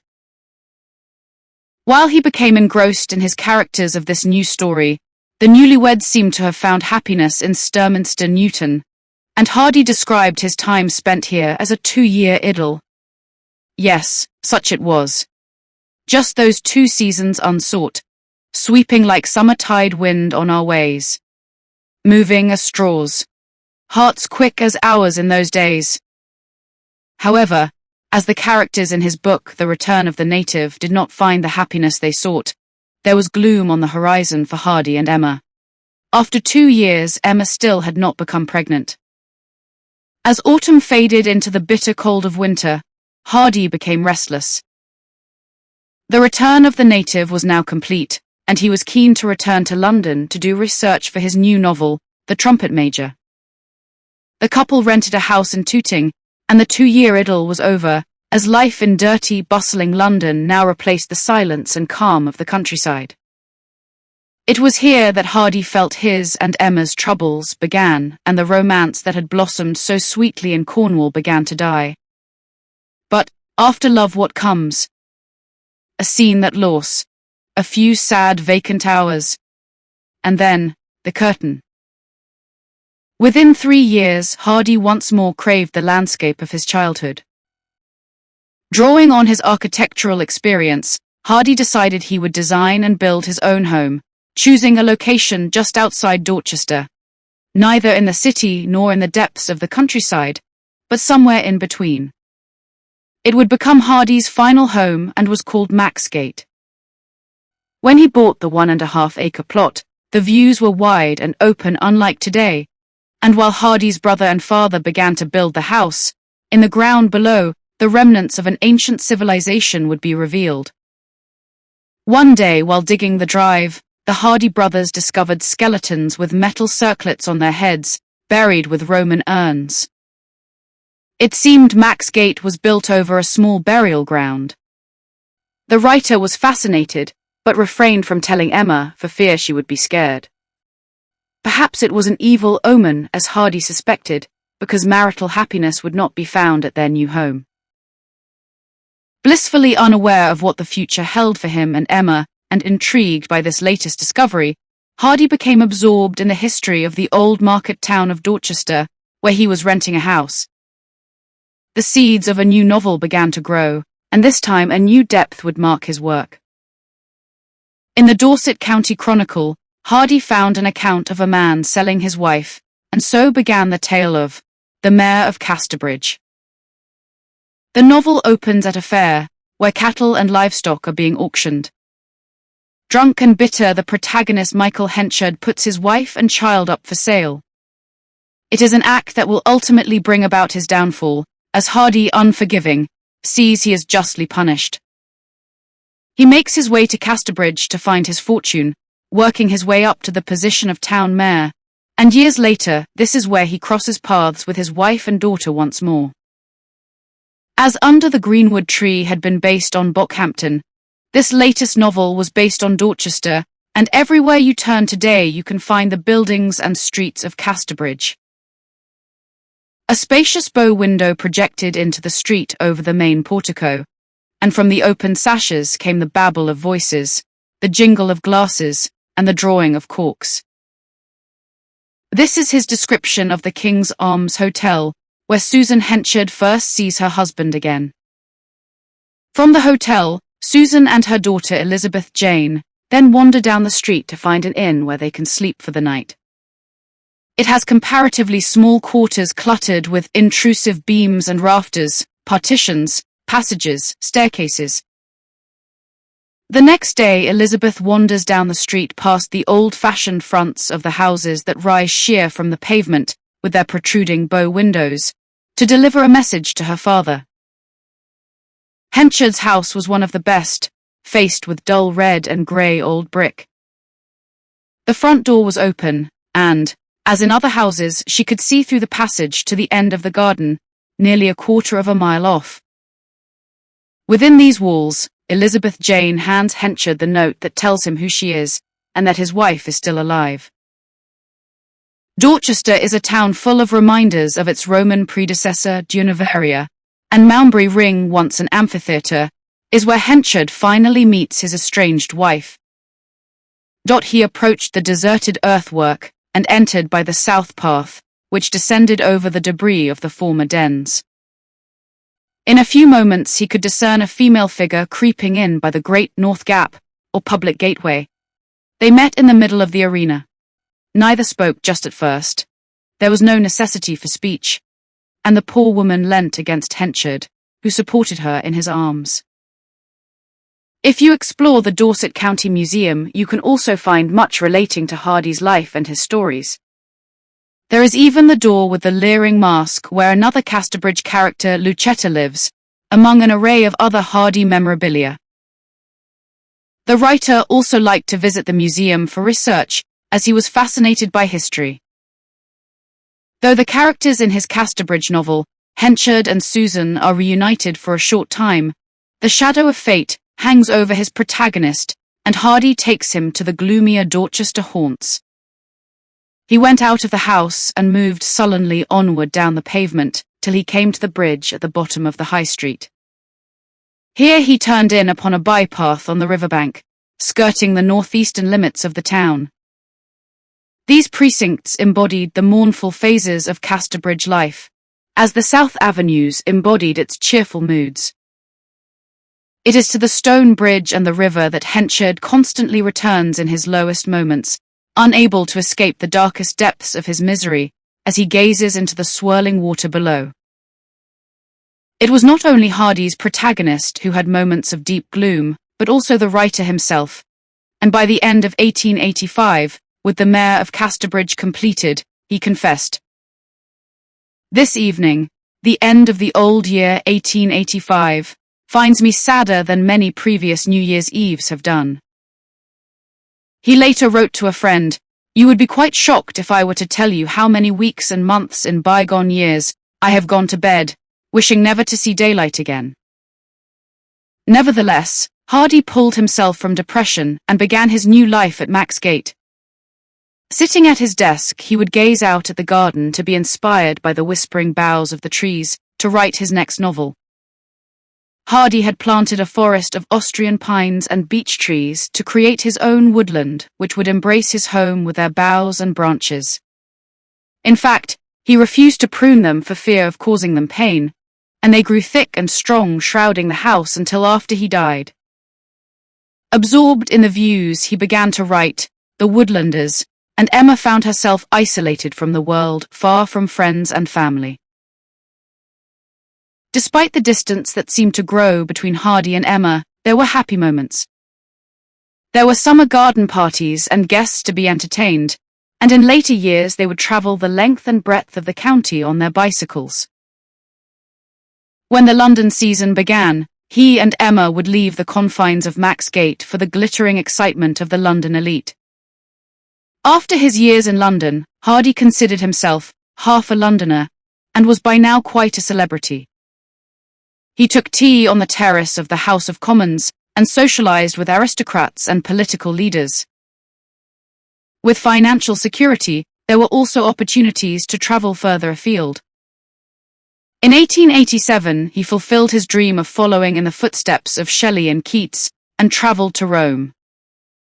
He and Emma stayed in a hotel opposite the house where Keats died, alongside the Spanish Steps at the center of the city's hustle and bustle.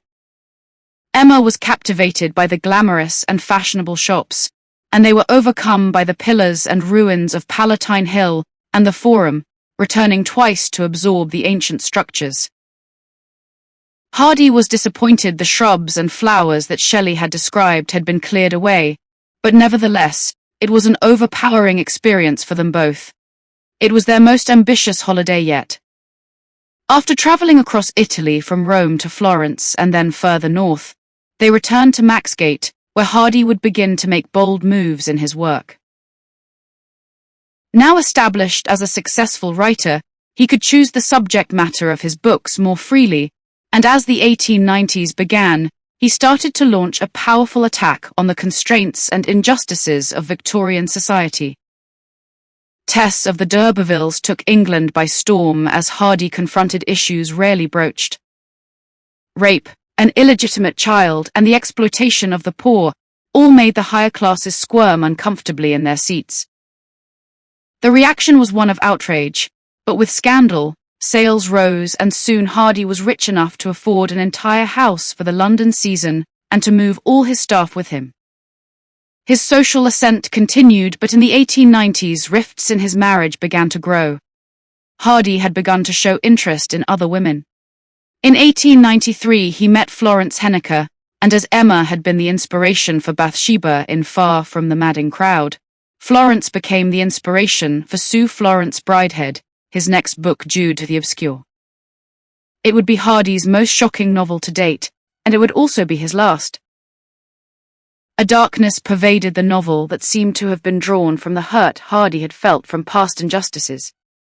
Many believe it is in part autobiographical, as it describes the tale of an intelligent young man born from the lower classes, denied an education by the class system. Like Hardy in his childhood, Jude is reluctant to grow up. He did not want to be a man. And like Hardy, Jude cannot go to university.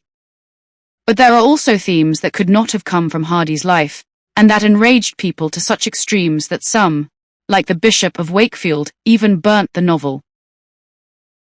While Jude's family live in poverty, starving, Jude's son hangs his brother and his sister and then himself. He leaves a note saying, "Done because we are too many." The book was abhorred, and Hardy, now 55 years old, and with the rage of public opinion upon him, once more sank into gloom. "I look into my glass and view my wasting skin and say, Would God it came to pass. My heart had shrunk so thin. He seemed dismayed by the face he saw staring back at him in the mirror, and Hardy would not write another book. From now on he would pour his thoughts into poetry. Emma, by now increasingly evangelical, was as furious with Hardy as the English clergy for his shocking tales in Jude. In 1899, she presented Hardy with a Bible and moved from the marital bedroom to the attic upstairs. Here in her boudoir, which she described as her sweet refuge and solace, she began to pour out her bitterness and her memoirs, which have given us many insights into her life and that of their marriage. Meanwhile, in the study below, poetry flowed from Hardy's pen. A shaded lamp and a waving blind, and the beat of a clock from a distant floor. On this scene enter, winged, horned, and spined dash, a Longlegs, a Moth, and a Dumbledore. He would often work late, and this was written on a warm August night as insects flitted into his study. The end of the century was approaching, and with it the end of an era. In 1901, Queen Victoria died, and the world that Hardy had rebelled against was beginning to change.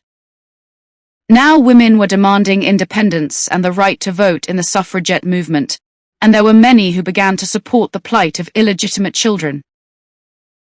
By now, tourists were coming to Devon to see the locations that had inspired Hardy's poems and novels for themselves, and journalists began to flood through Hardy's Gate. On one occasion, 100 journalists from the Whitefriars Club were entertained in the garden, while Hardy's mother waved a hanky from the roadside to the arriving guests, with his sisters standing alongside.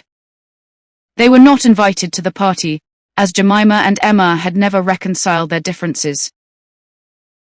Letters were written to Hardy from all over the world, and in August 1905, one from a Florence Dugdale caught his eye. She asked if she could call on Hardy, and she was invited to visit one afternoon. When she entered Maxgate, it would be the first of many visits. Florence was only 26. She was a teacher who also aspired to write, and her admiration of Hardy must have won his attention. They began to see more of each other. Based in London, Hardy asked her to do research for him at the British Museum, and as she started to type for him, she began to describe herself as Hardy's secretary. They went to the seaside together, and when Hardy arranged trips to look at cathedrals and other places of interest, Florence would accompany him. Matters became complicated, however, when Florence finally met Emma.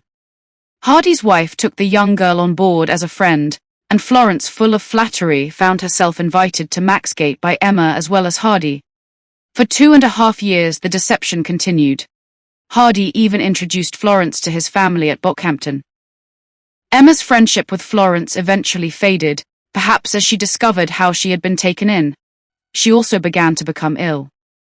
In November 1912, just days after her birthday, the maid came from the attic to alert Hardy that his wife was dying. When he reached the top of the stairs, it was too late. After 38 years together, he was now once more on his own.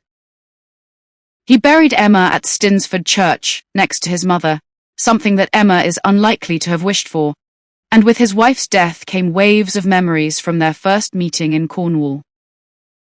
He was greatly pained when he read her memoirs, and found how unhappy she had been, and while Florence instilled herself in the house to help with the housekeeping in the spring, he left for the cliffs of Cornwall and the memories of the love he had lost. A ghost girl rider.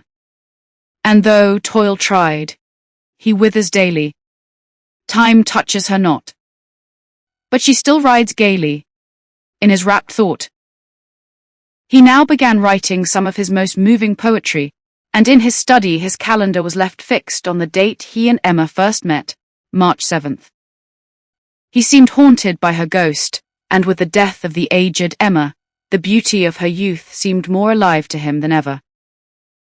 Between 1913 and 1916, he wrote over 100 poems dedicated to his lost wife. However, Florence was keen to be married, and in the summer of 1913, they were engaged. Florence began to wipe the memories of Emma from the house. She got rid of all Emma's cats, replacing them with a dog called Wessex, a biter who would be a constant terror for those who called. She began to redecorate and add to the house, while the rooms in the attic were filled with Emma's things and locked up. In February 1914, Florence and Hardy were married just over a year after Emma's death. Within months, a shadow would loom over Britain when the First World War broke out in July. While battles were fought on the continent, Dorchester began to fill with thousands of German prisoners. Hardy seemed to feel compassion for the men and requested that they do paid work in his garden. New artists also emerged from the war, and the young Siegfried Sassoon, celebrated for his war poetry, would call on Hardy. By the time the war was over, Florence and Hardy had settled into the routine of married life. But Hardy did not stop writing, and poems poured relentlessly from his heart. The study grew dusty as the housemaids were forbidden from touching his papers and books, and a day did not go by when he did not pick up his pen. On December 11, 1928, Hardy went up to the study and found for the first time in his life he could not work. He was taken to bed and the doctor was called. As the snow began to fall and the weeks passed, he became gradually weaker, but still the words brewed up inside him. He dictated epitaphs on contemporaries he disliked, his last words an attack on the church. This same day, on January 11, 1928, Hardy died of a heart attack. Hardy desired to be buried in the churchyard at Stinsford, alongside his grandparents, parents, and Emma, but his London friends had other ideas. As a great English writer, it was felt Hardy should be buried in Poets' Corner at Westminster Abbey, and his written wishes ignored. His family were greatly distressed by the idea, and so a compromise was found. Hardy's heart would be buried at Stinsford, and his body cremated and buried with all the pomp and glory deserved by such a revered author and poet. Though Hardy is now gone, his words remain, as unchanging as the heath. Today you can walk in the shadow of his footsteps, walking through the ancient woodland, and climbing the hill where his forefathers walked to Stinsford Church, carrying their violins and cellos. And while you tread, if you listen carefully, you might hear the wind sighing through the trees and the distant sound of those ancient Devonshire melodies. D. H. Lawrence. D. H. Lawrence is one of the most controversial writers of the 20th century. His novels have caused public outcry, been banned, and even taken to court. Yet perhaps Lawrence is also the most misunderstood of British authors. Born into a working-class mining community in Nottinghamshire, he strove to escape his roots and reach the heights his mother longed all her children to attain. But as success brought him fame, security, and new friends, he found himself more out of place than ever. These days we can walk in his footsteps to see the settings that inspired his novels and much of his poetry. Sons and Lovers, The Rainbow and Lady Chatterley's Lover all took place in the villages, by the lakes and in the woodland of what Lawrence described as the country of my heart. Sadly, today most remember the scandals that his books caused, forgetting that D. H. Lawrence is a truly great writer and poet. If I could have put you in my heart, if but I could have wrapped you in myself, how glad I should have been. And now the chart of memory unrolls again to me, the course of our journey here before we had to part. Lawrence grew up to the west of Nottingham in a colliery village called Eastwood. At the end of the 19th century, almost the entire population here depended on coal mining for their survival. Among them was Lawrence's father Arthur and uncles who worked at the Brinsley pit, the remains of which are still there today. Arthur Lawrence would have worked from 6 in the morning until 4 in the afternoon, at the height of the boom in the mining industry. The work was backbreaking and exhausting, as the men spent their entire day beneath the earth in the dirt and dust of the mines. But for many, it was the only hope of earning an income. Not only was mining a grueling job, but it could also be very dangerous, and Arthur had lost his brother James in a mining accident at Brinsley. Lawrence's father had moved to Eastwood in 1883 into a property owned by the Barber Walker Mining Company, with his wife Lydia and 3 children, George, Ernest and Emily. They lived in Victoria Street, which is now a museum dedicated to D.H. Lawrence. But life was not harmonious, for though Arthur came from a labouring family, his wife did not fit into the mining community. Lydia Lawrence had a genteel accent, loved reading, and felt she belonged to a higher social sphere. Her ancestors came from a family with money, and there were even tales that they had owned land along the Trent. Lydia would later tell her children that their ancestry lay in higher realms, but unfortunately by the time she met Arthur Lawrence in 1874, the Beardsalls were poorer than many of the mining families. They lived in the notorious slums of Nottingham, and Lydia worked in a lace factory. Her marriage to Arthur, a strong and outgoing man, seemed a welcome escape from her miserable life. Once installed in Victoria Street, Lydia strove to rise above the labouring class, trying her hand at retail and making items of clothing to put in the shop window. Unfortunately, her venture had little success, and while she raised 3 children and struggled to make ends meet, it was not the life she had hoped for. 2 years after moving to Eastwood, Lydia became pregnant again. It was a surprise and cannot have been a welcome one to a woman already disappointed with her life. On September 11, 1885, in the room at the front of the house, David Herbert Lawrence was born. To his family he would be known as Bert. There was now no time left for the shop, and Lydia abandoned her plans. Not long after, she would have a 5th child to look after, Ada, and with a house at Victoria Street becoming rapidly overcrowded, the family finally decided to move on. They went down the hill to an area that was known as the Breach. The house in what is now known as Garden Road was not a move Lydia could have been overjoyed with. It may look pleasant enough from the street, but at the back of the house, the kitchen opened onto the back alley where stench from the ash pits pervaded the air. In later years, Lawrence would set his second novel, Sons and Lovers, in the Breach, though he renamed it The Bottoms. The story was a biographical account of his life in the mining community, and today gives us incredible insights into the trials and tribulations of the Lawrence family. In the afternoon, The Bottoms was intolerable. Every inhabitant remaining was out of doors. The women, in 2s and 3s, bareheaded and in white aprons, gossiped in the alley between the blocks. Men, having a rest between drinks, sat on their heels and talked. The place smelled stale. The slate roofs glistered in the arid heat. Lawrence's childhood would be spent bearing the tension of his mother and father's arguments, as Arthur spent more and more time in the pub, spending the money Lydia needed so desperately to run the household and feed and clothe the children. In his later stories, he described the wait for the man of the house to return from the colliery as tea grew cold and the sky darkened. Lydia Lawrence became increasingly bitter, and the picture she painted of her husband grew increasingly blacker. One by one, the children turned against Arthur Lawrence, and all of them would grow to be protective of their mother. But one child absorbed his mother's anger more than any other. Young Bert was torn apart by the conflict that he and his siblings had to bear at home. Though he would eventually leave Eastwood, he never escaped the memories of this tension, which formed the nucleus of his creativity. We children were the in-betweens. Little nondescripts were we. Indoors we called each other you. Outside it was thou and thee. Time has fled, our parents are dead. We've risen in the world all 3. But still we are in-betweens, we tread between the devil and the deep cold sea.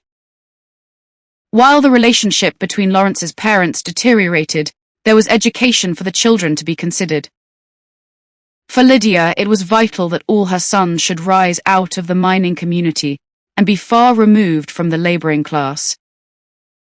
When Lawrence was just 3 years old, he was sent to Greasley Beauvale School, which his older brothers also attended.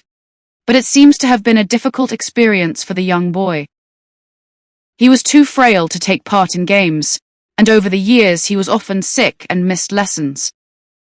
He was jeered at for being different, and the other children called him Mardy Lawrence, mother's boy. His mother must have been full of pride and relief when by the time he was 12 and a half, he won a scholarship to Nottingham High School. The council was sponsoring poor children to go to the more middle-class school, and Lydia had to get together enough money to pay the difference. Lawrence was only the second miner's son to go, so it would have been a great achievement for Lydia. As Lawrence took the train to Nottingham to begin term at his new school, his older brother Ernest was already working and bringing wages into the home. He was 19, working in Coventry as a correspondent, and was his mother's pride and joy. No one could compete with Ernest. He was intelligent and determined to do well, and even Lawrence's headmaster at Beauvale had told him he would never be fit to tie his brother's bootlaces. Nevertheless, Lawrence did well at his new high school. In his first year, he won the mathematics prize, and he seemed to have been achieving good marks in class, but there were problems. Though Lawrence had been mocked for being different at the working-class school in Eastwood, neither did he fit into this middle-class school. His sense of being separate from everyone else seemed heightened even more, and matters worsened when family calamity struck. In March 1900, his uncle Walter Lawrence, notorious for his drinking, accidentally killed his 15-year-old son. During Sunday tea, he had thrown a sharpening steel at the boy during Sunday tea. He died within days, and Walter was taken to trial at the Derby Assizes. While the newspapers filled with details of the shocking tale, Lawrence's performance at school seemed to suddenly deteriorate, and that summer he left Nottingham High School and never returned. Ernest, on the other hand, was going from strength to strength. He now had a job in a solicitor's firm in London, earning £120 a year, which was twice his father's wage. In the autumn, he decided to pay a visit to the family, adorned in top hat, frock coat, and yellow kid gloves, with new girlfriend in tow, to the scorn of some of the locals. Lydia Lawrence's hopes that her sons would rise out of the lower classes seemed to have finally been fulfilled. But just as one son had climbed to success, tragedy once again tore through the Lawrence family. Ernest became ill with an inflammatory disease on his return to London. He collapsed in his lodgings, and nothing could be done to save him. Though Lydia rushed to his bedside, he died in her arms, unable to recognize her, and he was brought back to Eastwood to be buried. There was no consolation for Lydia with the apple of her eye torn from her. She was devastated. As the days grew shorter and winter approached, she seemed increasingly distant from the rest of the family. Lawrence, meanwhile, went to work in a factory to help with the family income, but his heart was heavy as he quietly mourned the loss of a brother and a mother. Just before Christmas, the sorrow seems to have taken its toll on the young man, who from an early age had been prone to sickness, and Lawrence became gravely ill with pneumonia. Lydia, meanwhile, realizing she may lose another son, was jolted back into the world of the living. By now the family had moved into the more pleasant, bay-windowed houses of Walker Street, and it was here that a strong, almost unnatural bond seems to have formed between mother and son, as Lydia lovingly nursed Lawrence back to health. Though at the time he must have been relieved his mother had overcome her grief, a decade later Lawrence would acknowledge the effect their close relationship had had on him. "We have been like one, so sensitive to each other that we never needed words. It has been rather terrible, and has made me, in some respects, abnormal." As autumn and winter had brought darkness to Lawrence's life, the spring brought a breath of fresh air. Now convalescing from his illness, the teenager would have the opportunity to make new friends and explore new landscapes that would inspire him for the rest of his life. Lydia had made friends with a woman called Anne Chambers at the nearby Congregational Chapel, who disliked the mining community as much as Lydia. The church had been a wonderful escape for Lawrence's mother, with its middle-class values and Puritan morality, and she had forced all her children to go. Though later Lawrence would mock and unfurl his fury at religion, On this occasion, his mother's chapel-going would lead him to one of the most important relationships of his life. Mrs. Chambers had invited Lydia to visit a farm the family had moved into near the village of Underwood, north of Eastwood. One day, Lawrence and his mother made their way from Walker Street to Hagg's Farm, which nestled in the Nottinghamshire fields and hills. Years later, the journey would be immortalized in Sons and Lovers. The mother and son went through the wheat and oats, over a little bridge into a wild meadow. Peewits, with their white breasts glistening, wheeled and screamed about them. The lake was still and blue. High overhead, a heron floated. Opposite, the wood heaped on the hill, green and still. In wonderment of the beautiful landscape that lay outside the dirt and dreariness of the colliery village, Lawrence seems to have been inspired to take this journey again and again by foot or by bike to reach the Hagg's Farm. Here he made friends with the Chambers brothers, and later the young Jessie Chambers, who would become Lawrence's soulmate and was later cast as Miriam in Sons and Lovers. Lawrence adored Hagg's Farm, and it too would become a protagonist in many of Lawrence's works. The low red house, with its roof discolored and sunken, dozed in sunlight, and slept profoundly in the shade thrown by the massive maples encroaching from the wood. At Hagg's with the boisterous Chambers family, Lawrence had found his oasis, and far from the conflicts and confusion at home, a new Lawrence emerged. Within the confines of the farm he would dance and sing, and to his companions' delight showed his talent for mimicry. It was a side of his personality that showed Lawrence's likeness to his father, gregarious and fun-loving. He indulged in art, helped with the cooking and household chores, and later one member of the family would recall, Bert with his mischievous grin. Lawrence remarked one day, "Ah, you Haggites see the best of me." Though she was younger than Lawrence, he soon found a companion in the 15-year-old Jessie. They began to fuel in each other a passion for reading, and would meet at the library in Eastwood to borrow books before returning over the fields to Hagg's Farm. Writers from Dickens to Eliot, Flaubert to Stevenson would be discussed on the journey, and as the years passed their love of literature grew and flourished. But while the Chambers family enjoyed the company of Lawrence back in Walker Street, his family grew jealous and could not understand what enchantment Hagg's Farm had cast on the young man. There was also growing concern about his attachment to Jessie, whom he seemed to spend all his time with. By 1906, they were no longer teenagers, and in Edwardian times it was not the done thing for a young man to spend so much time alone with a young lady. The friends would soon be forced apart. Lawrence was 20 when the family gave him an ultimatum. He should get engaged to Jessie or stop seeing her altogether. When Lawrence gave his friend the news, she was shocked and hurt. She had secretly fallen in love with Lawrence, but Lawrence's attachment was not as strong as hers, and still young, he had a realm of possibilities to explore. Though Lawrence had spent a great deal of his time with the Chambers family, he had also begun teaching, and in February 1905, he had won a place at Nottingham University College to do a course in teacher training. Jessie was left behind as he set off on this new adventure, which must have held hopes of unimaginable opportunities. In his later novel, The Rainbow, he must have drawn on his own experience when he describes his heroine Ursula Brangwen's first impressions of university. The big college built of stone, standing in the quiet street, with a rim of grass and lime trees all so peaceful. She felt it remote, a magic land. It would not be the magic land that he hoped, however, and as the family scraped money together to finance his education, he soon began to feel that the efforts were being wasted. Spurious Gothic arches, spurious peace, spurious Latinity, spurious dignity of France, spurious naivete of Chaucer. Though Lawrence was a creative and sensitive soul, anger would often well within him, and his criticism of the university is just one example of his harsh comments.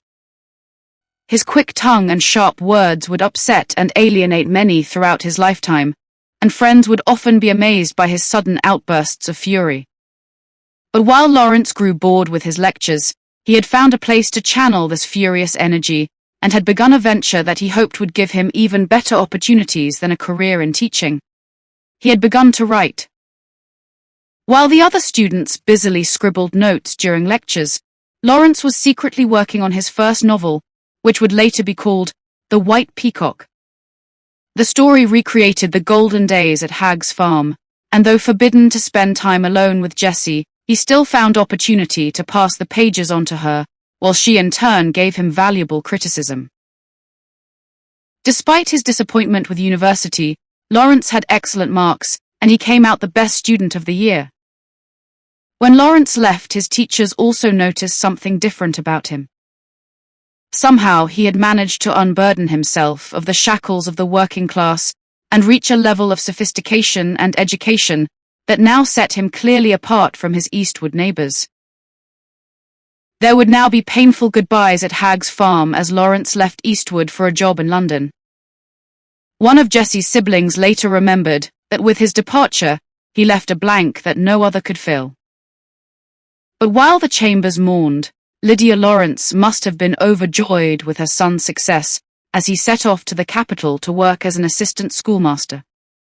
She had little idea that Lawrence did not plan a future in education. London was the centre of the English literary world, and the glittering capital held the key to Lawrence's success. It was here that he would be recognised as a writer. Everywhere at night the city is filled with the magic of lamps. Over the river they pour in golden patches their floating luminous oil on the restless darkness. In the suburbs, the street lamps glimmer with the brightness of lemons among the trees. Lawrence seems to have been mesmerized by the street lamps that set the city alight, far from the darkness of the colliery villages. He spent his time visiting the theatre and museums, and while by day he taught and tried to tame his wild beasts, in the evenings he wrote and rewrote his early versions of The White Peacock, losing himself in the beauty of the landscape around Hag's farm, which he had struggled to part with. The stepping stones were white in the sun, and the water slid sleepily among them. One or two butterflies, indistinguishable against the blue sky, trifled from flower to flower and led me up the hill, across the field where the hot sunshine stood as in a bowl, and I was entering the caverns of the wood, where the oaks bowed over and saved us a grateful shade. Despite her distance, Jessie remained a faithful friend to Lawrence, and from Nottinghamshire, convinced of his great talent, did all she could to help him on his climb to success. The same year that Lawrence had gone to London, an English novelist and editor, Ford Madox Hueffer, later to be known more famously as Ford Madox Ford, had founded a journal called The English Review. Great literary successes such as Thomas Hardy, H.G. Wells, and William Yeats had their work put into the journal, but Ford was also hunting out new talents. In 1909, Jessie sent him some of Lawrence's work.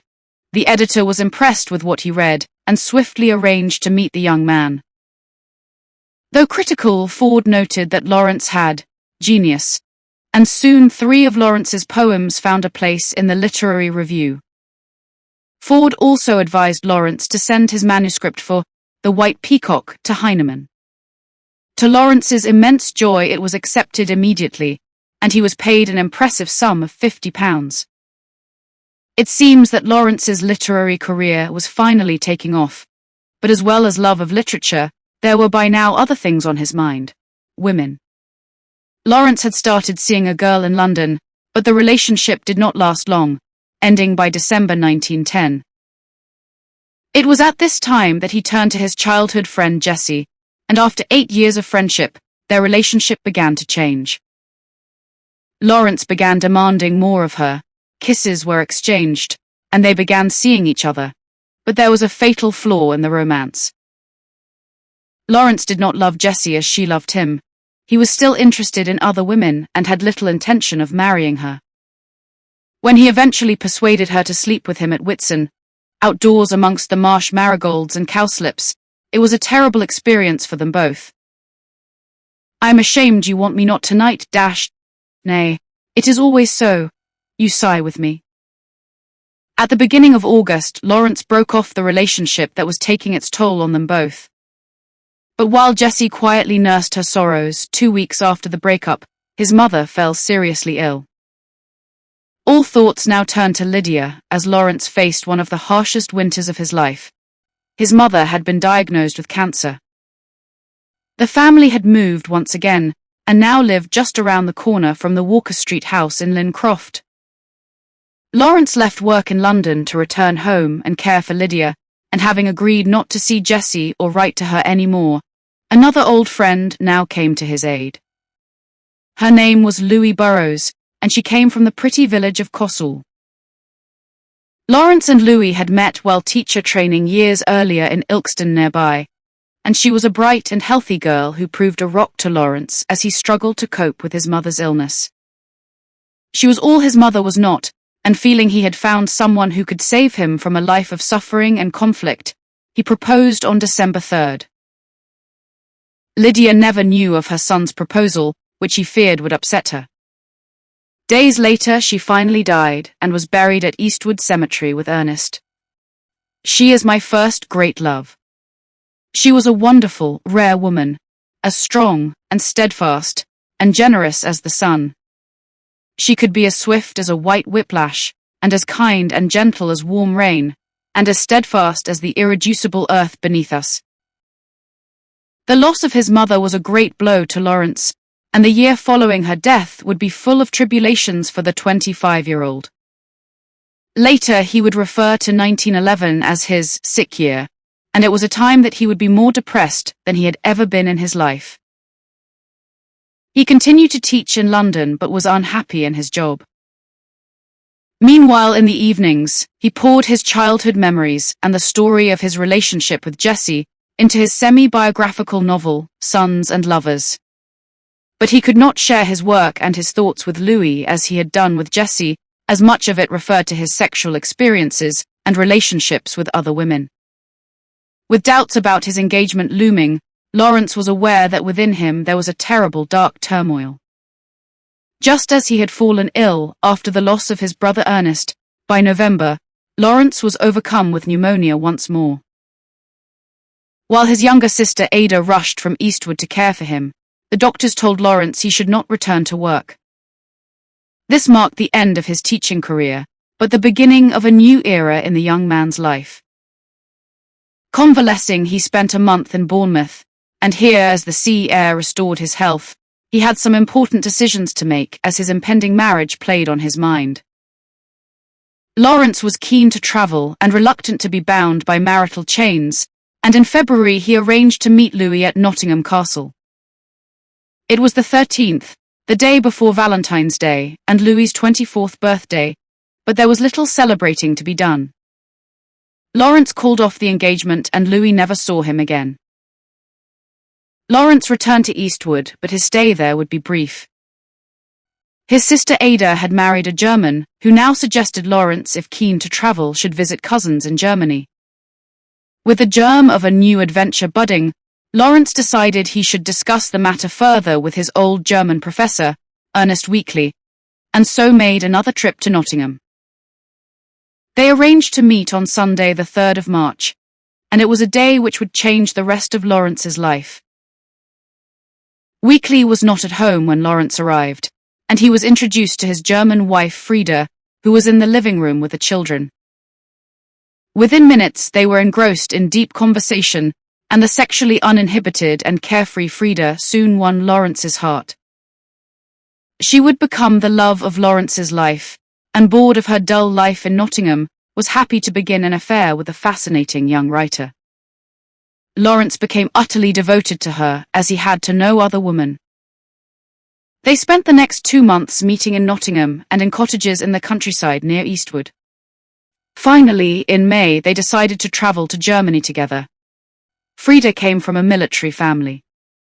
Her father was a baron and an army officer based in Metz, and it was to this city that Lawrence and Frieda arrived in spring of 1912. Unfortunately, her father was not impressed with Lawrence, an ill-bred, common, penniless lout, who threatened to sabotage his daughter's marriage to a man he very much approved of. Matters deteriorated when Lawrence was arrested for spying, and he soon had to leave the town. Nevertheless, nothing seemed able to part Frida from Lawrence. Weekly was informed by telegram of his wife's affair, and it marked the end of the marriage and the beginning of years of turmoil for Frida and Lawrence. Frida's 3 children were still in England, and she would unsuccessfully battle Weekly for years for custody of them. Meanwhile, Sons and Lovers, the novel that Lawrence had hoped would support him and Frida, had been turned down by Heinemann. He was penniless. Undeterred, the couple embarked on a great adventure, which would take them across the Alps from Germany and into Italy, a country which would prove a well of constant inspiration for Lawrence. Meanwhile, Sons and Lovers was rewritten and revised, and the following year it was published, much to Lawrence's relief. In 1913, news came that Lawrence's sister Ada was to be married, so in June the couple returned to England. They made new acquaintances during this period who would become important friends in the course of Lawrence's life.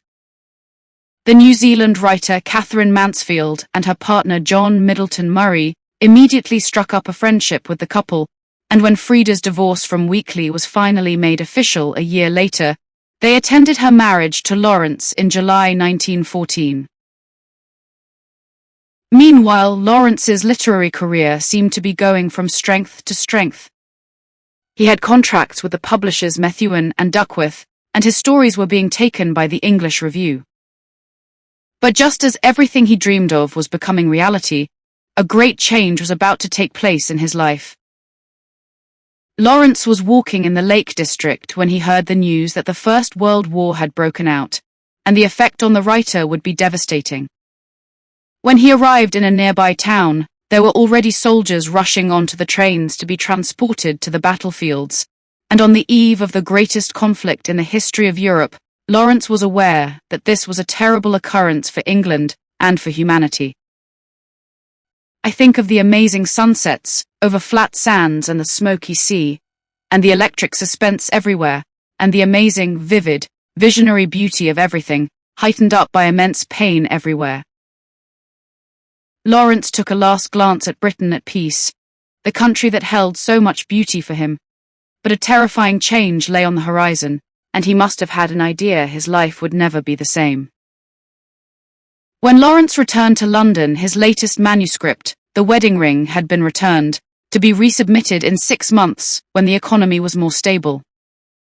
Most expected the war would be over quickly, but this was naively optimistic, and 4 difficult years would ensue for the couple. With war in Europe, Frida and Lawrence were unable to leave England, and returned to Italy, and struggling with no money, they had to find a way to get by. They spent 2 years moving from county to county paying cheap rent, while Lawrence continued to work on his latest novel, and all the time the war raged on, with every battle taking away Lawrence's faith in the modern world.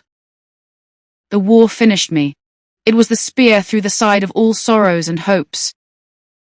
But while the battles became more brutal and terrible in the muddy trenches of France, Lawrence became absorbed in his childhood haunts, as he transformed The Wedding Ring into 2 novels, and began creating The Rainbow. Peering back into the past, he now brought the home of his ex-fiancé, Louis Burrows, to life. The village of Cossall was called Cossathay in his novel, and was home to his protagonists, the Brangwen family. Here at the church, which stands next to Louis Burrows' home on Church Lane, Lawrence conjured his fictional marriage between Anna and Will Brangwen. When they were out again in the sunshine, and he saw the frost hoary and blue among the long grass under the tombstones, the hollyberries overhead twinkling scarlet as the bells rang, the yew trees hanging their black, motionless, ragged boughs, everything seemed like a vision. The book told the story of 3 generations of Brangwens, but it was no ordinary novel. The marriages and relationships were stormy and passionate, and the sexual undertones would prove shocking to the public. Lawrence finally finished his novel in March 1915, but when the novel was published by Methuen, there was public outrage. This was not the kind of literature people expected in wartime Britain. The police were ordered to collect all undistributed copies from Methuen, and it was taken to the magistrates' court under the Obscene Publications Act of 1857. The magistrates ordered that it be destroyed, and as the books were swept from the shelves, Lawrence's reputation was swept away with them. "I only curse them all, body and soul, root, branch and leaf, to eternal damnation." Lawrence was left utterly disappointed in his homeland once again. With his chances of publishing any more work in Britain virtually ruined, it now seemed imperative for the Lawrences to escape. They tried to get passports to move to America, but the plans to begin a new life in Florida came to nothing. Finally, the Lawrences took up the offer of a friend to rent a holiday house on the Cornish coast, and here they would arrive to begin the new year 1916 full of fresh hopes. In Cornwall they could retreat into a world of isolation, far from the chaos of war and the accusing glances of the public. Overlooking the glittering sea, Lawrence was on the margins of his world, the world he no longer wanted to be part of. For Lawrence, it was the chance to begin a new life. In March they moved to Zennor, where they had found 2 cottages for just £5 a year. They spent their nights at a local inn, the Tinner's Arms, while by day they headed through the countryside to decorate and prepare their chosen cottage for their arrival. The cottages themselves were huddled far from the prying eyes of the public, just under the moors, on the edge of the few rough stony fields that go out to sea. They filled their home with second-hand furniture and, once settled, urged their friends Mansfield and Murray to come and visit. In spring they arrived to join the Lawrences in their Cornish retreat, and moved into the cottage next door. These were happy months for Lawrence. He was keen on a communal life, no longer content with only Frida for company. But the dream of a colony far from the hubbub of city life soon began to show its flaws.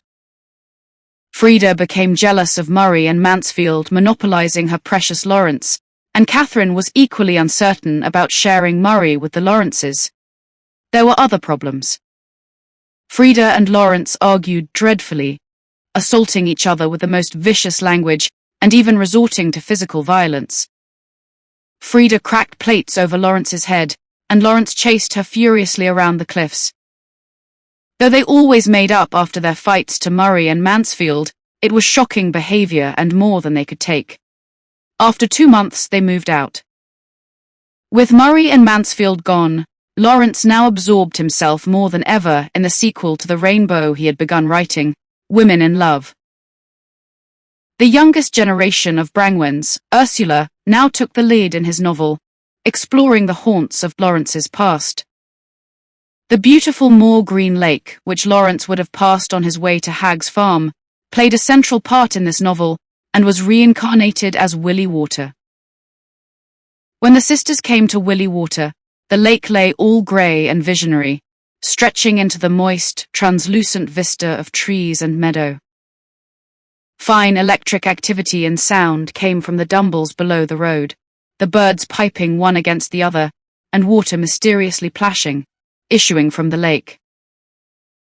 But though filled with beautiful references to the countryside around Nottinghamshire, the novel was even more scandalous than the Rainbow.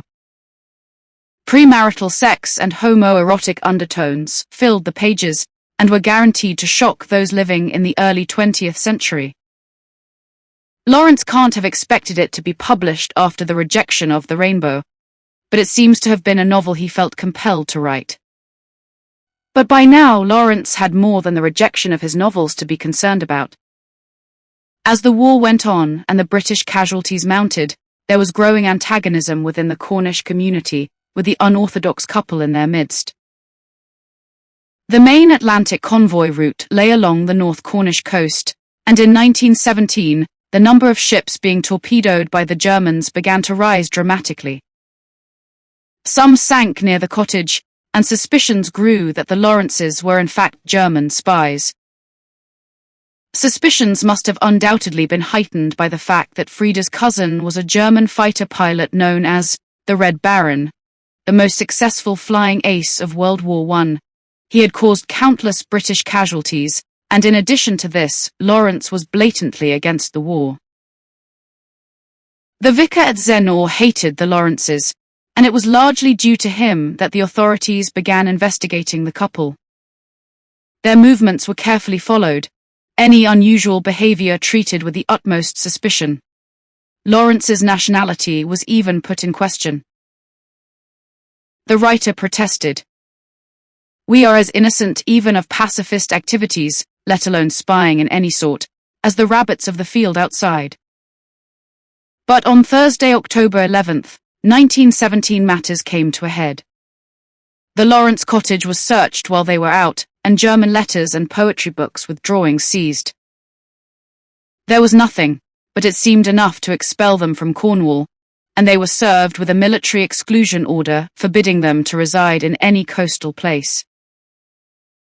They had to return to London, and until the war was over relied on the charity of friends, while the police continued to hound them. Their shocking treatment would change Lawrence forever. "I've done with society and humanity. Labour and military can alike go to hell. Henceforth it is for myself, my own life I live." The war finally ended in 1918, and as soon as they were able to leave the country, the couple began what Lawrence would describe as his savage pilgrimage. He would spend the remainder of his life traveling the countries of the world, from Italy to Australia, Sri Lanka to America, struggling to find a place where he truly belonged.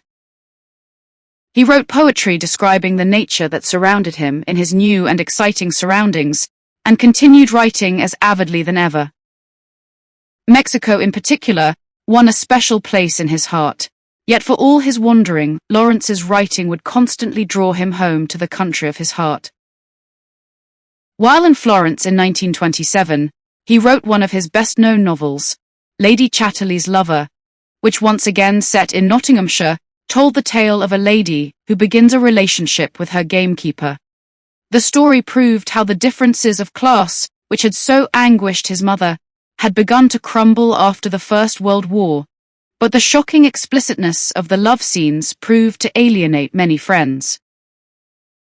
By this time, it was also apparent that Lawrence's health was deteriorating rapidly. He had been diagnosed with tuberculosis, and though he had bravely struggled with illness throughout his life, and was convinced he would recover from this disease if only he could find the right place to live, it soon began to take its toll on his weary body.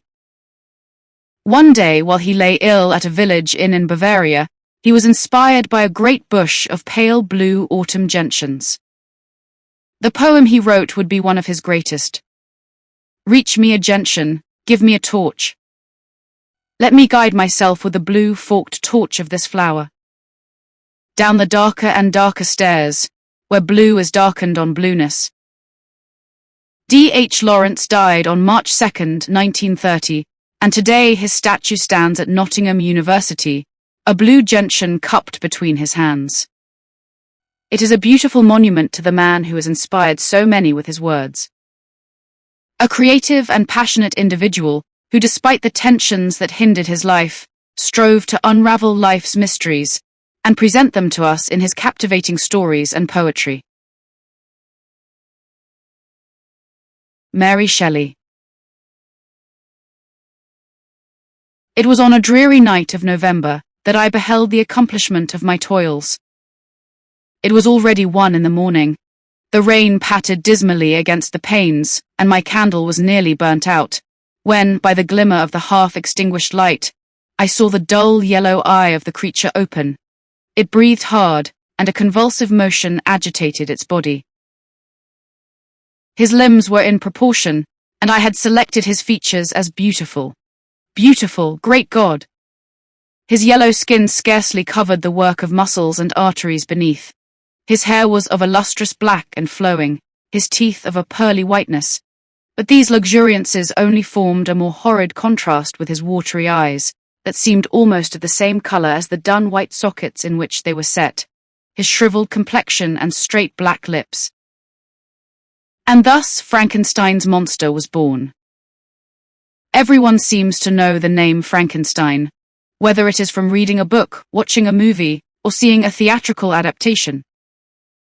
Dr. Victor Frankenstein is the central character in the novel of the same name, sharing billing with the eponymous Frankenstein's monster, a creature created from different parts of the recently deceased, patched together and brought back to life by the good, yet experimental doctor.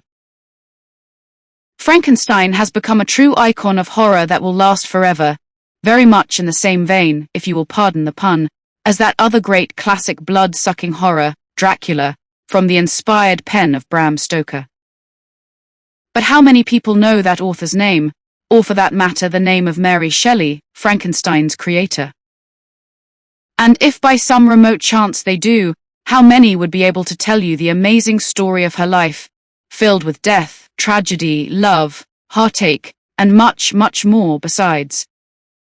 Mary Shelley's life was as exciting and dramatic as the monster she bestowed upon the world of literature, proving that even in this case, fact truly can be stranger than fiction.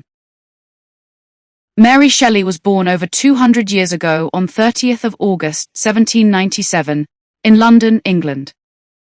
Although she travelled extensively throughout Europe during her lifetime, she always returned to live in London. In fact, even now, there are still a great many people who have trouble believing that an 18-year-old Mary Shelley can have had the richness of language or the maturity of life to write such an amazing debut novel as Frankenstein, especially as she was of course a lady. Equally incredible is the fact that she was only 21 when the book was published. However, should you be prepared to enter the dark recesses of Mary Shelley's imagination, you will quickly realize just how much living she managed to pack into a very short space of time. It's very interesting to note that Mary's formative years were set against the backdrop of the Regency, the period of the nation's history that was named after the Prince Regent, who later became King George IV. George IV was the son of King George III, who history has recorded as being mad. However, with the benefit of hindsight and the advances of modern medicine, we know that the poor man was not suffering from a mental condition at all, but a physical illness called porphyria that presents all the symptoms of madness. Medicine truly was in its most developmental time, and many surgeons and physicians were called in to try and treat the mad king. And their experimentations would have been reported in the newspapers. Nevertheless, nothing worked, and after a number of attacks, the king was removed from power in 1810, and his son took over as Prince Regent, until George III's death in 1820, when the prince-in-waiting at last became king. The Regency was one of the most elegant of ages, but led by a wild and dissolute prince, it was also a decadent age, at least for the wealthy. You only have to look around London, the birthplace of Mary Shelley, to witness some of the stunningly beautiful architecture of the period.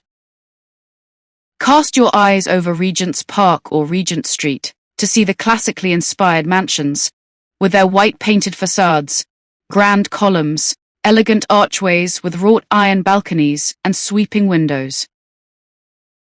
There are many streets in London dominated by this distinctive style, and it's not only the country's capital city that benefited from Regency elegance. So if you travel to the West Country city of Bath, you'll find just as many examples of this fabulous architecture. The Regency period was all about elegance, with a strict order of manners throughout society, even when people were behaving badly.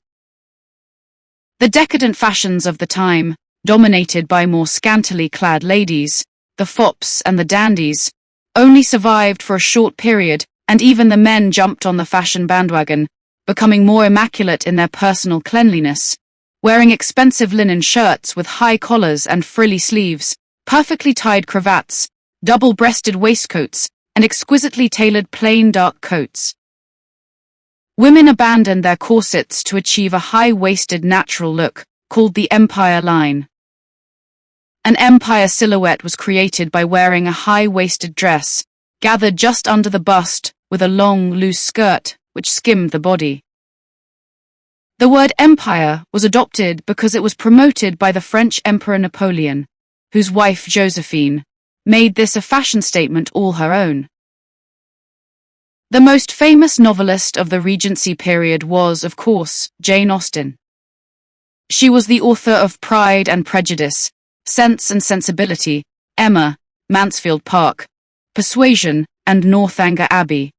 It is interesting to note how Jane Austen herself reflected this time of change in English history, which coincided with the Napoleonic Wars, when Napoleon appointed himself Emperor of France and was continually attempting to gain control of Europe to build his empire. Her fine novels paint a remarkable picture of the society in which she lived, leaving a fascinating record of the manners and etiquette a lady or gentleman of this period adhered to. Mary Shelley, writing in a much darker and grittier style, broke down the barriers of constraint, using her own less conventional tragic life as fuel for her creation Frankenstein. This was indeed a time of great change, and even Napoleon himself had risen to power on the back of the French Revolution, where the working classes had risen up to overthrow the ruling aristocracy, with this remarkable period in world history spawning its own fair share of radicals and freethinkers in Britain as well. Now this is where Mary Shelley's story gets very interesting, because her parents were far from being typical of the age in which they lived. The Georgian period that predated the Regency was also dominated by classical elegance and social obedience. But Mary's family background varied dramatically than anything you might find documented in a Jane Austen novel. Their views and actions were very forward-thinking, as they constantly battled to break the mold of the strictly rigid status quo. They were both rebellious and outspoken, which is why Mary so obviously followed in their footsteps. In her own words, Mary Shelley described them as persons of distinguished literary celebrity, and their daughter evidently admired them greatly. Mary Shelley's mother was also called Mary, and in her day the lady in question, Mary Wollstonecraft, was certainly notorious. Born in London in 1759, she left home after her own mother's death to make her way in the world, something that her daughter would also find herself doing. Mary Wollstonecraft was known then, and still is, for being a strong supporter of the rights of women, long before the women's liberation movement of the 1960s and 70s stole her thunder. She wrote a famous book called A Vindication of the Rights of Women in 1792, which was contemporary with The Rights of Man, written by Thomas Paine.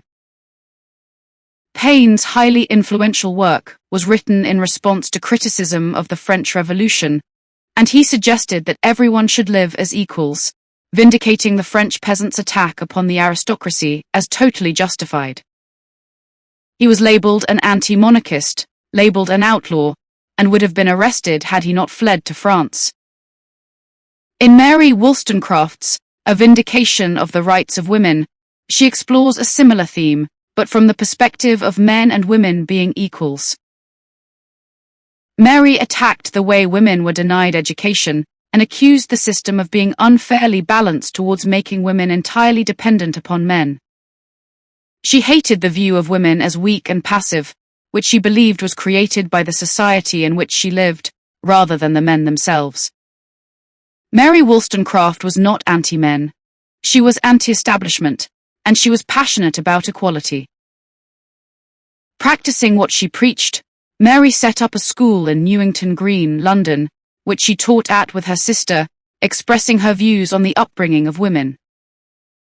It was not a success, and the school was forced to close, so she began writing for a living, translating reviews and articles for radical magazines from French newspapers.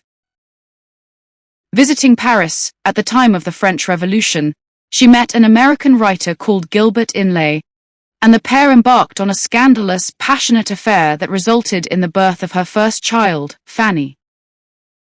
4 years later, after becoming depressed by Gilbert's constant unfaithfulness, she returned to London and tried to commit suicide by throwing herself into the River Thames, which runs through the very heart of the city.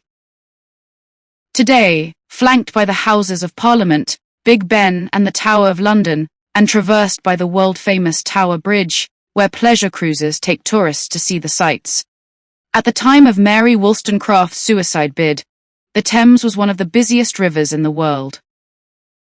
Fortunately for the world of literature, This constant traffic proved to be her salvation, and she was quickly pulled out of the river to live another day. Evidently, the water of Old Father Thames failed to dilute Mary Wollstonecraft's radical views, and shortly afterwards, she came into contact with another radical writer and philosopher, William Godwin. He began life as a minister before turning against religion and preaching against God.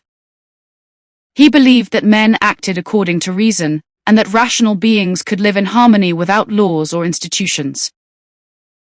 He was a cold, remote man, with little time for anything but his philosophical studies, yet his love for Mary Wollstonecraft overcame his studies, and the unconventional couple produced a daughter, Mary Wollstonecraft Godwin, who was destined to become our Mary Shelley. However, the new baby was not illegitimate, as Mary and William married at Old St. Pancras Church, St. Pancras Road, before she was born, and Godwin took on Fanny as his legitimate daughter too. This quaint little church has been in existence since somewhere around 300 AD, with sections of it using Roman bricks and tiles. The newlyweds, although committed to each other, continued to lead free, independent lives, as they believed was their right, but sadly, with the birth of their daughter in 1797, the very same year of their marriage, the unorthodox relationship was to come to a tragic end. Mary Wollstonecraft was in labor for 18 grueling hours, and Mary Wollstonecraft Godwin, later to be the author of Frankenstein, was only able to nestle in the bosom of her mother for a mere 10 days, before a nasty infection severed the bond. Because of the difficult and unhygienic conditions that were common during childbirth in the late 18th century, it was not uncommon for women to die as a direct result, but in Mary Wollstonecraft's case, it certainly wasn't expected, or any easier to deal with. With her newborn namesake a few days away from being 2 weeks old, Mary Wollstonecraft was buried at St. Pancras Churchyard in London, where just 5 months earlier she had walked down the aisle with William Godwin. The grave itself would play a significant part in the history of her daughter, Mary Shelley, as it is where she would later declare her love for the man whose surname she would take as her own in marriage, the poet and writer Percy Bysshe Shelley. Mary's mother's tombstone still stands in the churchyard today, in the part of the cemetery remaining after the churchyard had been broken up to make way for the railroad tracks to St. Pancras railway station. William Godwin, Mary Shelley's father, struggled to raise his 2 daughters, Fanny being the eldest, from his late wife's previous relationship, and Mary, the very young baby.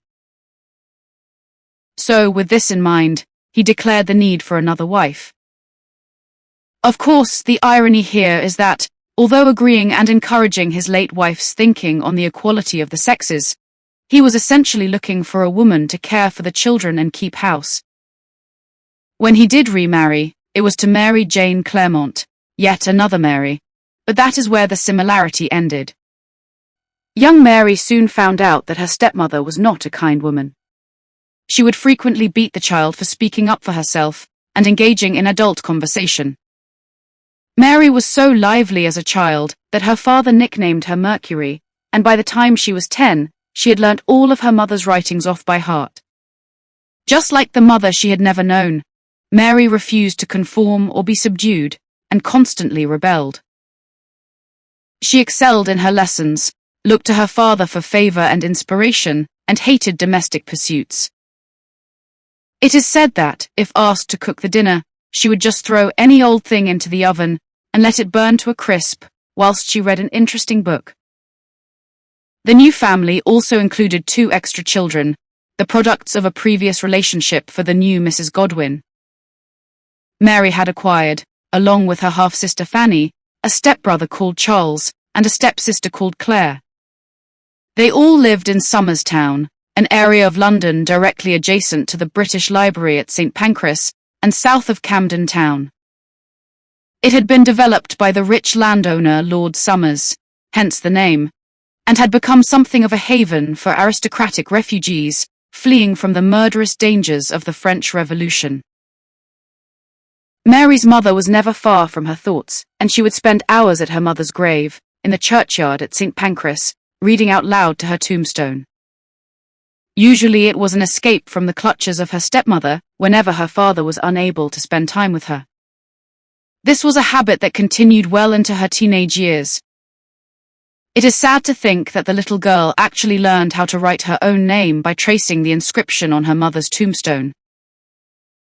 Amongst her father's circle of intellectual friends, that included famous essayists, poets, authors, journalists, and academic luminaries, such as Charles Lamb, Samuel Taylor Coleridge, and William Wordsworth, Mary grew into a strong and opinionated young woman, and spent many hours debating and discussing philosophical issues with her father, William Godwin.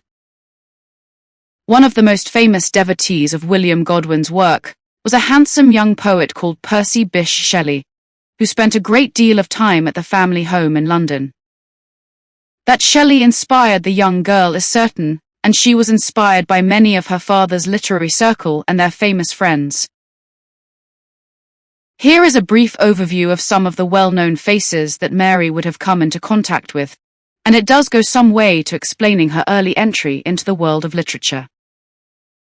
Percy Bysshe Shelley is the most obvious first candidate, as in 1814 he would elope with Mary to Europe, traveling around Switzerland, Germany, and Italy.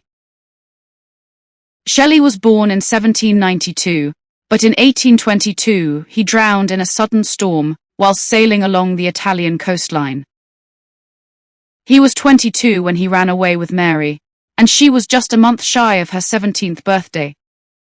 He was married to Harriet Westbrook at the time, and he left her for Mary, with the knowledge that she was expecting their second child. Mary declared her love for Percy Bysshe Shelley at her mother's grave, with both of them believing, like Mary's mother and father before her, that the ties of the heart were more important than legal ones. But William Godwin had an unusually conventional reaction to the burgeoning love between Shelley and his daughter. He banned the young poet from his house, which was a counterproductive act that eventually drove his favorite daughter away from him. Shelley was one of the major English Romantic poets, considered to be among the finest lyric poets of the English language.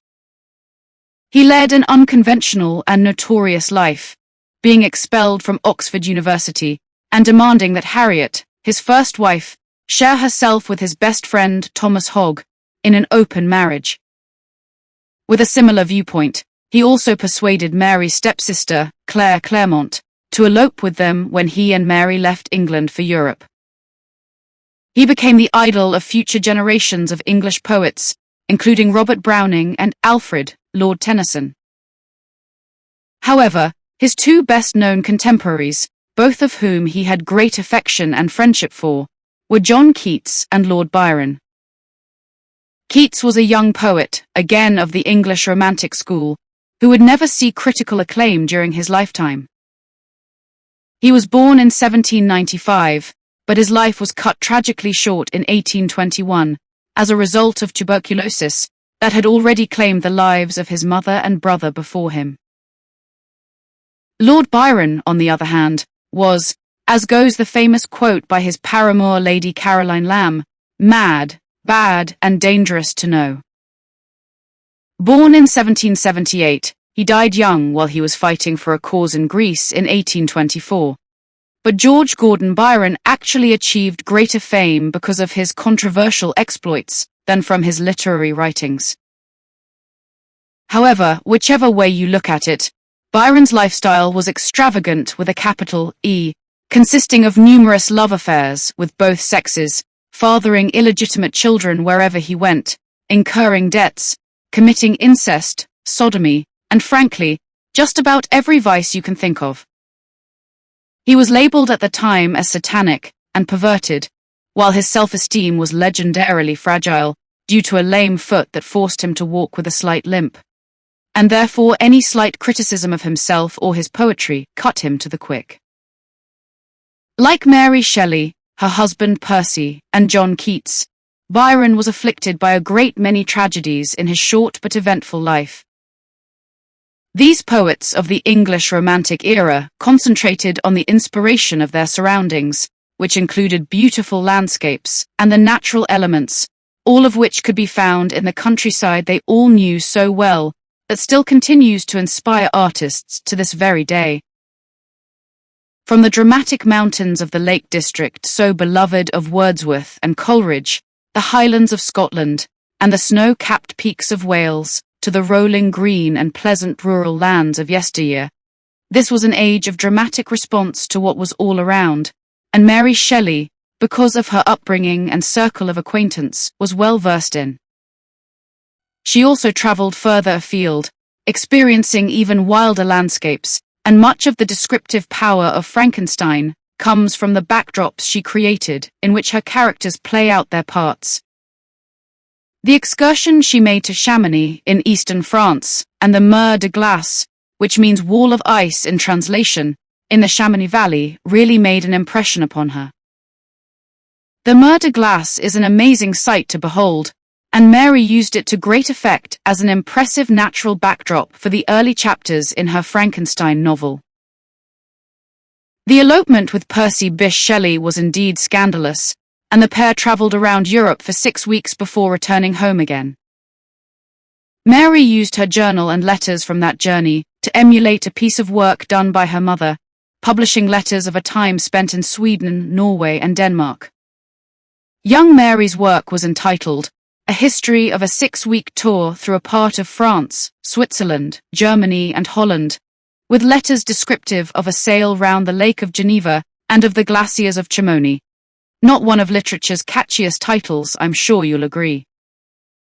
And neither did the idea for Frankenstein, the novel, come from these letters, or Mary Shelley's illicit travels around Europe. It came from the darkest recesses of her imagination during the spring and summer of 1816. This was a very apt time for Mary Shelley to begin writing a dark and foreboding tale, as this was indeed a dark time, quite literally. 1816 was popularly referred to as the year without summer due to severe climate abnormalities. This was as a consequence of volcanic eruptions that emitted from Mount Tambora in Indonesia over a 10-day period, pouring some 2 million metric tons of dust into the upper atmosphere, allowing less sunlight to get through. It was this particular summer that the runaway couple, still unmarried, visited Lord Byron at the Villa Diodati by Lake Geneva in Switzerland. They had planned many outdoor activities, but, due to the weather being so cold and the light being so dismal, they ended up spending most of the time sat around a roaring fire and reading each other ghost stories from Phantasmagoriana, a sinister German anthology. Lord Byron then challenged Mary and Percy, along with his personal physician, to each write a scarier ghost story than anything they'd ever heard, with the winner being the one judged to be the scariest. Mary, in her own words, admitted that she wanted to think of a story that would speak to the mysterious fears of human nature and awaken thrilling horror. In her view, it should make the reader dread to look around, to curdle the blood and quicken the beating of the heart. You'd have to agree that in Frankenstein, the lady was indeed as good as her word. Mary's idea for Frankenstein came in what she called a waking dream, perhaps more of a nightmare, experienced in the daytime. The only other participant in this bizarre competition to come up with anything was Lord Byron, who wrote a small fragment about some of the vampire legends he had heard whilst on his recent travels, but it was of course no contest for Mary's monster. What Mary had come up with was the perfect Gothic horror novel that truly was very popular in the early 19th century, especially as the horror is amalgamated with romanticism. Frankenstein features a blend of romanticism and Gothic horror, which some critics say mirrors the philosophical tensions in the relationship between Mary, the would-be Gothic writer, and her husband-to-be, the romantic poet Percy Bysshe Shelley. The Gothic novel is undoubtedly a precursor of what is now considered to be modern horror fiction, as it gathered momentum with Bram Stoker's Dracula, before Edgar Allan Poe bestowed such delicious darkness as The Pit and the Pendulum and The Raven upon an unsuspecting world. And of course, with the dark occult writing of Dennis Wheatley and the inspired 20th century master of horror Stephen King, the genre, although dating well back into the 18th century, is alive and well, and as scary as ever. But few male authors have come close to the true horror created by Mary Shelley, and the women who went before her were pretty proficient in this ghastly genre. Jane Austen, mentioned previously as a writer of beautifully romantic fiction, was also influenced by the Gothic style in her novel Northanger Abbey. The main theme of the novel explores the perils of young love when fueled by an overactive imagination fed by the Gothic novel. Jane Austen actually references several Gothic novels, especially the works of Mrs. Radcliffe, in her prose. So, even though there are many parodies of Gothics now, with the emphasis focusing on comedy mixed rather liberally with horror, Miss Austen was evidently the first to parody horror in this way, with her delicious tongue-in-cheek approach. Frankenstein also made its mark in the male-dominated movie industry when it was filmed for Hollywood in 1931. Horror is still to this day a mainstay of the big studios, with many screenwriters still adapting original works like Frankenstein, Dracula, and The Raven for the big screen. New writers inspired by the Gothic style of Mary Shelley, and those who followed her, also flourished in Hollywood with horror. For example, the writer of Psycho was inspired by Edgar Allan Poe, and Alfred Hitchcock, the legendary director of Psycho, declared that Edgar Allan Poe had been a major inspiration, even going as far as to say that the reason he started to make suspense movies was because he liked Poe's stories so much. And of course, Mary Shelley's Frankenstein had influenced Poe in his turn, so you could say that the horror movie industry owes a great deal to the imagination of this 19-year-old girl. Frankenstein, the modern Prometheus, to give Mary's novel its full title, was published in 1818, with a revised edition 13 years later in which Mary Shelley smoothed over some of the more controversial themes she'd initially hinted at.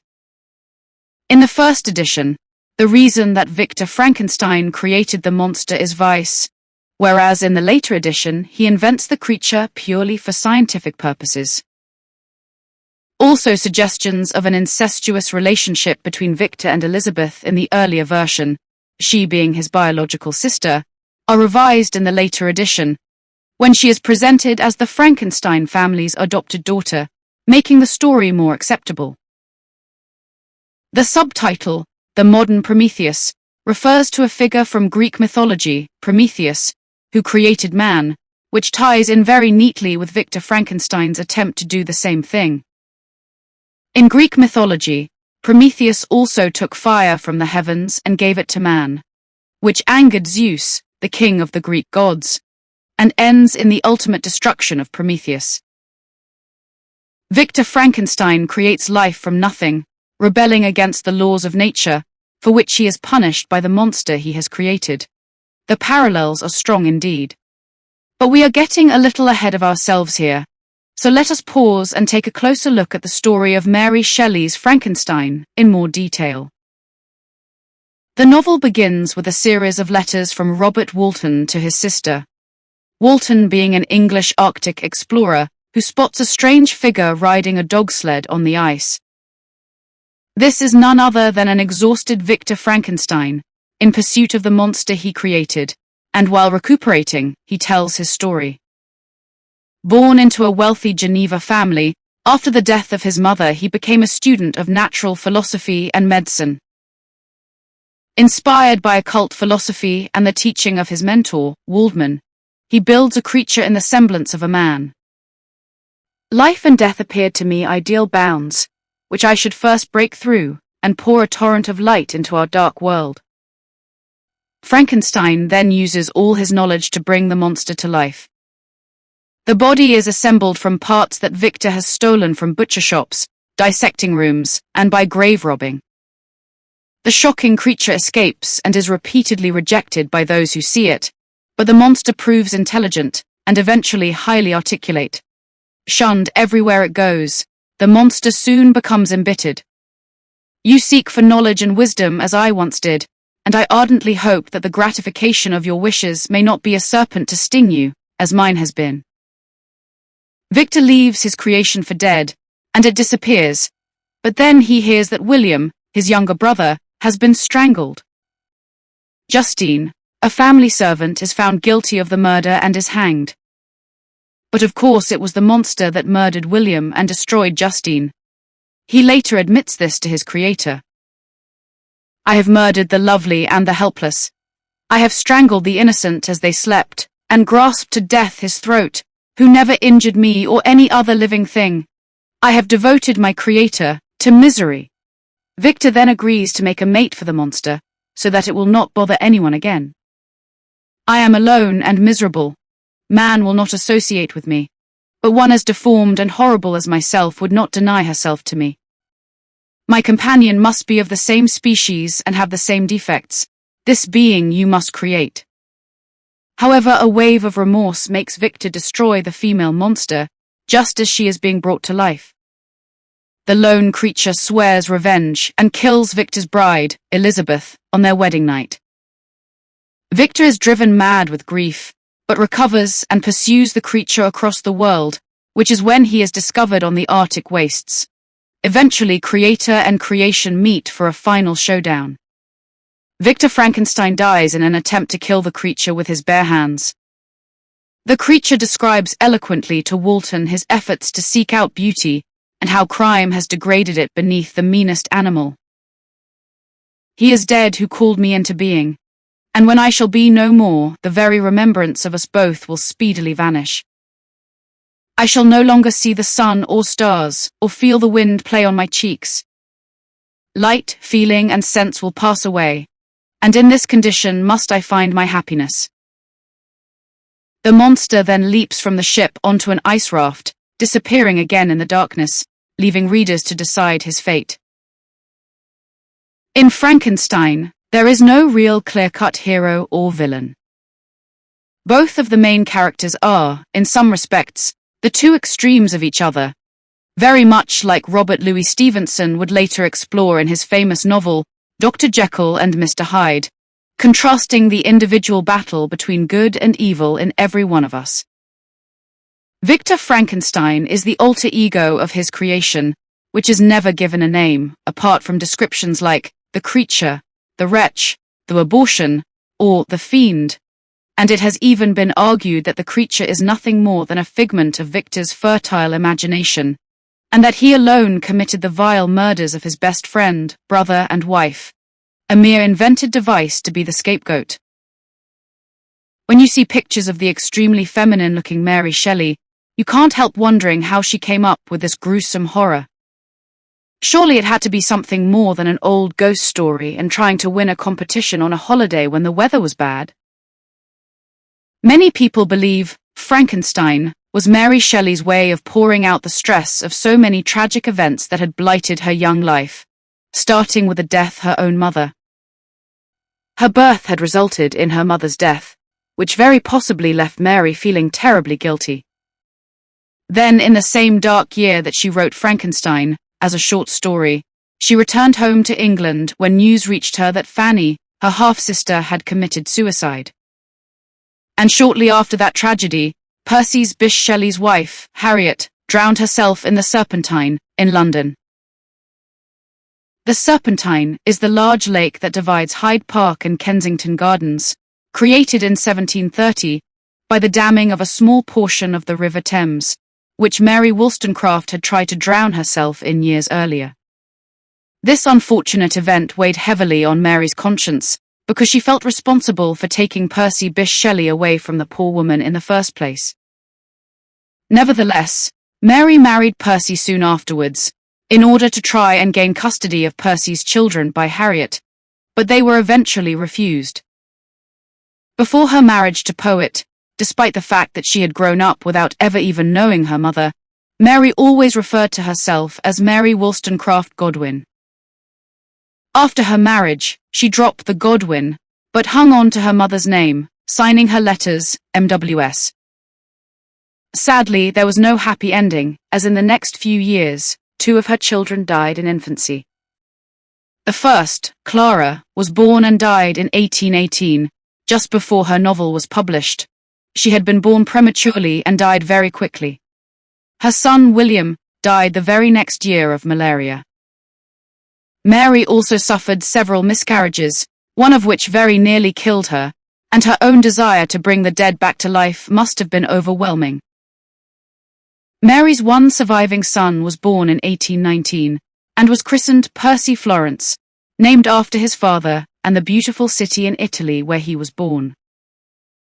But her joy at the little boy was short-lived, although he proved to be her only solace when his father Percy Bysshe Shelley died in a terrible accident when he was shipwrecked during a sudden storm whilst sailing.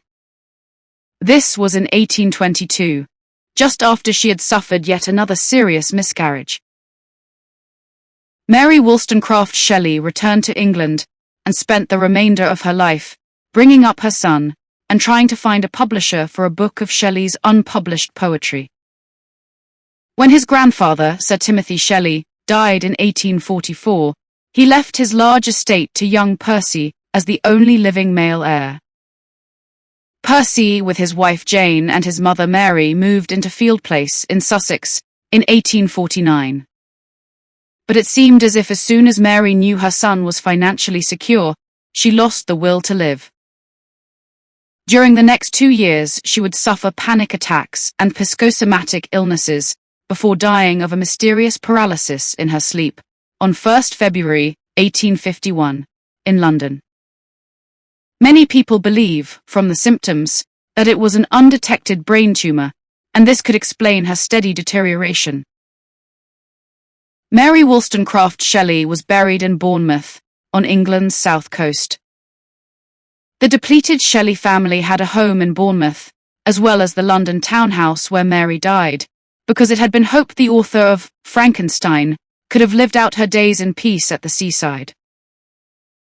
Percy exhumed the bodies of his grandparents, Mary Wollstonecraft and William Godwin, who had died in 1843, to place them beside their daughter in a family tomb.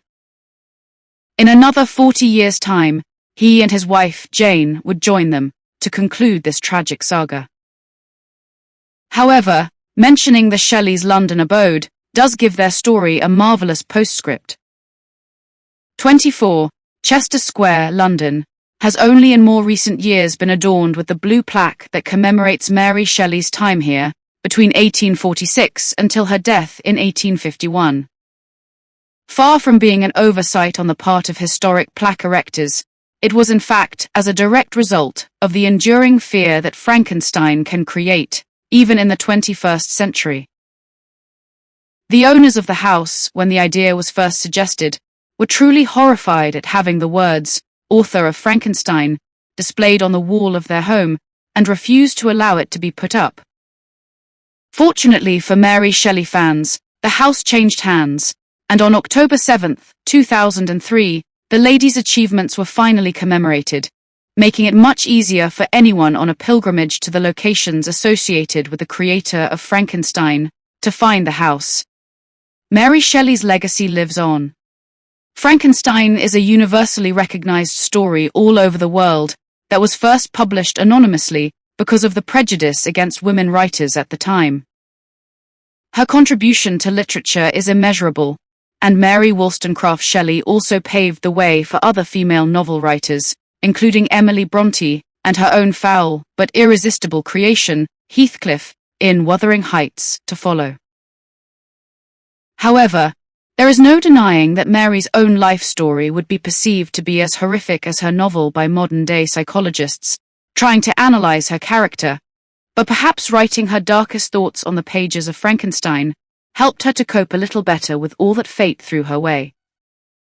Maybe this is why both Frankenstein and the monster remain truly fascinating, as Mary Shelley wrote of what she knew firsthand, even if it was in a context far, far removed from the world in which she actually lived.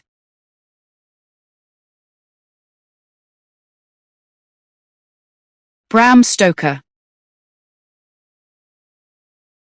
A dog began to howl somewhere in a farmhouse far down the road, a long, agonized wailing as if from fear. The sound was taken up by another dog, and then another and another, till, borne on the wind which now sighed softly through the pass, a wild howling began, which seemed to come from all over the country as far as the imagination could grasp it, through the gloom of the night. With howling dogs, a shimmering moon, and a chill wind through a darkened landscape, these words could only come from one novel, the great horror classic, Dracula, penned by the Irish-born writer Bram Stoker. The name Dracula strikes fear whenever it is mentioned, such is the power of this novel, about a monstrous vampire that feeds on human blood. The character of Count Dracula himself has become as legendary as the hideous Frankenstein's monster in the history of horror, while the story of Dracula has been used time and again in films, dating back to the early 20th century and the silent movies, right up to the present day and the post-millennium Hollywood blockbuster. But what of the author of this gruesome novel of bloodlust? Who created this tale of the living dead sucking every last drop of blood from their unsuspecting victims? In precisely the same way that Mary Shelley is little recognized for Frankenstein, the novel she created when she was a mere 18 years old, the author of Dracula, Bram Stoker, is a similarly overlooked figure in the world of literature. Abraham Stoker, shortened to Bram when he was a child, was born on the outskirts of Ireland's capital city Dublin in 1847. As a young man, his early life was spent in Dublin, where he worked as a civil servant, a career that was stable if uninspiring. But in later years he moved to England, preferring to risk all for the world of the theatre, becoming the manager of the renowned and flamboyant actor Henry Irving, based at the magnificent Lyceum Theatre in London. The two halves of Bram Stoker's life could not have been more contrasting, and as we set out on this journey of discovery to find both Dracula and his creator, it is immediately evident that our road will take us in a number of different directions. The novel Dracula, first published in 1897 after 7 years of research and writing, was launched as Great Britain neared the end of a century that had exhibited more technological, scientific, literary, and medical advancement than ever before. Queen Victoria's long reign was drawing to a close, but the respectability she had imposed on British life still dominated. However, despite being a time of strict morals on the surface, Victorian Britain certainly possessed its darker aspects. On the one side, high-born ladies and gentlemen sipped tea in elegant drawing rooms, while on London's mean streets, prostitution was rife. Opium dens and gin palaces were to be found if you knew where to look, and this was far from being the age of innocence. As the father of modern psychology, Sigmund Freud, would prove, sexual repression was bad for the health, and just because manners and etiquette prevented passion being expressed, it didn't mean that the late Victorians lacked desire. In fact, in Dracula, Bram Stoker truly is using a sexual metaphor, as his delicate heroines offer a naked neck to the blood-sucking fiend, at a time of buttoned-up-to-the-chin respectability. Whether or not this was Bram Stoker's intention we can't say, because as a respectable Victorian, he actually wrote articles about the need to censor unwholesome literature. His Dracula is, in point of fact, a very moral tale, featuring the age-old theme of good triumphing over evil, and the ultimate in spiritual redemption. However, more often than not, it's the sensuality that his audiences remember, such as this incident where 3 female vampires encounter the shocked hero of the novel, Jonathan Harker. I was afraid to raise my eyelids but looked out and saw perfectly under the lashes. The fair girl went on her knees and bent over me, fairly gloating. There was a deliberate voluptuousness that was both thrilling and repulsive, and as she arched her neck, she actually licked her lips like an animal, till I could see in the moonlight the moisture shining on the scarlet lips and on the red tongue as it lapped the white sharp teeth. Lower and lower went her head as the lips went below the range of my mouth and chin, and seemed to fasten on my throat. I could feel the soft, shivering touch of the lips on the supersensitive skin of my throat, and the hard dents of 2 sharp teeth, just touching and pausing there. I closed my eyes in a languorous ecstasy and waited with beating heart.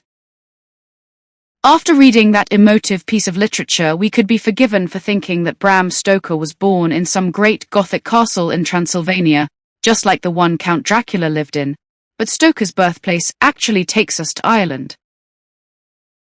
Just north of Dublin in Clontarf, an elegant suburb, Abraham Stoker made his first appearance in the world. This is where the Battle of Clontarf took place in 1014, when Viking invaders were defeated, marking the end of a long-fought war between the Irish and the Vikings. Even today, there is much evidence of Ireland's Viking heritage, and the magnificent Dublin castle that stands so beautifully and majestically on the highest ground in the city was built on the remains of a Viking fortress that had been destroyed during the last battle. The castle dates from 1208 and is the oldest surviving architecture in Dublin. Used as the centre of British power in Ireland for over 7 centuries, it was reclaimed by the Irish Free State in 1922, when the Republic of Ireland gained independence from British rule. It's now used for government ceremonial functions, such as the inauguration of Ireland's presidents, but we will return to the castle a little later. Now, although Bram Stoker is one of the least instantly recognizable Dublin authors, he certainly was part of an illustrious company of writers who heralded from this fair city. This was the birthplace of Oscar Wilde, acclaimed novelist and playwright, whose works include The Importance of Being Earnest and The Picture of Dorian Gray, as well as James Joyce, the writer of the controversial novel Ulysses, alongside Samuel Beckett, the surreal genius of such theatrical pieces as Waiting for Godot and Endgame, right up to the present day with the brilliant Roddy Doyle, the celebrated writer of The Commitments. Bram Stoker wasn't the healthiest of infants, as he spent most of his early life in bed due to a mystery illness that robbed him of energy and offered up a huge range of confusing symptoms, stopping him from being able to stand or walk unaided, and also creating untold havoc with his sleep patterns. Yet this bizarre sickness vanished without a trace when Bram Stoker was 7 years old, although the mental scars it left on the small boy took much longer to heal. The legacy of such a trauma for a young child remained with him for life, and undoubtedly resurfaced in Dracula, where the idea of everlasting sleep and resurrection from the dead certainly prevail. As a result of this early incapacitation, Bram Stoker was educated from his bedroom thanks to his love of reading.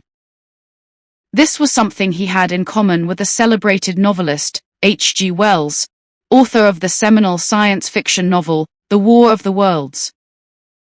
He too was confined to bed as a child, and as a result read as many books as he could prevail upon his family to bring him.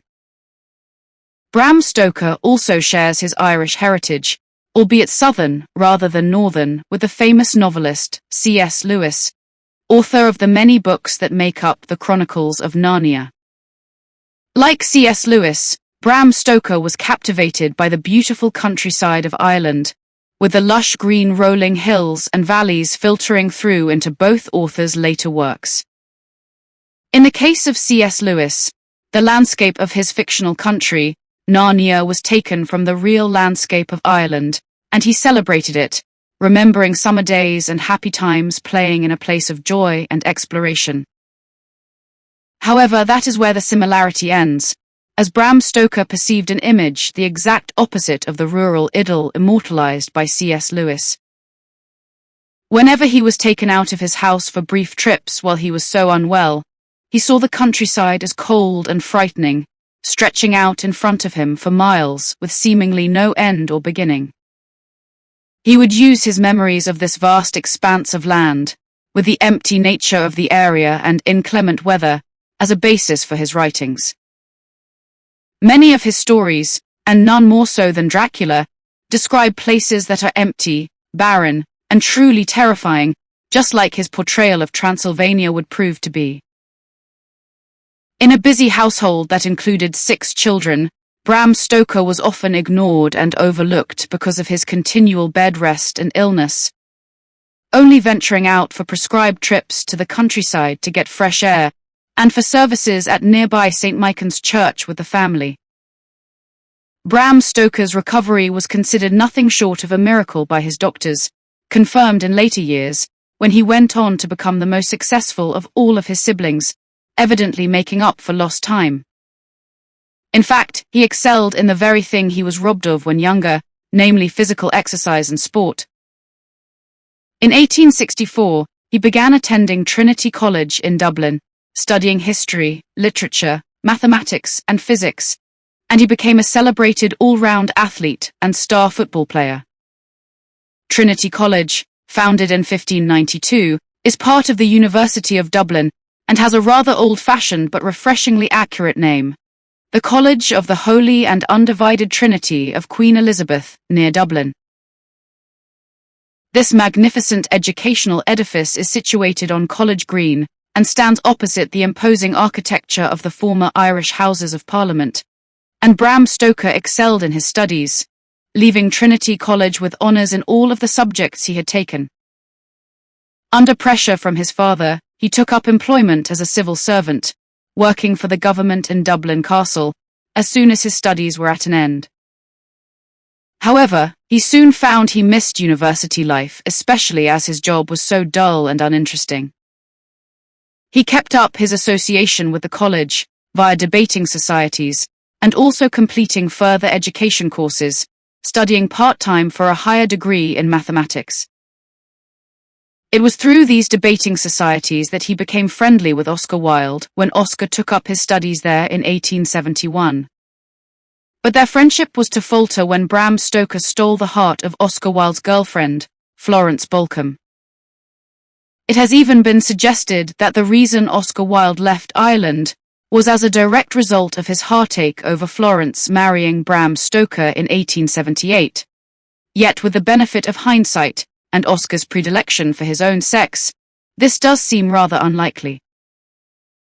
As a matter of interest, one of the most celebrated of all Dracula films was nearly lost for all time because of Florence Balcombe. A 1922 silent film called Nosferatu, made by a German production company, used Bram Stoker's Dracula as its subject without official permission from the Bram Stoker estate. At the time, Bram Stoker had only been dead for 10 years, and the novel was still in copyright. Florence sued for copyright infringement and won the case, bankrupting the company. Luckily, some prints had already been distributed overseas, which were then copied over the years, resulting in Nosferatu gaining a reputation as possibly the greatest adaptation of the vampire legend. Bram Stoker, continually dissatisfied with his job as a civil servant, began to write for the Dublin Evening Mail newspaper as an unpaid drama critic, reviewing as many shows as he could get to see, having already developed a great love of theatre. There was one actor with whom Bram Stoker was fascinated called Sir Henry Irving, a charismatic, larger-than-life man who exuded the same fascinating presence off-stage as he did when playing a role on it. Sir Henry Irving was the very first actor to be given a knighthood and is generally regarded as being the greatest stage actor ever, even though there are counter-arguments that suggest he was the worst stage actor of all time. Nevertheless, he is buried in London's magnificent Westminster Abbey and is one of only 4 actors to be buried there, the others being David Garrick, Dame Sybil Thorndike, and Sir Laurence Olivier. In 1871, Bram Stoker saw Irving play Hamlet and was surprised that no critic had reviewed the performance, so he took it upon himself to do so. In 1876, when visiting Dublin, Irving was shown the review that Bram Stoker had penned some years earlier and was so impressed by it that he asked to meet the young critic. They became close friends and developed a real love-hate relationship, almost to the point where they couldn't stand to be in each other's company, but couldn't cope with being apart. One critic described it as a kind of incestuous, necrophiliac, oral sadistic, all-in-all wrestling match. Sir Henry Irving came to stay in Dublin with Bram Stoker a number of times in the next few years. In 1878, Irving asked Bram Stoker to be his manager, which was an opportunity not to miss, so the bored civil servant left bureaucracy and Ireland behind him for a new life in England with his wife Florence. The following year, Bram and Florence had their one and only child, a son, christened Noel. Florence often expressed concern over Sir Henry Irving's hold over her husband, commenting that it was as if Bram was hypnotized and under a cursed spell. She didn't disapprove of the friendship or dislike Irving, but she would later mention that she was troubled by the destructive nature of the love/hate relationship the two men shared. This view completely contrasts with the 2 volumes of memoirs that Bram Stoker published in 1906, a year after Irving's sudden death at the age of 67. Entitled The Personal Reminiscences of Henry Irving, Stoker extolled every virtue but none of the vices the actor possessed, but in an entertaining and amusing fashion. The volumes are a wonderful archive of the times Stoker and Irving shared together, as well as providing a detailed record of performances and tours they embarked upon, while working together as manager and actor. In the same year that Sir Henry Irving asked Bram Stoker to become his personal manager, he also leased the Lyceum Theatre in London and appointed Bram Stoker as theatre manager. The Lyceum Theatre is stunningly beautiful, looking like a piece of classical ancient Greek architecture with its formidable facade and portico, but its good looks were not its only claim to fame. The Lyceum Theatre became the cultural capital of the City of London, and it was the most fashionable place to be seen. It was truly a phenomenon. Irving combined powerful Victorian melodramas, which tugged at the audience's heartstrings, with lavish productions of the plays of William Shakespeare, such as Much Ado About Nothing, Hamlet, Romeo and Juliet, Twelfth Night, and The Merchant of Venice. Because of this amazing success, Bram Stoker was caught up in the whirlwind of celebrity life, meeting many people that would become his friends, like Sir Arthur Conan Doyle, writer of the Sherlock Holmes mysteries, and Charles Dickens, author of such classics as Oliver Twist, David Copperfield, Bleak House, and Great Expectations. Sir Henry Irving also organized trips overseas to America, where they met the great American writer and thinker Mark Twain. Fascinating as the world of Victorian theatre might be, we do find ourselves asking a very important question: where did Dracula come from? How on earth did Bram Stoker, this respectable, married, middle-class gentleman, who was occupied with managing the greatest actor of his generation, find the inspiration or the time to write one of the greatest horror novels of all time? Bram Stoker lived in an age where everything seemed to be happening all at once. Queen Victoria certainly dominated, but it was an amazing era of change, which affected everyone from the highest in the land to the lowliest. Charles Darwin wrote and published his thought-provoking The Origin of the Species in 1859, challenging religion by arguing that the human race evolved from the apes via a process of natural selection, in other words, creating the survival of the fittest theory. The Industrial Revolution brought about a wealthier economy, with Britain becoming dependent upon factories and mass production rather than agriculture for survival. It was also the age of the great engineers, as typified by Isambard Kingdom Brunel, who created the Great Western Railway, the transatlantic steamship the SS Great Britain, and the Clifton Suspension Bridge in Bristol, that hangs above the River Avon in the southwest of England, and, at the time of conception in 1862, had the longest span of any bridge in the world. The Fabian Society was set up in London by a group of intellectuals to promote socialism, a concept whereby everyone is equal in terms of wealth and in society, with H.G. Wells, the author of War of the Worlds, being a prominent and outspoken member for a time. The Great Exhibition of 1851, the first World Trade Fair, was held in the Crystal Palace, Hyde Park, London, with great success, showcasing as it did the modern industrial technology and design of the Victorian age. The Crystal Palace was built specifically to house the exhibition, with Isambard Kingdom Brunel drafted onto the committee to oversee design and production, but the construction was sadly destroyed by fire in 1936. In 1882, incandescent electric lights were introduced to London streets, to replace the gas lamps that had to be manually lit every night and extinguished every morning. It was against this progressive background that the Gothic novel really rose to prominence, and Bram Stoker evidently found this genre a source of inspiration. Looking back, it all began with the likes of Horace Walpole and his Castle of Otranto, and Mrs. Radcliffe's Mysteries of Udolpho.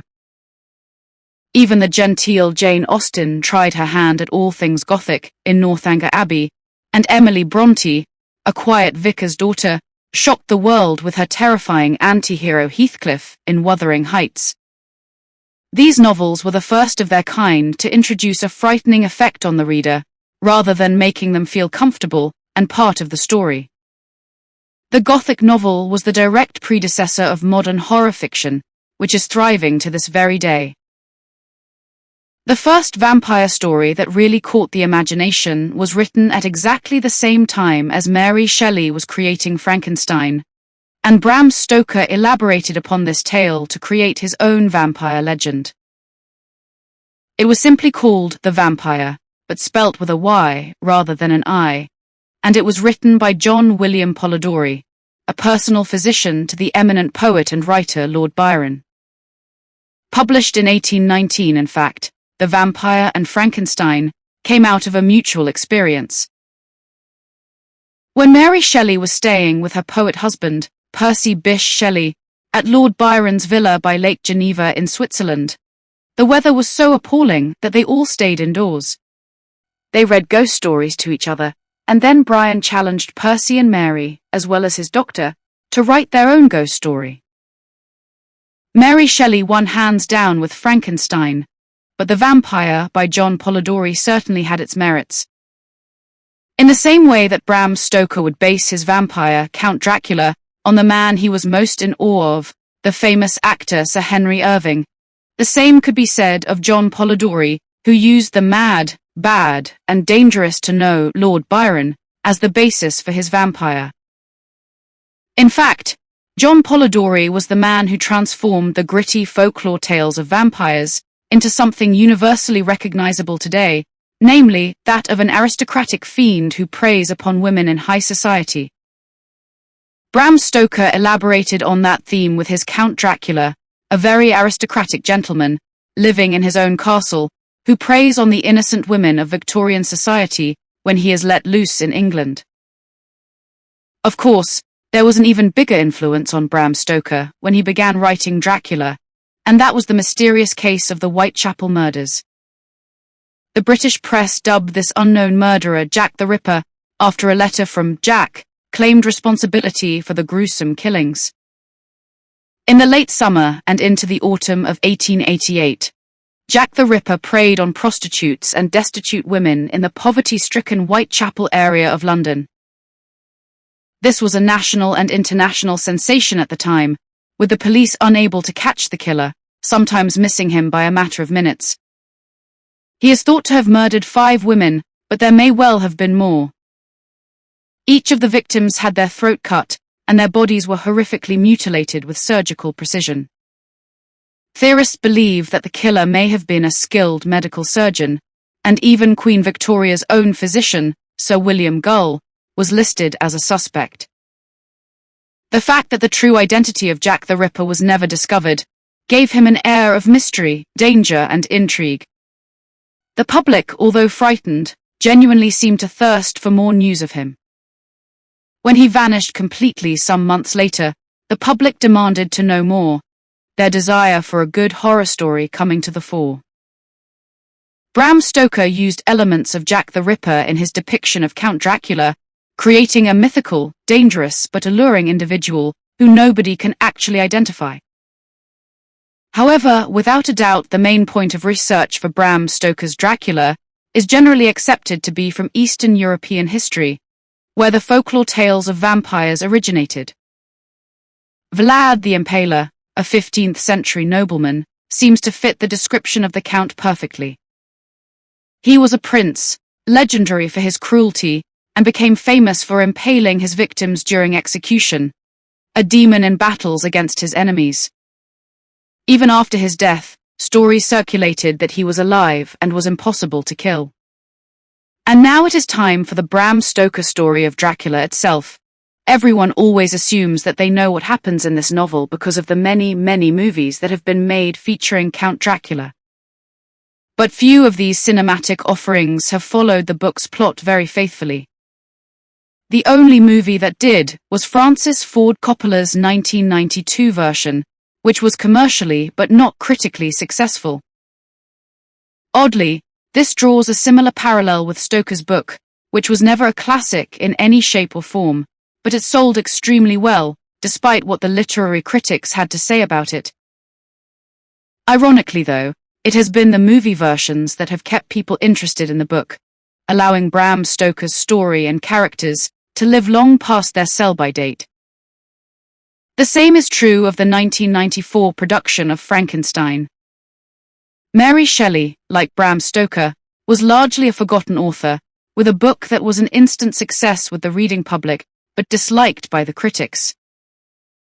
Interestingly, both these late 20th century film versions are proud to acknowledge the authors' names before the titles, making them Bram Stoker's Dracula and Mary Shelley's Frankenstein, which shows how closely they were trying to follow the author's original content.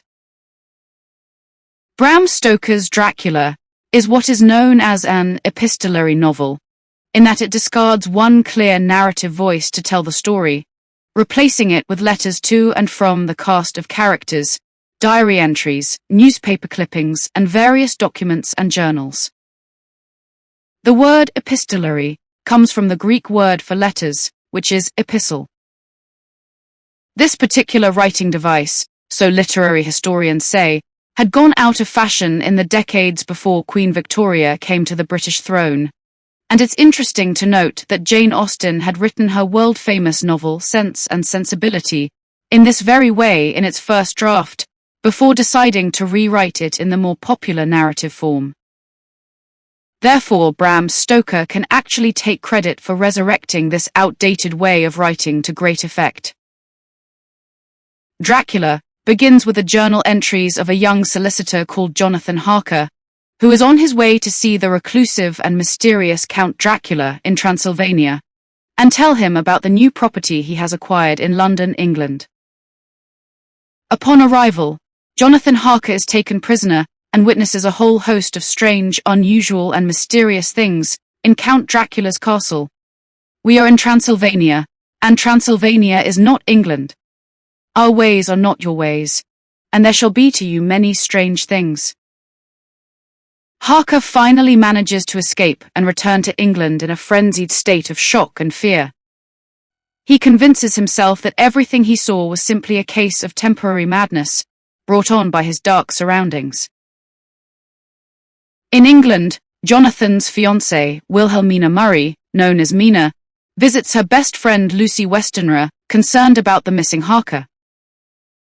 Lucy, a frivolous and flirtatious girl, has just had 3 marriage proposals, from Dr. John Stewart, an American called Quincy Morris, and the Honourable Arthur Holmwood, known as Lord Godalming after the death of his father. Lucy chooses Arthur as her husband, and Mina is reunited with Jonathan Harker when he sails back into England, and they are married.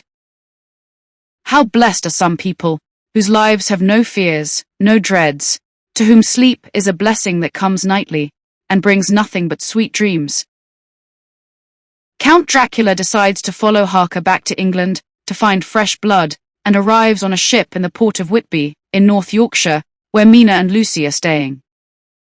The ship carrying Count Dracula is run aground in a storm and wrecked, with only the logbook recovered. A newspaper cutting concerning a deadly killer, dressed entirely in black, is discovered within the logbook. It is of course none other than Count Dracula, and, in the shape of a wolf, he moves between Whitby in the north to London in the southeast.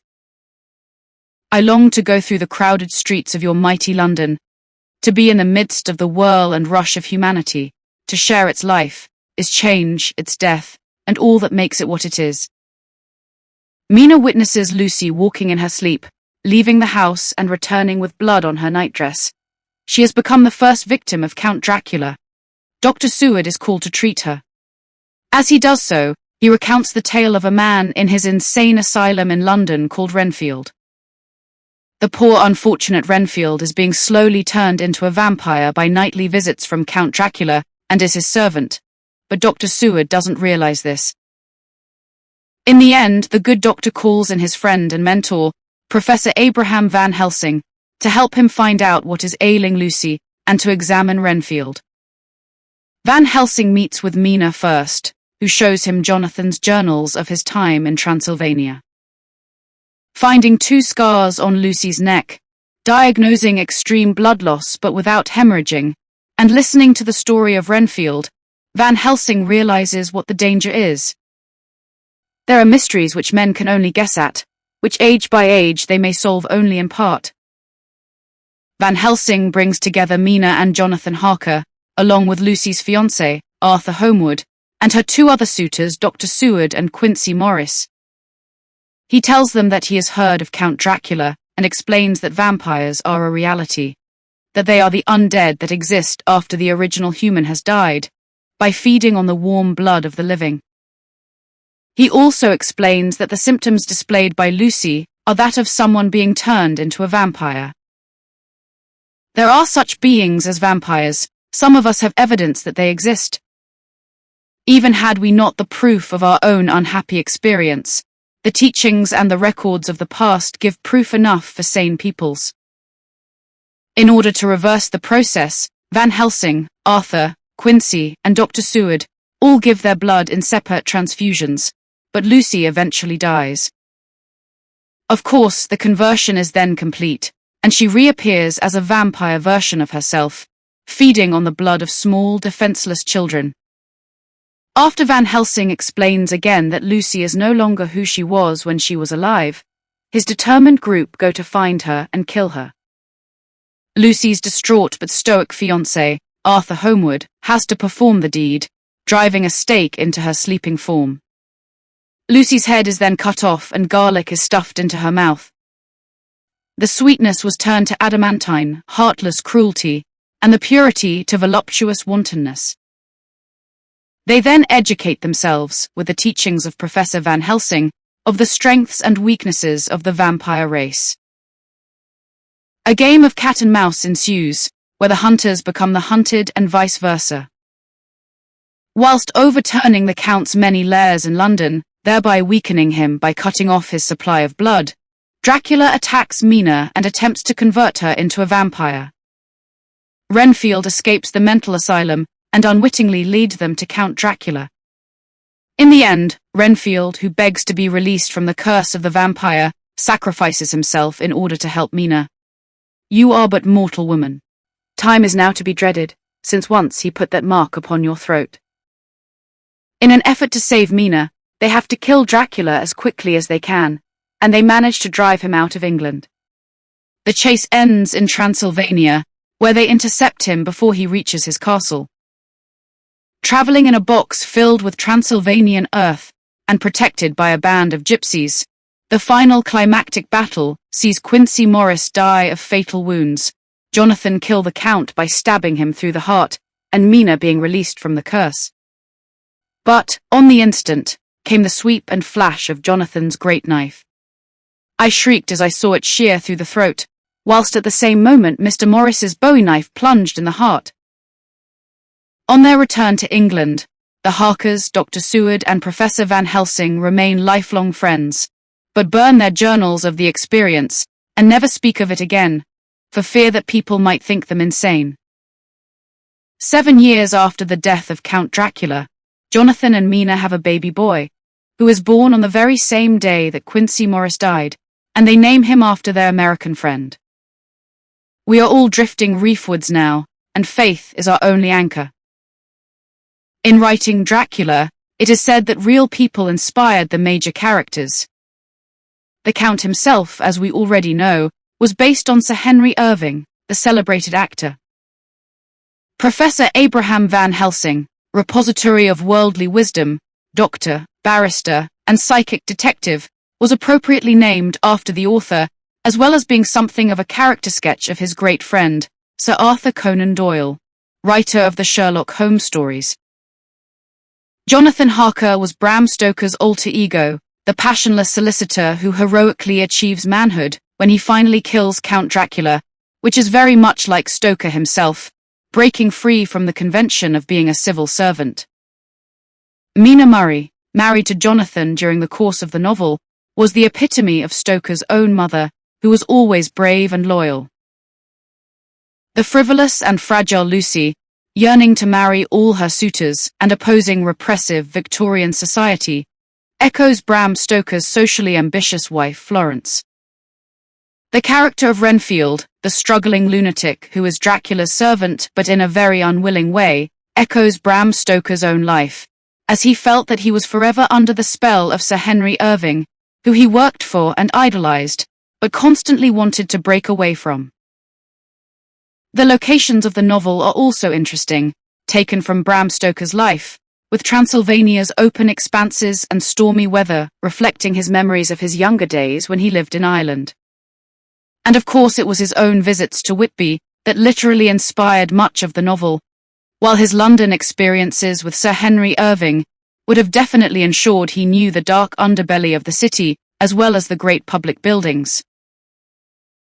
Unlike London, where many novels and films have been set, the little town of Whitby in North Yorkshire was pretty unique in Dracula's literary history.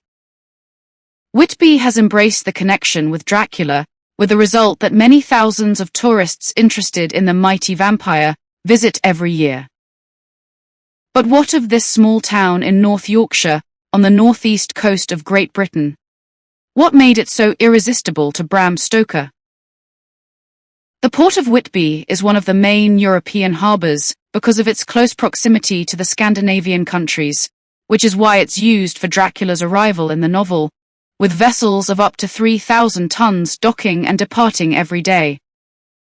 The Dracula Museum in Whitby is a major tourist attraction because of the large section of the novel that is set in this town, describing as it does the port, the ship washed ashore in the harbour, and Lucy watching the sunset from Whitby's churchyard over the nearby headland of Kettleness. Twice every year, the town of Whitby holds a Gothic weekend, which is a festival for people who enjoy all things Gothic, and Whitby's hotels will get booked up 6 months in advance for these events. However, the most striking landmark in Whitby is the ruined monastery situated on the East Cliff. The abbey is haunting, beautiful, and enchanting. It is easy to imagine why Bram Stoker brought his most evil creation to England via Whitby, as Count Dracula would have felt perfectly at home in the ruins of this ancient monastery. Whitby Abbey was founded in the 7th century on the cliffs overlooking what can on occasion be a very wild sea. Wherever you view the ruins from, it is indeed a dramatic vista, and one that will forever be linked to Bram Stoker's Dracula. Nevertheless, Whitby does have another claim to fame, due to its associations with the great seafarer, Captain James Cook. It seems a long way from blustery, windswept Whitby to the warmer climes of Australia, but by all accounts, Whitby always held a special place in Captain Cook's heart. Despite enjoying the sea air at Whitby, Bram Stoker did not outlive his friend and mentor Sir Henry Irving by many years, as he died in 1912. The exact cause of death is unknown, but some suspect it may have been syphilis. When Irving died in 1905, Stoker was so distraught, he suffered a stroke himself that incapacitated him greatly, and although he was by then free of Irving's shadow, he was too unwell to write anything that would capitalize on the success of Dracula. He and Florence lived a hand-to-mouth existence during the last few years of his life, relying on financial assistance from friends and relations. Bram Stoker was cremated, perhaps fearful of his own creation's ability to raise the dead and feed on human blood, or maybe simply to prevent anyone discovering the real reason for his death at a later date. His ashes can be found at Golders Green Cemetery, London, where the more die-hard Dracula enthusiasts will search out his final resting place. But his creation still walks amongst us, unable to allow death to stop his evil march. The legacy of his most famous novel, Dracula, and the eponymous character of the gentleman count will live forever. This deliciously evil monster can be both deadly dangerous and yet devastatingly attractive all in one breath, always appealing and constantly revolting by equal measure. This may indeed be the true magic of Dracula, so we will give the Count the last word on the subject, and wonder if, in our imaginations at least, he will return from the dead once more. My revenge has just begun. I spread it over centuries and time is on my side. William Wordsworth. There are few amongst us who have not heard of the great romantic poet William Wordsworth, an artist who has for centuries enchanted his readers with his eloquent verse and magnificent imagery. As a man who reveled in the beauty of nature, his love of the natural world shines through his stirring words, while all the while he attempted to unveil the hidden magic of the countryside. From the beautiful sights of the Lake District, where he spent most of his life, to the Scottish lowlands and beyond, Wordsworth created unforgettable images, which would change people's vision of rural Britain forever.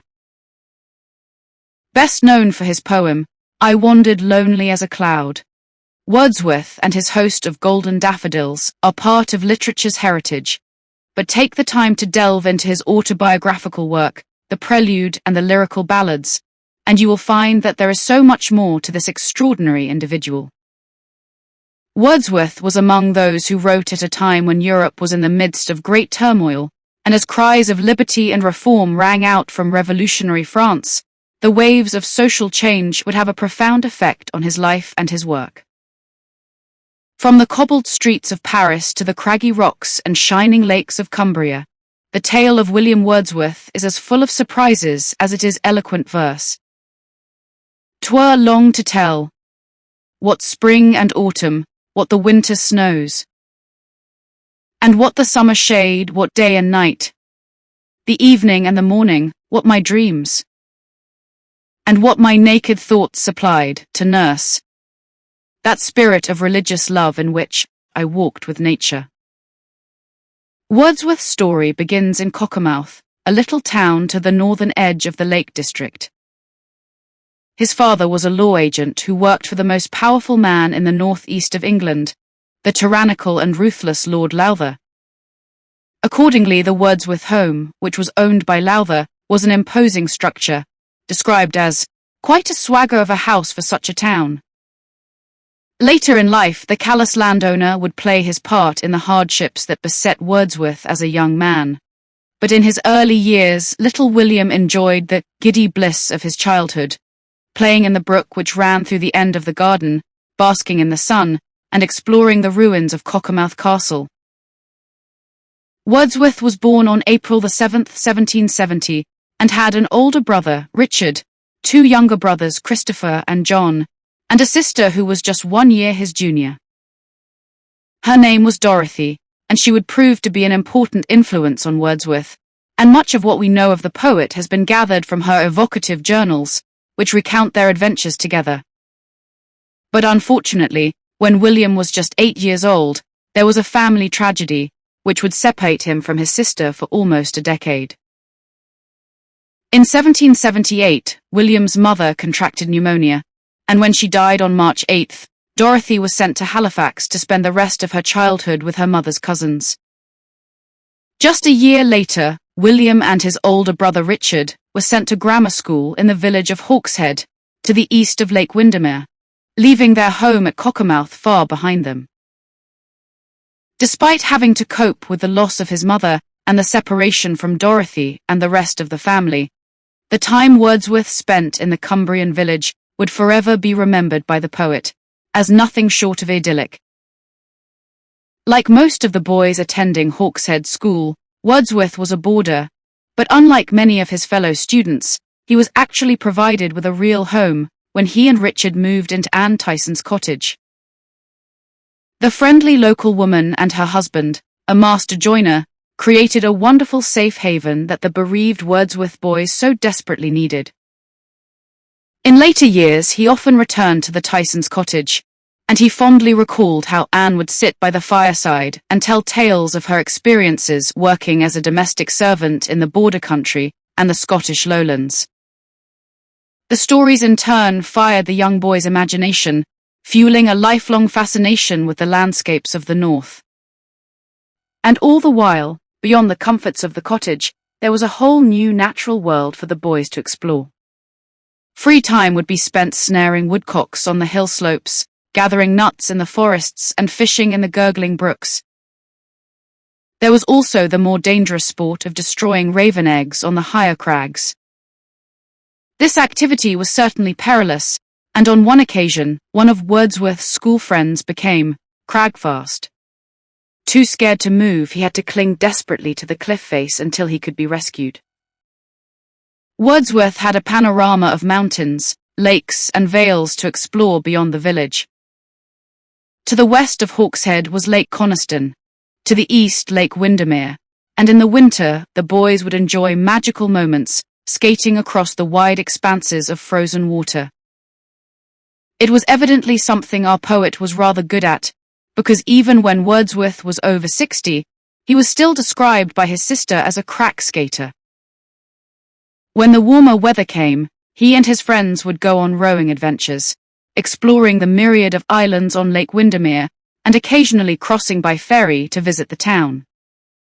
It was without doubt a wonderful place for a young boy to grow up in, and the landscape of Wordsworth's youth would inspire him for years to come.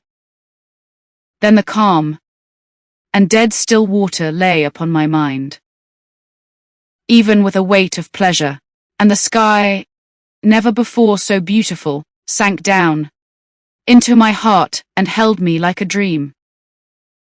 Nevertheless, as the great outdoors provided Wordsworth with endless adventures, there were also lessons to be attended. Hawkshead School stood just below the church, which the poet described as a throned lady, and many of the pupils who studied here would go on to become great scholars at Cambridge University. There were never more than about 4 or 5 teachers here in Wordsworth's time, but unlike many schools in the 18th century, the professors would prove to be a great inspiration to their students. From mathematics to physics, English literature to the classics, Wordsworth took every advantage of the education offered to him with equally as much enthusiasm as he put into exploring the glorious surroundings of the lakes. His headmaster was absolutely passionate about literature, and the school library was filled with contemporary works, which were guaranteed to feed hungry minds. Wordsworth could often be found here voraciously reading everything from history volumes and science books to travelogues, broadening his mind and his horizons. And it was not only reading that the masters at Hawkshead encouraged, as writing was also actively promoted. In later years, Wordsworth would recall in his autobiographical poem, The Prelude, the moment that he discovered the beauty of verse. My ears began to open to the charm of words in tuneful order, found them sweet. For their own sakes, a passion and a power dash. And phrases pleased me, chosen for delight, for pomp or love. When Wordsworth was just 14, the schoolmaster William Taylor set the boys a task to try and write verses for themselves. The assignment was to be called Verses on the Summer Vacation. This would mark the beginning of Wordsworth's exploration of his talents as a writer. But at this early stage, as he strolled through his favorite haunts in search of ideas and inspiration, he could have little idea of the magnificent journey he was about to embark upon. Although life was filled with plenty to mesmerize a young boy at Hawkshead, every Christmas Wordsworth and his brothers would return home to their father in Cockermouth. Here, Wordsworth's love of literature could be further fed by what he described as his father's golden store of books, which boasted volumes ranging from Don Quixote to Gulliver's Travels. Between Anne Tyson's cottage and his father's house, the teenager enjoyed a secure and happy life, until in 1783, another event cast a dark shadow over his sheltered world. The boys returned for Christmas to find their father had fallen gravely ill. He only survived for a few days and died just before New Year's Eve. The children were left with no home to call their own, and worse still, virtually no money had been put aside for them. To their dismay, the family discovered that Mr. Wordsworth had invested his own money in his work for Lord Lowther, and the bulk of the Wordsworth inheritance would have to be recovered from the recalcitrant landowner. While evidence was gathered to claim the money back, the Wordsworth children became dependents and would have to be passed into the care of their uncles. Holidays would now be spent at Penrith with their grandparents and Uncle Christopher, known to the children as Uncle Kit, but they were far from happy times. Wordsworth's grandfather was bad-tempered, while his uncle seemed to resent the social status the children had once enjoyed. Even the servants were not discouraged from being insolent to the Wordsworth siblings, and worse still, Uncle Kit seemed to have taken a special dislike to young William. There was one occasion that Wordsworth would find it hard to forget, when he and his brothers waited for the horses to come and collect them at the end of the school term. Long, long upon yon steepy rock, alone I bore the bitter shock. Long, long my swimming eyes did roam, for little horse to bear me home. To bear me what avails my tear, to sorrow o'er a father's bier. The boys waited and waited until Wordsworth hired a horse himself and rode furiously to Penrith, where he discovered that his guardian had made no provision for their collection. The bitter tension between Wordsworth and his relatives did not end here. By the time he was 17, he was sent to Cambridge University, leaving his cherished Lake District behind. His guardians expected him to exploit connections and study hard to prepare for a future in the church or the law. Neither seemed an appealing option for Wordsworth, even less so because it is what his Uncle Kit wanted. Consequently, he did not prove to be the excellent scholar everyone had hoped for at Cambridge, and although in his first term he excelled, by the next his grades had started to go into a decline. In the summer holidays, rather than returning to his relatives in Penrith, Wordsworth went straight to Hawkshead, where he could be with his surrogate mother, Anne Tyson, and his younger brother Christopher. The difficult relationship he had with his guardians seems to have deteriorated even more by this time, and 2 years later, without their knowledge, he decided to spend his summer break exploring Europe with his friend Robert Jones. Though he risked deepening the rift with his uncle even further, the holiday was an unforgettable experience for Wordsworth. He and his companion made an incredible journey from France through the Alps to the wondrous Vale of Kermauni, to the Italian lakes of Majora and Como, finally reaching Cologne in Germany by September. They traveled immense distances, over 2,000 miles on foot, and the images of towering mountains and dramatic landscapes would be imprinted on the writer's mind for the rest of his life. But as well as discovering the many wonders of Europe, there was something even more extraordinary to be seen. In 1789, France had been ripped apart by revolution, and when Wordsworth arrived on the continent, on July 13, 1790, it was on the eve of the first anniversary of the fall of the Bastille. There had been increasing discontent amongst the French, with the rift between the rich and the poor. Many suffered from great poverty, while the nobility and the royal family headed by Louis XVI and his vivaciously extravagant wife Marie Antoinette lived a life of luxury. The storming of the Bastille, the prison that had symbolized the reign of tyranny for the French, had marked the first step in a long battle for change, and although he didn't know it, within a year Wordsworth himself would be swept into the turmoil. Though the French Revolution would eventually have a great impact on Wordsworth's life, for the time being he returned from his adventure to Cambridge to finish his degree. A year later he had completed his studies, but while his fellow students followed the normal course of the university graduate, fulfilling their parents' expectations, entering the professions of the law or the church, Wordsworth had little desire to follow either of these paths. His older brothers, meanwhile, were dutifully working in their chosen careers and had a secure income. The eldest brother Richard was now doing well in the law and had been transferred to an office in Gray's Inn in London, and brother John worked for the East India Company and had sailed to the Orient.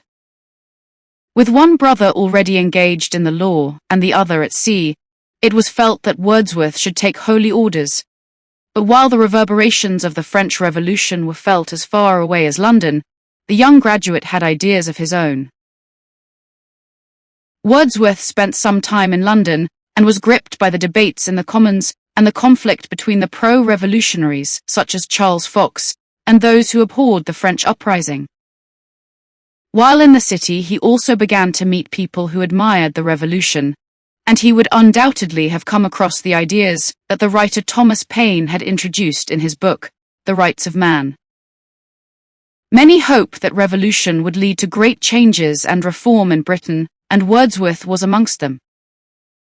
Having only caught a glimpse of the new French order in 1790, Wordsworth now felt compelled to return and see for himself the results of the revolution. By November 30, 1791, he was to be found on the streets of Paris, 1,000,000 miles away from the career that his guardians expected him to pursue. This time he spent a year in France, but by now the atmosphere was much changed from his first visit. The country was deeply divided by those demanding the king's abdication and those who wanted peaceful reform.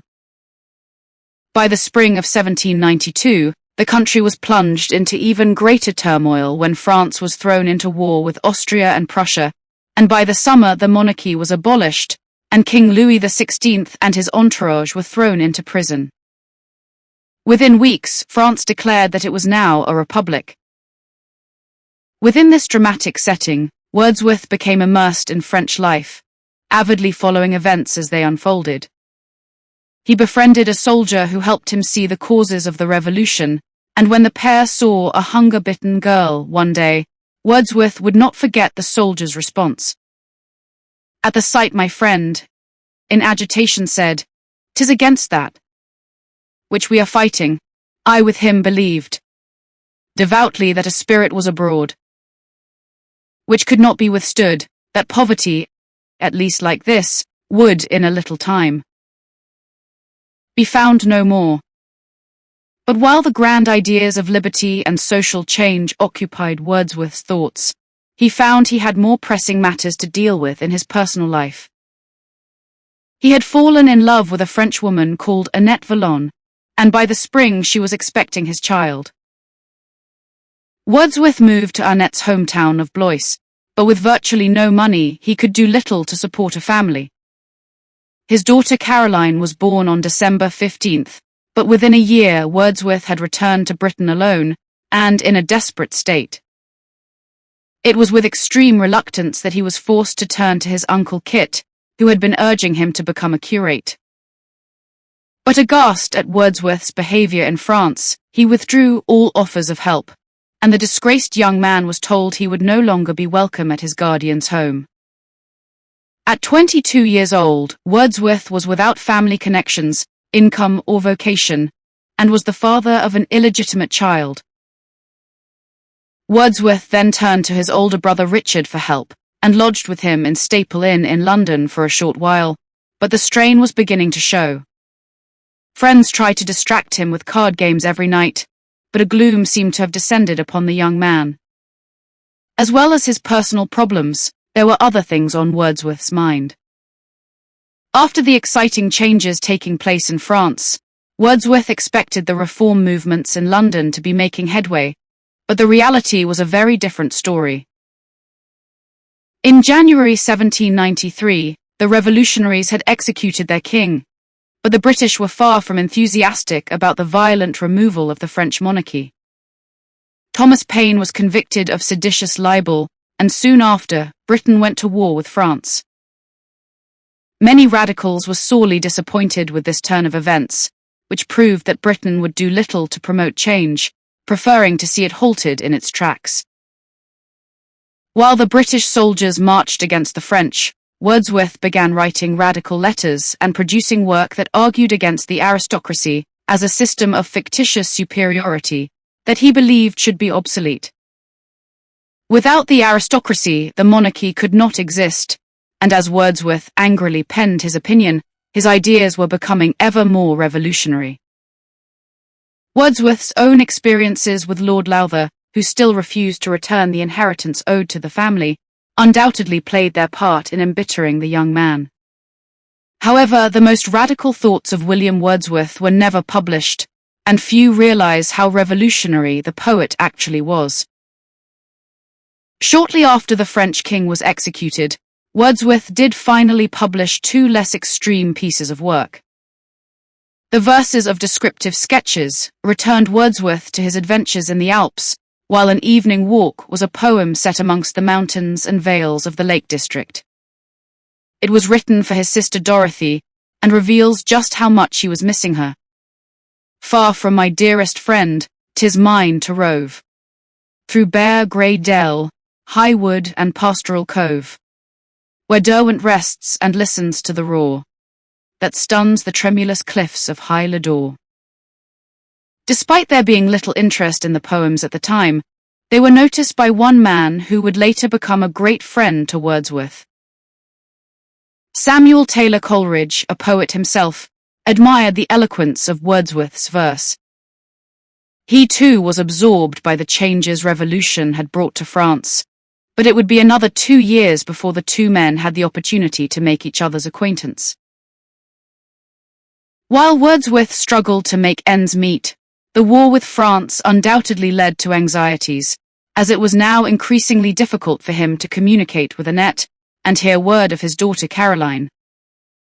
By the end of the summer, a reign of terror had descended upon the nation as thousands upon thousands of royalists were lined up and executed.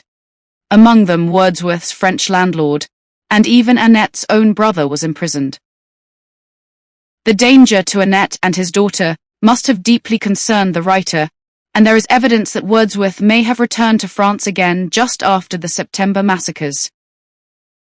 Whether from word of mouth or personal experience, the horror of the guillotine has certainly found its way into his autobiographical poem, The Prelude. I scarcely had one night of quiet sleep. Such ghastly visions had I of despair, and tyranny, and implements of death, and long orations which in dreams I pleaded. Before unjust tribunals, revolution was fast becoming a fearful notion, and while blood flowed over the cobbles of the Place de Concorde in Paris, the British sought to quash any signs of revolt and radicalism in their own country. They were taking no chances after the horrifying stories of the guillotine. There was a bill to suspend habeas corpus, and in London there were arrests and trials. Meanwhile, the effects of the war took its toll on the British poor, who suffered terribly during the harsh winter that brought 1794 to a close. As cries of "No pit, no war, bread, bread," were heard across London, Wordsworth was not alone in his condemnation of British society. Coleridge spoke unabashedly of his radical views, and came dangerously close to being imprisoned himself. As the government paid close attention to his activities, Wordsworth became equally interested in the work of his passionate contemporary. Finally, in 1795, he met Coleridge in Bristol, and it was an encounter that would have a profound effect on both their lives. His soul seems to inhabit the universe like a palace, was how Coleridge described Wordsworth in the early days of their friendship. The pair soon became inseparable, and within 2 years, Wordsworth had moved to a house near the village where Coleridge lived amongst the Quantock Hills of Somerset, where they could work together on their poetry and ideas. There was also a third, very important member of their little party, as Wordsworth's sister Dorothy had joined them. After spending years living a dull and uneventful life in a small country parish, she was thrilled when she was finally reunited with Wordsworth, and would play a significant role in the poet's output as she wove ideas into their webs of inspiration. Wordsworth, with Coleridge's encouragement, had finally found his vocation, and while working on a new poem he announced, "My object is to give pictures of nature, man, and society. Indeed, I know not anything which will not come within the scope of my plan." At the age of 28, Wordsworth was a self-proclaimed poet and appeared to have finally found his role in life. He and Coleridge had started work on a collection of poems called The Lyrical Ballads that would mark the beginning of their famous collaboration. But while ideas flowed, finances were still of great concern to Wordsworth, and he had to borrow money from his older brother Richard and rely on the generosity of friends to survive. Yet undoubtedly the poetry he was writing justified the hardship. Everywhere he travelled he was inspired, and a visit to the Wye Valley resulted in one of his greatest works. A trip to Tintern Abbey inspired the poem that marked the climax of his first great creative period, and was the last of the poems to join his and Coleridge's work in the lyrical ballads. I have felt a presence that disturbs me with the joy of elevated thoughts, a sense sublime of something far more deeply interfused, whose dwelling is the light of setting suns, and the round ocean and the living air. The magnificence of nature played a starring role, as the lyrical ballads heralded a dramatic change in English literature, as the Age of Enlightenment gave way to the Age of Romance. A trip further afield in 1798 took the Wordsworths, accompanied by Coleridge, to Germany, but once there, brother and sister were disappointed with Hamburg, which Dorothy described as an ugly city that stinks at every corner. But ironically, it was here that Wordsworth embarked upon his greatest work yet. The memories of his happy childhood in the Lake District suddenly started to absorb him, and he began writing the tale of his life in what would eventually be called the Prelude. As he described the stories of his schooldays in Hawkshead and his adventures in the Lake District, he yearned to retreat from the increasing turmoil of war as he was drawn back to the haunts of his childhood. By the spring, Wordsworth and Dorothy had left Germany, and within 6 months, on the eve of the 19th century, the blossoming poet had returned to the mountains and vales of his beloved Lake District. Wordsworth was reluctant to leave his great friend, but had persuaded Coleridge to visit by the end of October. At around the same time, Wordsworth's uncle Kit had died, and his brother John had returned from sea to attend the funeral. The Wordsworth brothers were delighted at being reunited, and together with Coleridge, the three men began a glorious adventure through the breathtaking Cumbrian landscape. Coleridge was overcome with awe at this vision of a fair country, and when they arrived at Hawkshead, where Wordsworth had spent so many happy years with Anne Tyson, the brothers must have been overcome with emotion. Sadly, by this time Anne had died, but John Wordsworth offered his older brother £40 and urged him to buy a plot of land where they could recreate the idyll of their schooldays. In the end, Wordsworth did not embark upon a building project, but he did find a house he immediately fell in love with, just north of Hawkshead in the little town of Grasmere. On November 8th, he wrote eagerly to his sister, telling her he had found them a home for the price of £8 a year, and by Christmas he had brought her to Dove Cottage. The house was cold and damp, and smoke from the chimney filled the upstairs room, but after years of wandering and relying on the charity of relatives and friends, they had finally found their own niche in the world. Fighting off colds brought on by the frosty weather, Dorothy and Wordsworth set about painting and furnishing the house, and soon Dove Cottage was transformed into the perfect home. When their brother John returned at the end of January, Dorothy recalled how he paced over the floor in pride, exulting with his noble heart that his father's children had once again a home together. He too threw all his efforts into making improvements to the cottage and helping in the garden, and spent many hours exploring the surrounding landscape. As the Wordsworths brought warmth and love into their treasured home, they could finally invite friends to stay with them, rather than being the guests of others. By February, the group had been joined by the lovely Mary Hutchinson, a family friend, and in April the long-awaited Coleridge arrived. Throughout the summer, many more friends would fill the cottage with their laughter and chatter, and these were indeed happy days. Coleridge, realizing he would never persuade Wordsworth to leave the Lake District, decided to find a home for himself in the area and finally moved his family into Greta Hall in Keswick, just half a day's walk from Grasmere.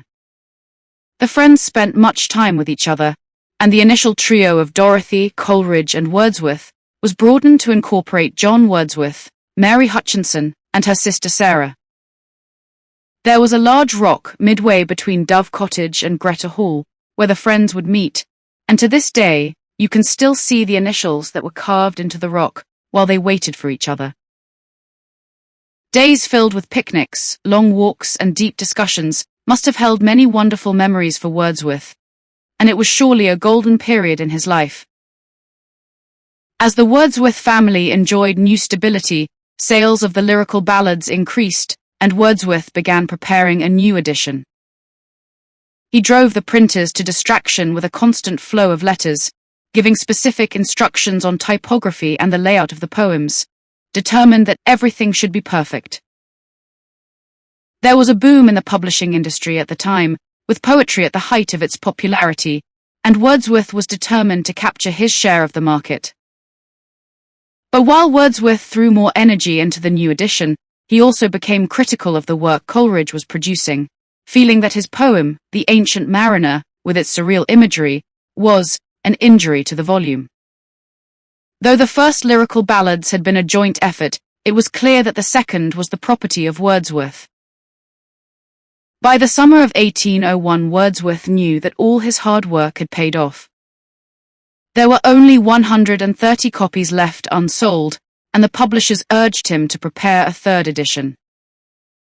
While more visitors flocked to Dove Cottage, Wordsworth was more than ever engrossed in his work. But writing came at a price, as he suffered sleepless nights, and even became ill on occasions. There was, however, some light relief from the emotional toil of writing, and as Wordsworth gradually became more attached to Mary Hutchinson, the dynamics of the Grasmere set were soon to change. I love thee so deeply and tenderly and constantly, and with such perfect satisfaction, delight and happiness to my soul, that I scarcely can bring my pen to write of anything else. As these words illustrate, Wordsworth had developed a deep love for the young woman that would be passionate and everlasting. But while he experienced the joys of romance, he had not forgotten his obligations to Annette and his daughter in France.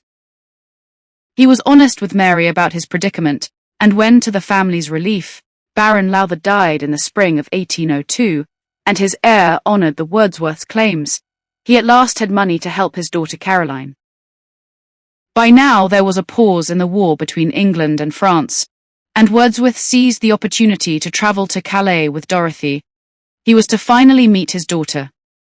In his poem, It is a Beauteous Evening, he describes with fondness the dear child that walked alongside him by the crashing sea. The meeting was a success, and he lingered in France for a month, before finally returning to England to prepare for his wedding to Mary. They were married in October in the early morning, but although Dorothy adored her new sister-in-law, the emotions welling within her at the changes about to take place in her family were too much. She could not face the wedding and lay on her bed throughout the ceremony. When the couple returned to the house, she rushed into her brother's arms, very much relieved that the moment had passed. Wordsworth now settled into domestic stability, and his first son John was born in 1803. The child not only had his mother to care for him, but also her sister Sarah and Dorothy as doting aunts. Now financially secure, the summer after his marriage, Wordsworth set off on another of his adventures, with Dorothy and Coleridge. This time Wordsworth decided to explore the landscapes of Anne Tyson's tales, which he remembered from his childhood, and in search of new material and inspiration, he led his companions to the dramatic landscape of Scotland. The journey would not only trigger Wordsworth with new ideas, but it would also result in new friendships. The novelist who would later become Sir Walter Scott hailed from Edinburgh and was just 1 year younger than Wordsworth. With his rich knowledge of Scottish history, he enthralled the poet with his tales, and in Scott, Wordsworth seems to have found a kindred spirit. Though once the crisp autumn air had arrived, it was time for the Grasmere trio to head south towards the lakes. And once back at Dove Cottage, Wordsworth wrote to Scott, urging him to visit. Sir Walter Scott is yet another of the colourful characters of the Romantic era to have slept in the cosy rooms of Dove Cottage.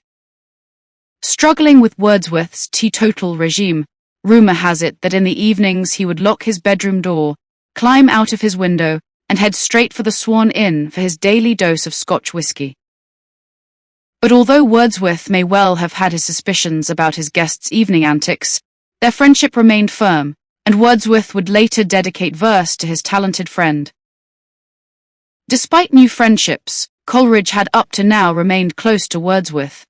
But during the Scottish tour, it was clear that relations had started to deteriorate. The two men grew irritable with each other, and on their return to the Lake District, matters got progressively worse. Coleridge suffered from neuralgia and had already been using opium to combat the pain of the illness for many years. Consequently, he was struggling with addiction and tormented by sweats and fevers. He had claimed that, "The poet is dead in me." Sadly, this quickly escalated into a complete breakdown. He had decided to visit Dove Cottage as he began a journey to the Mediterranean, where he felt his health would improve. But Coleridge was too ill to travel, and Dorothy and Mary tried to nurse him back to health while he was haunted by ugly dreams. When he finally departed, the Wordsworth family would not see him again for 2 years. Dora was born in August 1804, while Wordsworth continued to write, deeply engrossed in his autobiography, The Prelude. Then suddenly, in February 1805, all work stopped when devastating news reached Grasmere. John Wordsworth's ship had struck sandbanks off the Isle of Portland. The majority of the crew and passengers were killed. John, who had by now been promoted to captain, stayed at his command shivering beneath the onslaught of waves until he disappeared into the gloomy depths of the sea. He was lost forever. Dorothy and Wordsworth were inconsolable, and speaking to his friend Sir Walter Scott, the poet declared, "Our brother was the pride and delight of our hearts, as gentle, as meek, as brave, as resolute, as noble a spirit as ever breathed." It would be the first of many tragedies the Wordsworths of Dove would experience, and as the garden around their pretty cottage was neglected, as the weeds grew without John to tend to them, it was soon time for them to move on. Overcome with sorrow, Wordsworth returned to the Rock of Names, which stood midway between Greta Hall and Dove Cottage, where the Grasmere set had carved their initials only a few years earlier. "The power, dear rock, around thee cast, thy monumental power shall last, for me and mine. O thought of pain that would impair it or profane." By now much had changed with John lost and Coleridge fading from view. By 1807, with Dove Cottage becoming too small for the growing family, Wordsworth moved to Allen Bank on the outskirts of the town. But the large house would never be a real home to the family, with its smoking chimney and draughty rooms. Despite Wordsworth's success, there were 5 little children and 4 adults now depending upon him. Meanwhile, the family despaired of Coleridge, and Dorothy wrote bitterly that he was a slave of stimulants, wholly self-absorbed. We have no hope of him. Coleridge's drug addiction had caused a rift between the friends that would never be fully healed. In 1811, the family moved into the disused rectory opposite Grasmere Church, but it was far from being an improvement on Allen Bank. It was cold and badly drained, so the Wordsworths often found themselves struggling through a muddy bog to reach the front door. Money worries once more became pressing, and Wordsworth began to teach for a few hours at the local school to add to their income. But despite the strains of everyday life, his love for his wife remained steadfast, and his obligations to his family were unwavering. But despite being so utterly devoted to his family, during the year ahead, Wordsworth would find himself powerless to prevent further pain from touching the lives of those he loved. To begin with, his 3-year-old daughter, Catherine Wordsworth, died from convulsions. Then just over 6 months later, barely recovering from this first tragedy, the 4 remaining children all contracted measles, and Wordsworth lost his second son, Thomas, who was just 6 years old. While Mary gathered all her strength to nurse Dora, John, and William back to health, it was more than she could bear, seeing the graves of her children in the churchyard opposite the rectory, where her little boy had once skipped on his way to school. She grew thin and depressed, and wept inconsolably while Wordsworth poured his suffering into his words. "I dare not say in what state of mind I am. I loved the boy with the utmost of love of which my soul is capable, and he is taken from me. With these terrible tragedies engulfing the family and financial struggles still weighing upon Wordsworth, he swallowed his pride and applied for assistance from the new Lord Lowther. Although there was no immediate work available, by the spring of 1813, he was offered the post of agent of the National Revenue. It was perhaps ironic that a man who had once railed against the injustices of society and the tyranny of the aristocracy now found himself pandering to the upper classes. The new Romantic poets, Lord Byron and Robert Browning, were scornful of Wordsworth's move to become a Tory hireling, but Byron wasn't beset with the money worries that had troubled Wordsworth for most of his life. But their comments were of little consequence, as all Wordsworth was concerned about by this time was the health and well-being of his family. In May 1813, with finances much improved, the family were able to leave the rectory and its sad memories behind them. They travelled a little way north to Rydal, where a new phase in their lives would begin. Their chosen home, Rydal Mount, was beautiful with vast gardens and glorious views, and as the women busily unpacked, the tension and misery that had marked the last few years began to shrink away. Rydal Mount marked a period of stability in their lives that would last for many years, and returned the family to the glowing days they had spent at Dove Cottage. It was a happy coincidence that the kindly woman who had given our poet and his brothers a home in Hawkshead had once worked here as a domestic servant, and who knows, maybe Anne Tyson's spirit was still watching over the Wordsworths. And perhaps she still is, because although 2 centuries have passed, Rydal Mount is to this day the Wordsworth family home. The decades following their arrival at Rydal would see the forging of new friendships, the penning of many more verses, and fame and fortune for the philosopher-poet. By 1843, Wordsworth was made poet laureate, and tourists came from far and wide to meet the revered writer. He lived until his 80th year, falling ill after a walk in the cold winds to Grasmere.